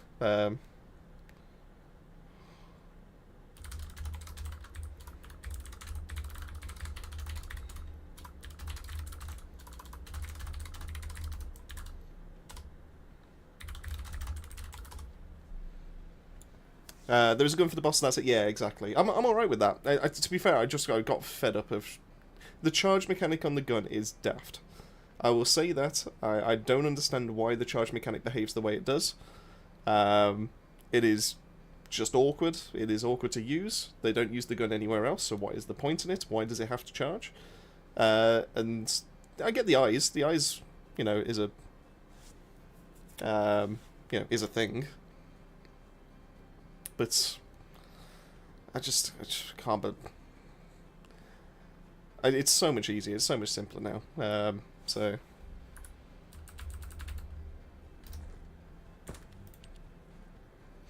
there we go. But I appreciate that kind of interaction. To be fair, it really does mean a lot to have people randomly just recognise me and all that kind of thing. And just it's quite nice there. My love is the updated target loot incorporating all zones. Yep, no, that's a fantastic change. Should make it a little bit easier to be able to farm reactors and all that kind of thing. Yeah, you can absolutely have a high five. Around facts, that would have been an amazing day 1. Yeah, no, exactly. So right, let's go give this a try in Axion. Let's see if we've sorted out the ricochet and mobbing issue for this build. If we have, we'll see how it goes. Been streaming for 4.5 hours, Jesus. Might let it get to 5 and then potentially call it, because I've got to actually sort out some kind of like video stuff and also some odds and sods around the house. So, but this has been really fun. I've really enjoyed today. A large cluster of breach creatures has been detected in the area.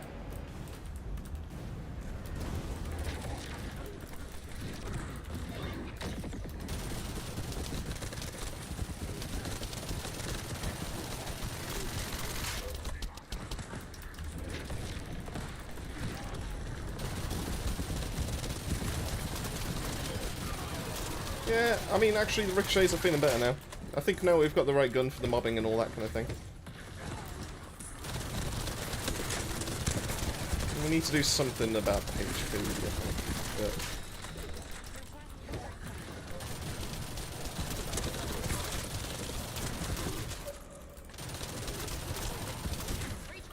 But other than that, it's actually feeling decent.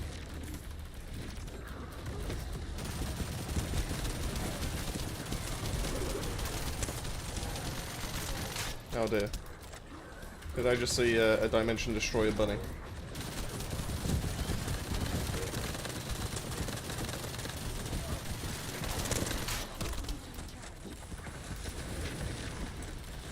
Thank you so much for the follow there, Rob. Oh, means a lot. I'm even trying to grow the Twitch side of things a little bit more now. Just to run alongside the YouTube.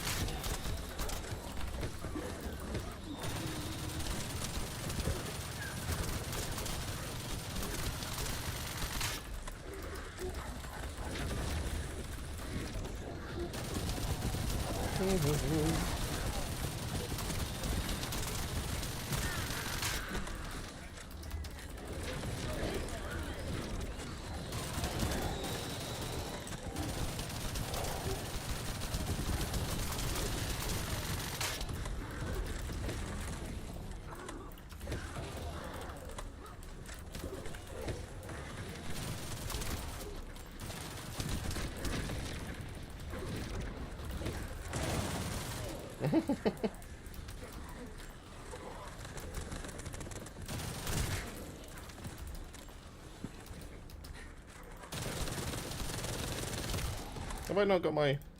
No, I do have my invasion reinforcement here.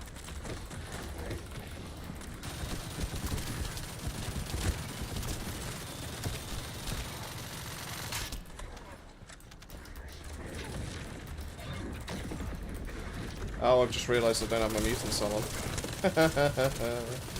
Oh, I love hindering myself.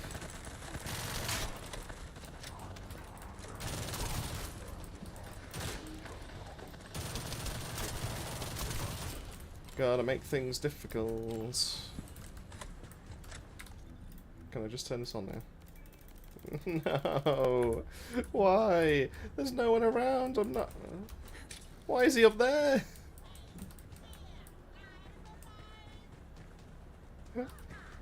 Why is he up there?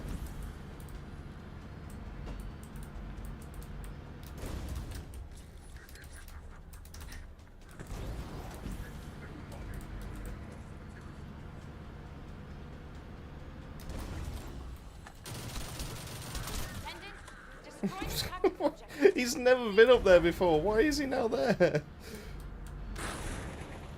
Guess I've come through the back way. Guess I'm aware.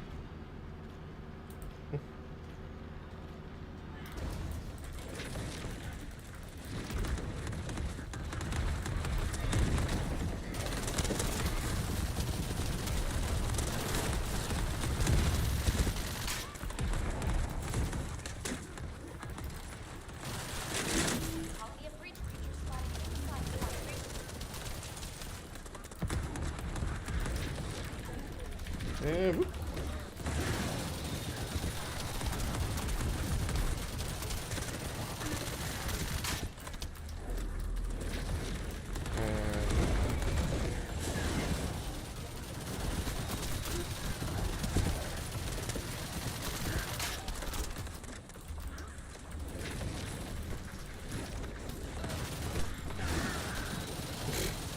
That might be the way. I think it's... Summon a cloud, suck them all in, detonate them with that. That gets rid of a lot of the trash mobs. And then I can ricochet the rest down. And that also gets rid of the HP issue, because I won't be having as many enemies to deal with. I think this might be the way.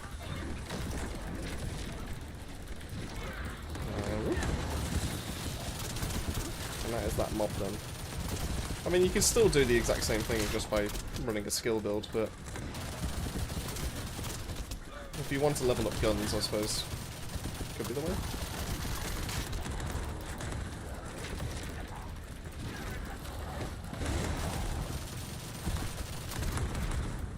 Yeah, that's pretty good.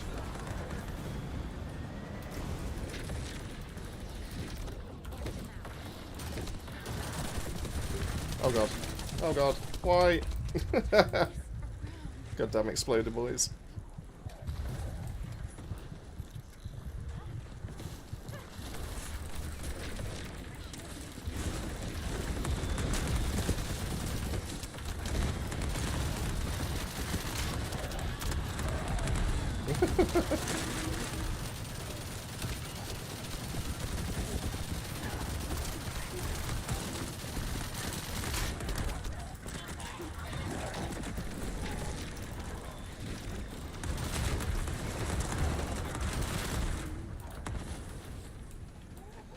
There we go.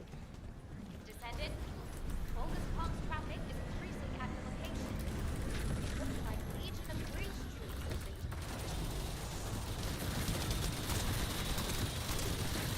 Vulcan Special Assault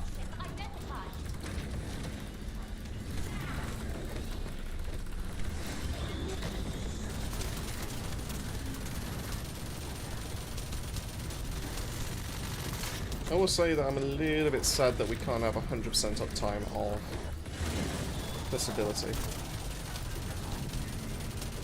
Like, why does it have to start cooling down?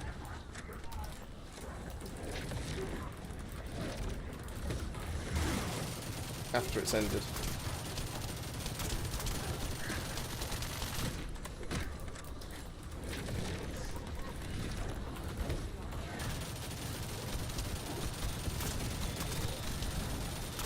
Primary tactical objective confirmed. Oh, hello. Search and destroy required.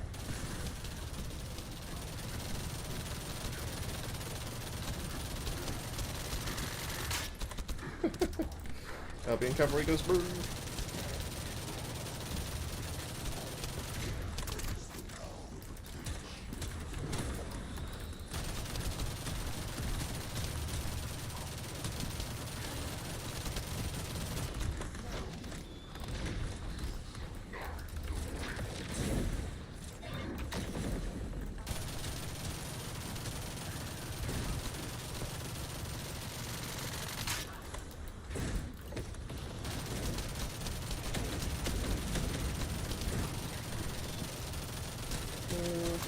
There we go. Nope, got a red drop.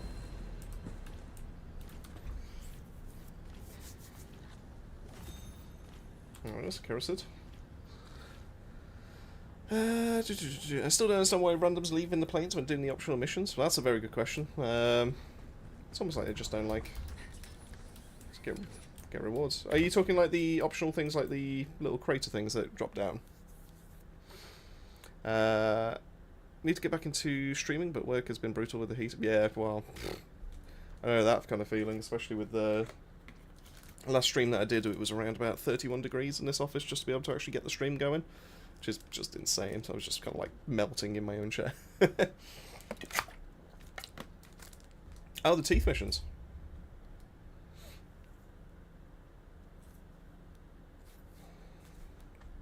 Well, they leave during it. Yeah. Yeah, I can't figure that one out either, then, if that's the case, because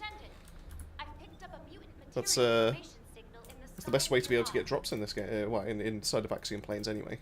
Nothing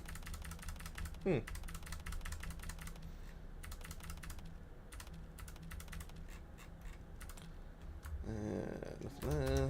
Just delete that out. I want to get better trigger mods. I have gap in time 3 perfect. Oh, wow! I mean, every single one of mine is either 33 or 34% for some reason. Oh wait, I've yet to see a 35, but hey, I suppose if it ever let us trade, I'll hold on to them. To be fair, the 35%, the gap in time is fantastic on if you go for Noise Surge Luna, because you won't be increasing your cooldowns, so therefore there's nothing to take away from that 100% to be able to do the extra damage. So that is just like a flat 35% damage across all of your skills. So it's one of the biggest increases to skill power. It's fantastic, yeah. To be fair, Luna seems to be the only one that I can think of that can really benefit from that, but...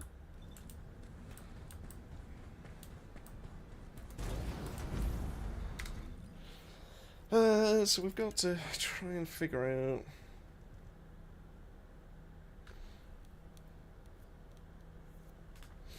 I imagine Malevolent probably would be good. If I can get a Fire Rate core and swap that over, I think Malevolent probably will be a good gun to use on this as well.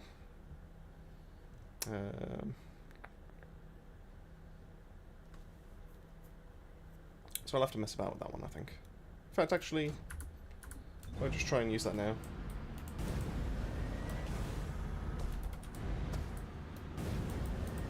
I know they're in here.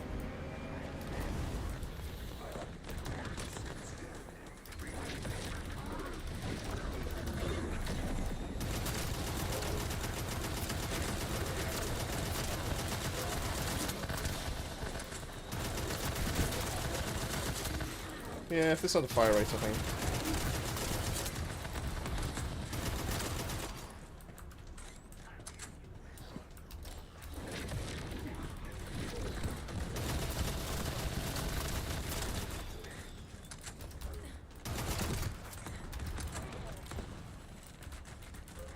Is there a reason this bunny isn't Oh, of course, there's one up there.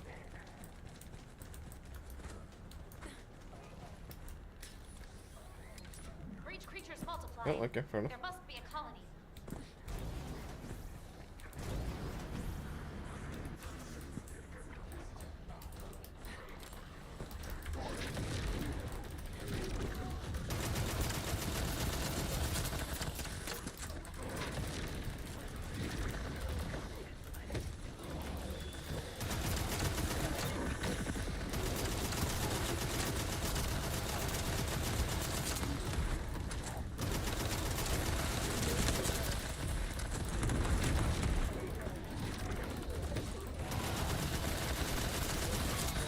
Leveling could be a good show.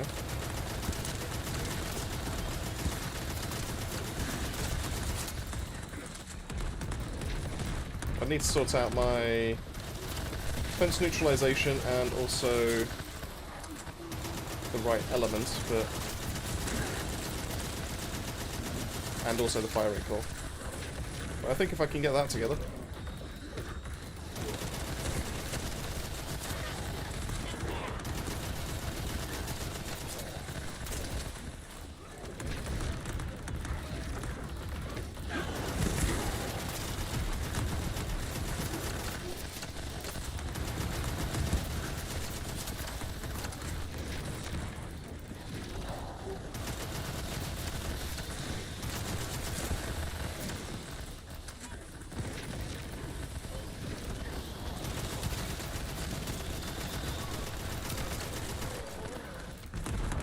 Yeah, it definitely needs the fire rate, I think.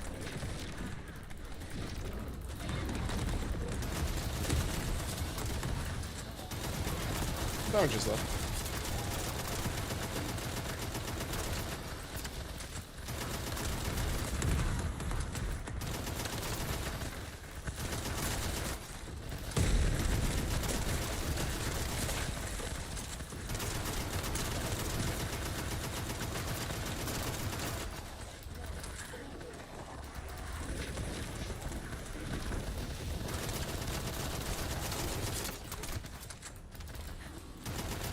Attendant, destroy this tactical objective.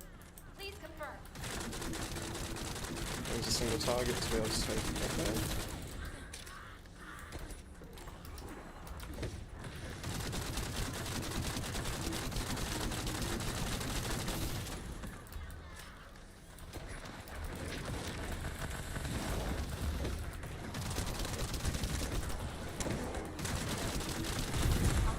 On my way.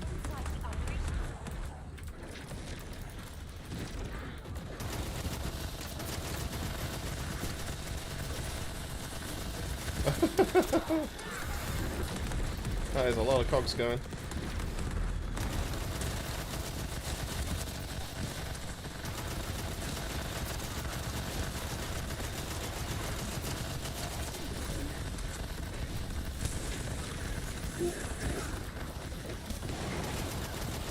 It sounds like a lot's going on, but I don't think a lot is going on.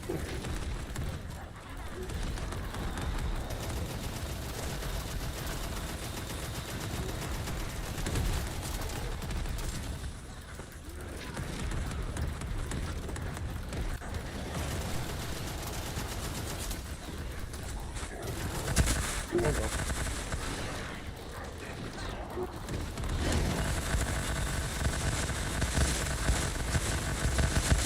Oh god, that's a lot of noise. Oh god, that's... Oh, please tell me that didn't come through on the stream.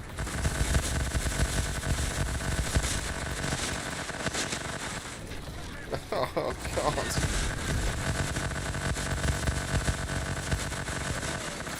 I can't.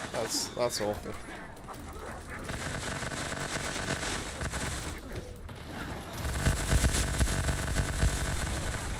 Well, it swaps to the Elving. That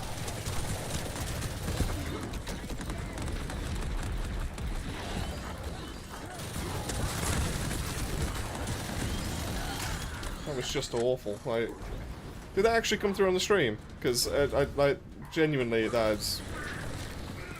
Oh.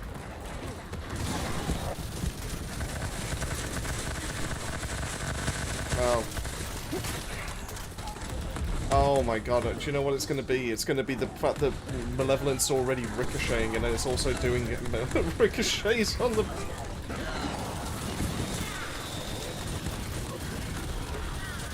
Oh dear.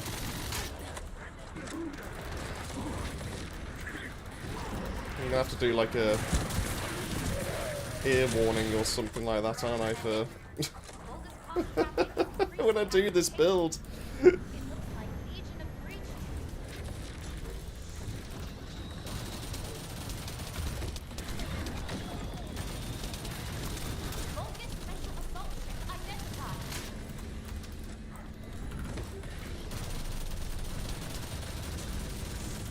Oh, he's lost his arm already.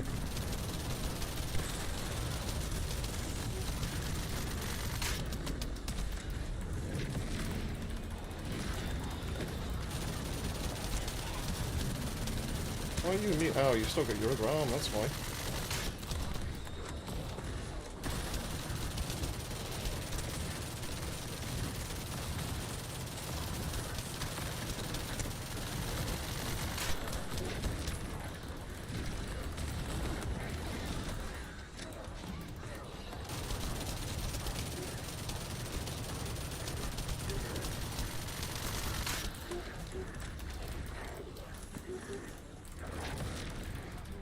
See if it now does it, yeah. No, it does not. That's fine.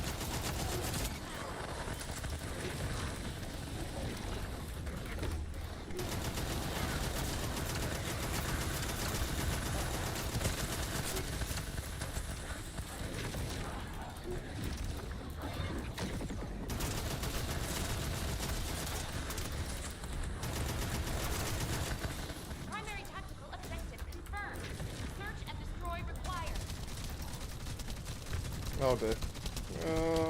That's not good. Yep. Oh, it's not just me using Malevolent. Oh, okay. No, that'll also be it.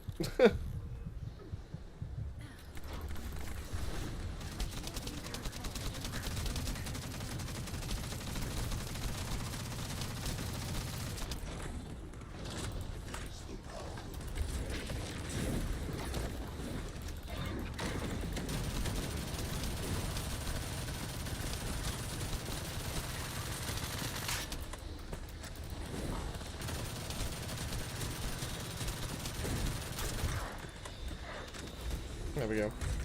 Right, we won't we won't do that again. Oh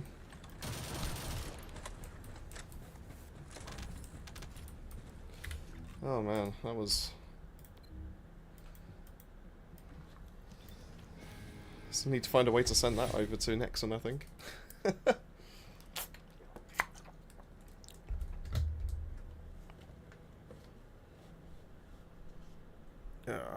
Gotta angle the fan a little bit.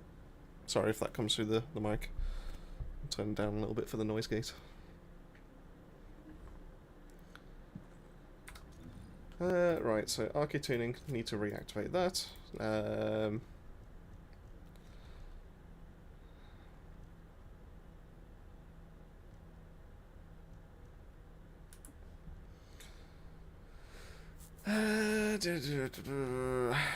Technically this should be built towards toxic now, but I don't have the way to do that just yet.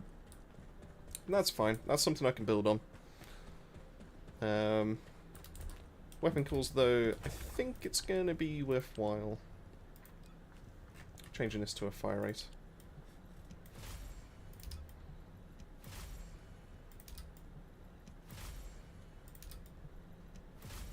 Just to really benefit from payout. Oh come on, what's with the... I mean, 15% isn't fantastic, but it's... At least it's purple.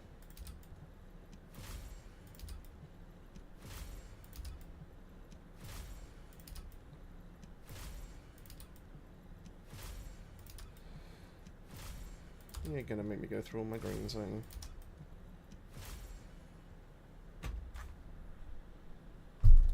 I mean, was there really a need?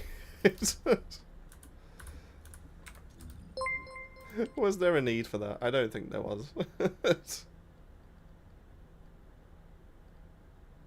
I just had some kind of notification, but I'll be honest with you. Don't know what it was.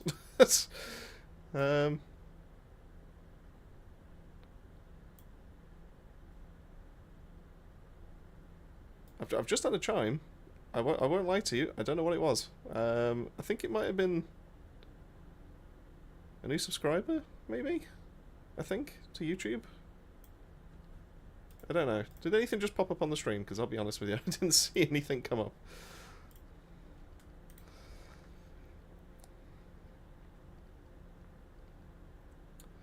Did you... Fire rate 840. Yeah, I could deal with that. That's fine. We'll get that over 1,000 when...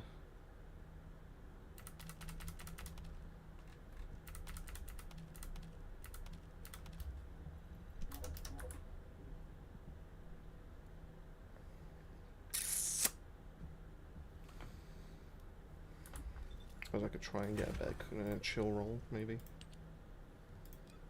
Even though I shouldn't be going into chill with this right now. I don't use Malevolent for Purge, so what's the point?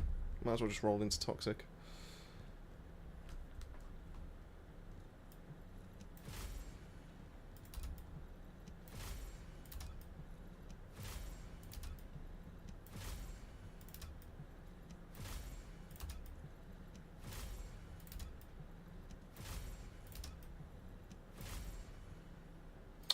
Well, we'll keep that for the time being. And if... Oh, well, I mean... very short-lived. Very, very, very short-lived.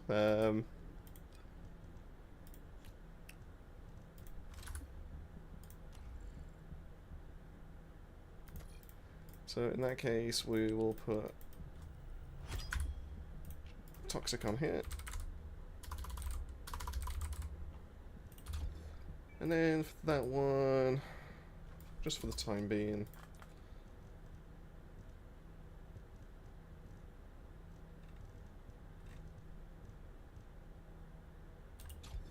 we'll go Reloading Genius, just for the time being.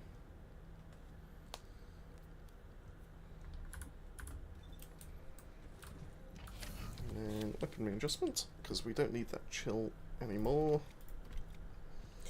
What are we after? Toxic would be nice, I suppose. Could go multi-hit chance. Rounds per mag. Let's see what we get. I mean, I'll take a gold on that. Well, now you're just trying to upset me. Yeah, that'll do for now.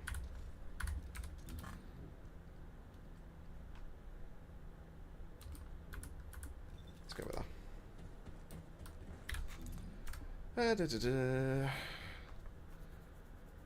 Right, we're getting near the 5-hour mark. Let's do a couple more runs in Axion, and then I think I might call it for the day, and then I can get a few jobs done out and about the house. I can then start work on next build video, because clearly I need to be able to do some more thinking when it comes to Nell's weapons stuff. I think it's almost there. I think it's 90% there. I might level up Malevolent once again.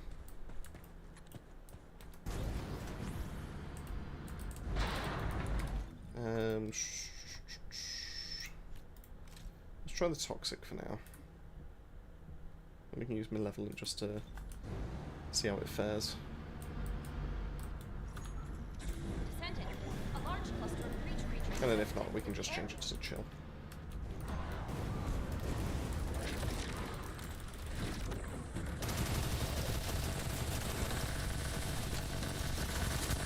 Oh my god.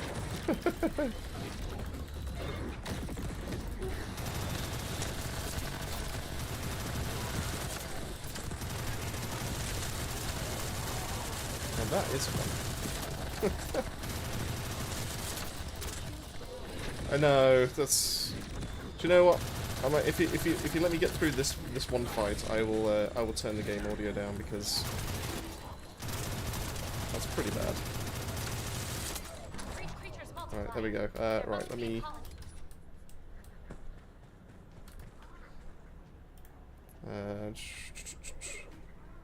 They're following me, aren't they? Yeah. Let's go up here. And then... There you go, it's funny too. As long as it's not ear raping, that's the important thing.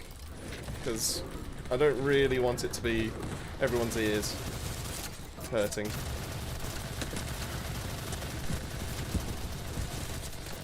I can deal with funny.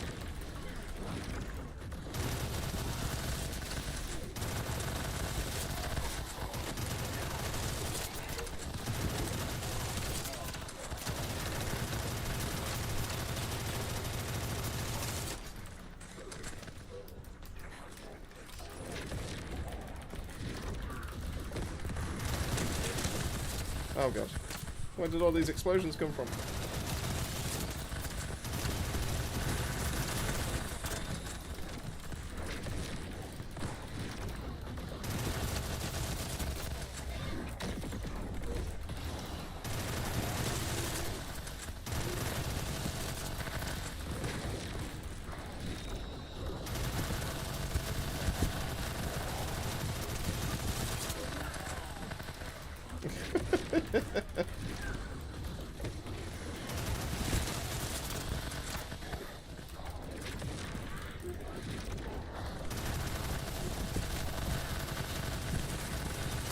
I mean, it works. It's...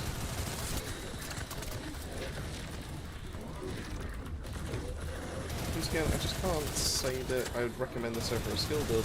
I feel like I'd be done in this room by now if I was the skill.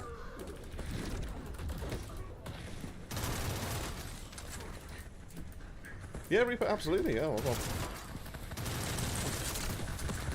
Absolutely, actually, too, my friends list. Why not? Like I said, probably...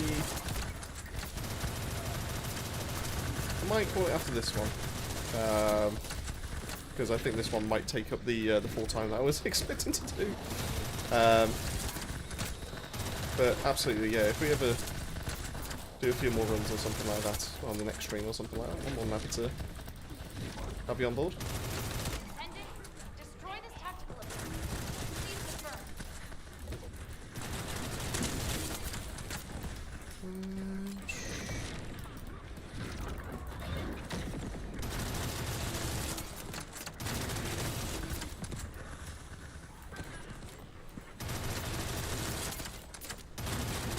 Colony of breach creatures spotted inside the operations zone.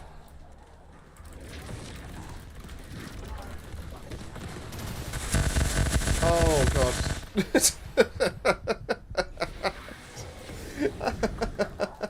No, I've just realised what it is.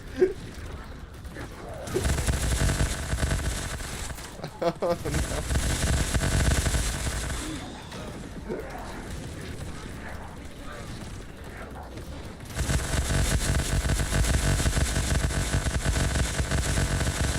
Oh god, why is that a thing?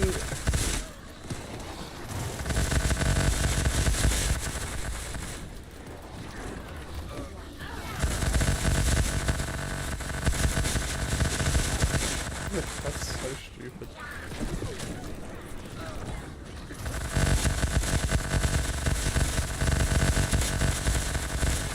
Oh.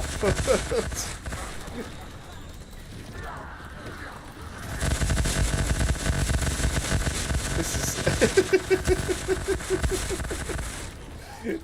I need to know if this is just specific to Nell. I need to know if Malevolent does this on other people.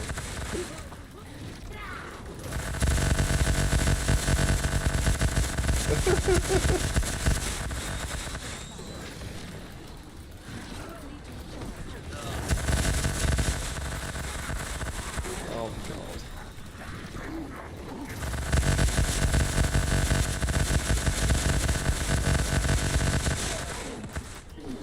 You know what? Maybe I just don't like this room. No, it sounds like that with Arena as well. Oh, okay. In that case, it's not specific then.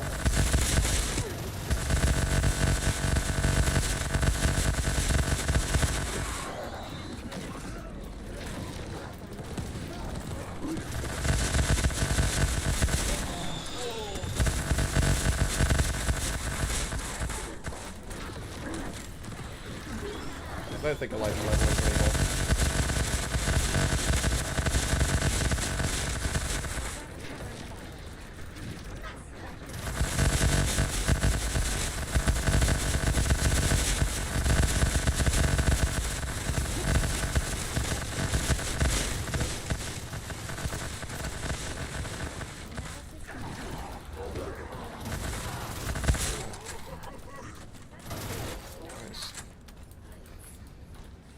But I think the toe makes it worse. Yeah, no, you're probably right there. Descendant, boldest comms traffic is If only it wasn't part of a main gameplay loop. Legion of Breach.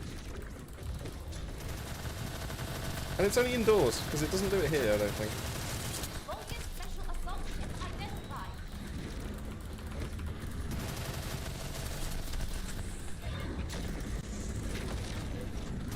Oh god, no, why out? Damn you, geometry.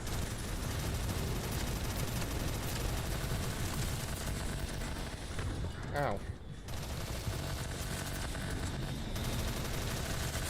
If you could stop, that'd be great.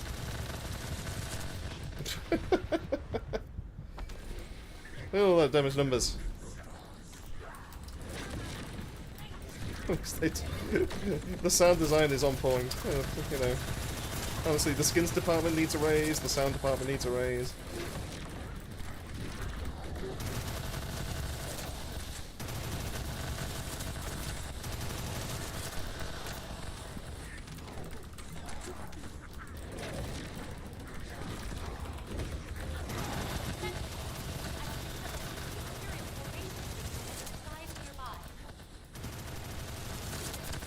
Primary tactical objective confirmed.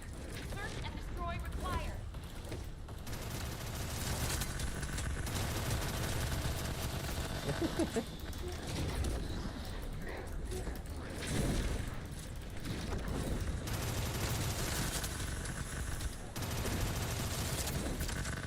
Oh, there's cogs just flying in. Oh, no.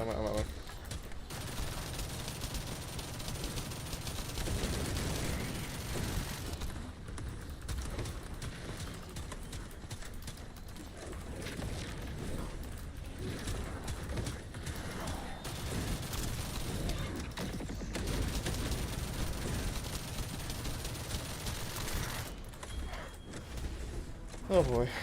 Well, I don't think I can top that anytime soon. That's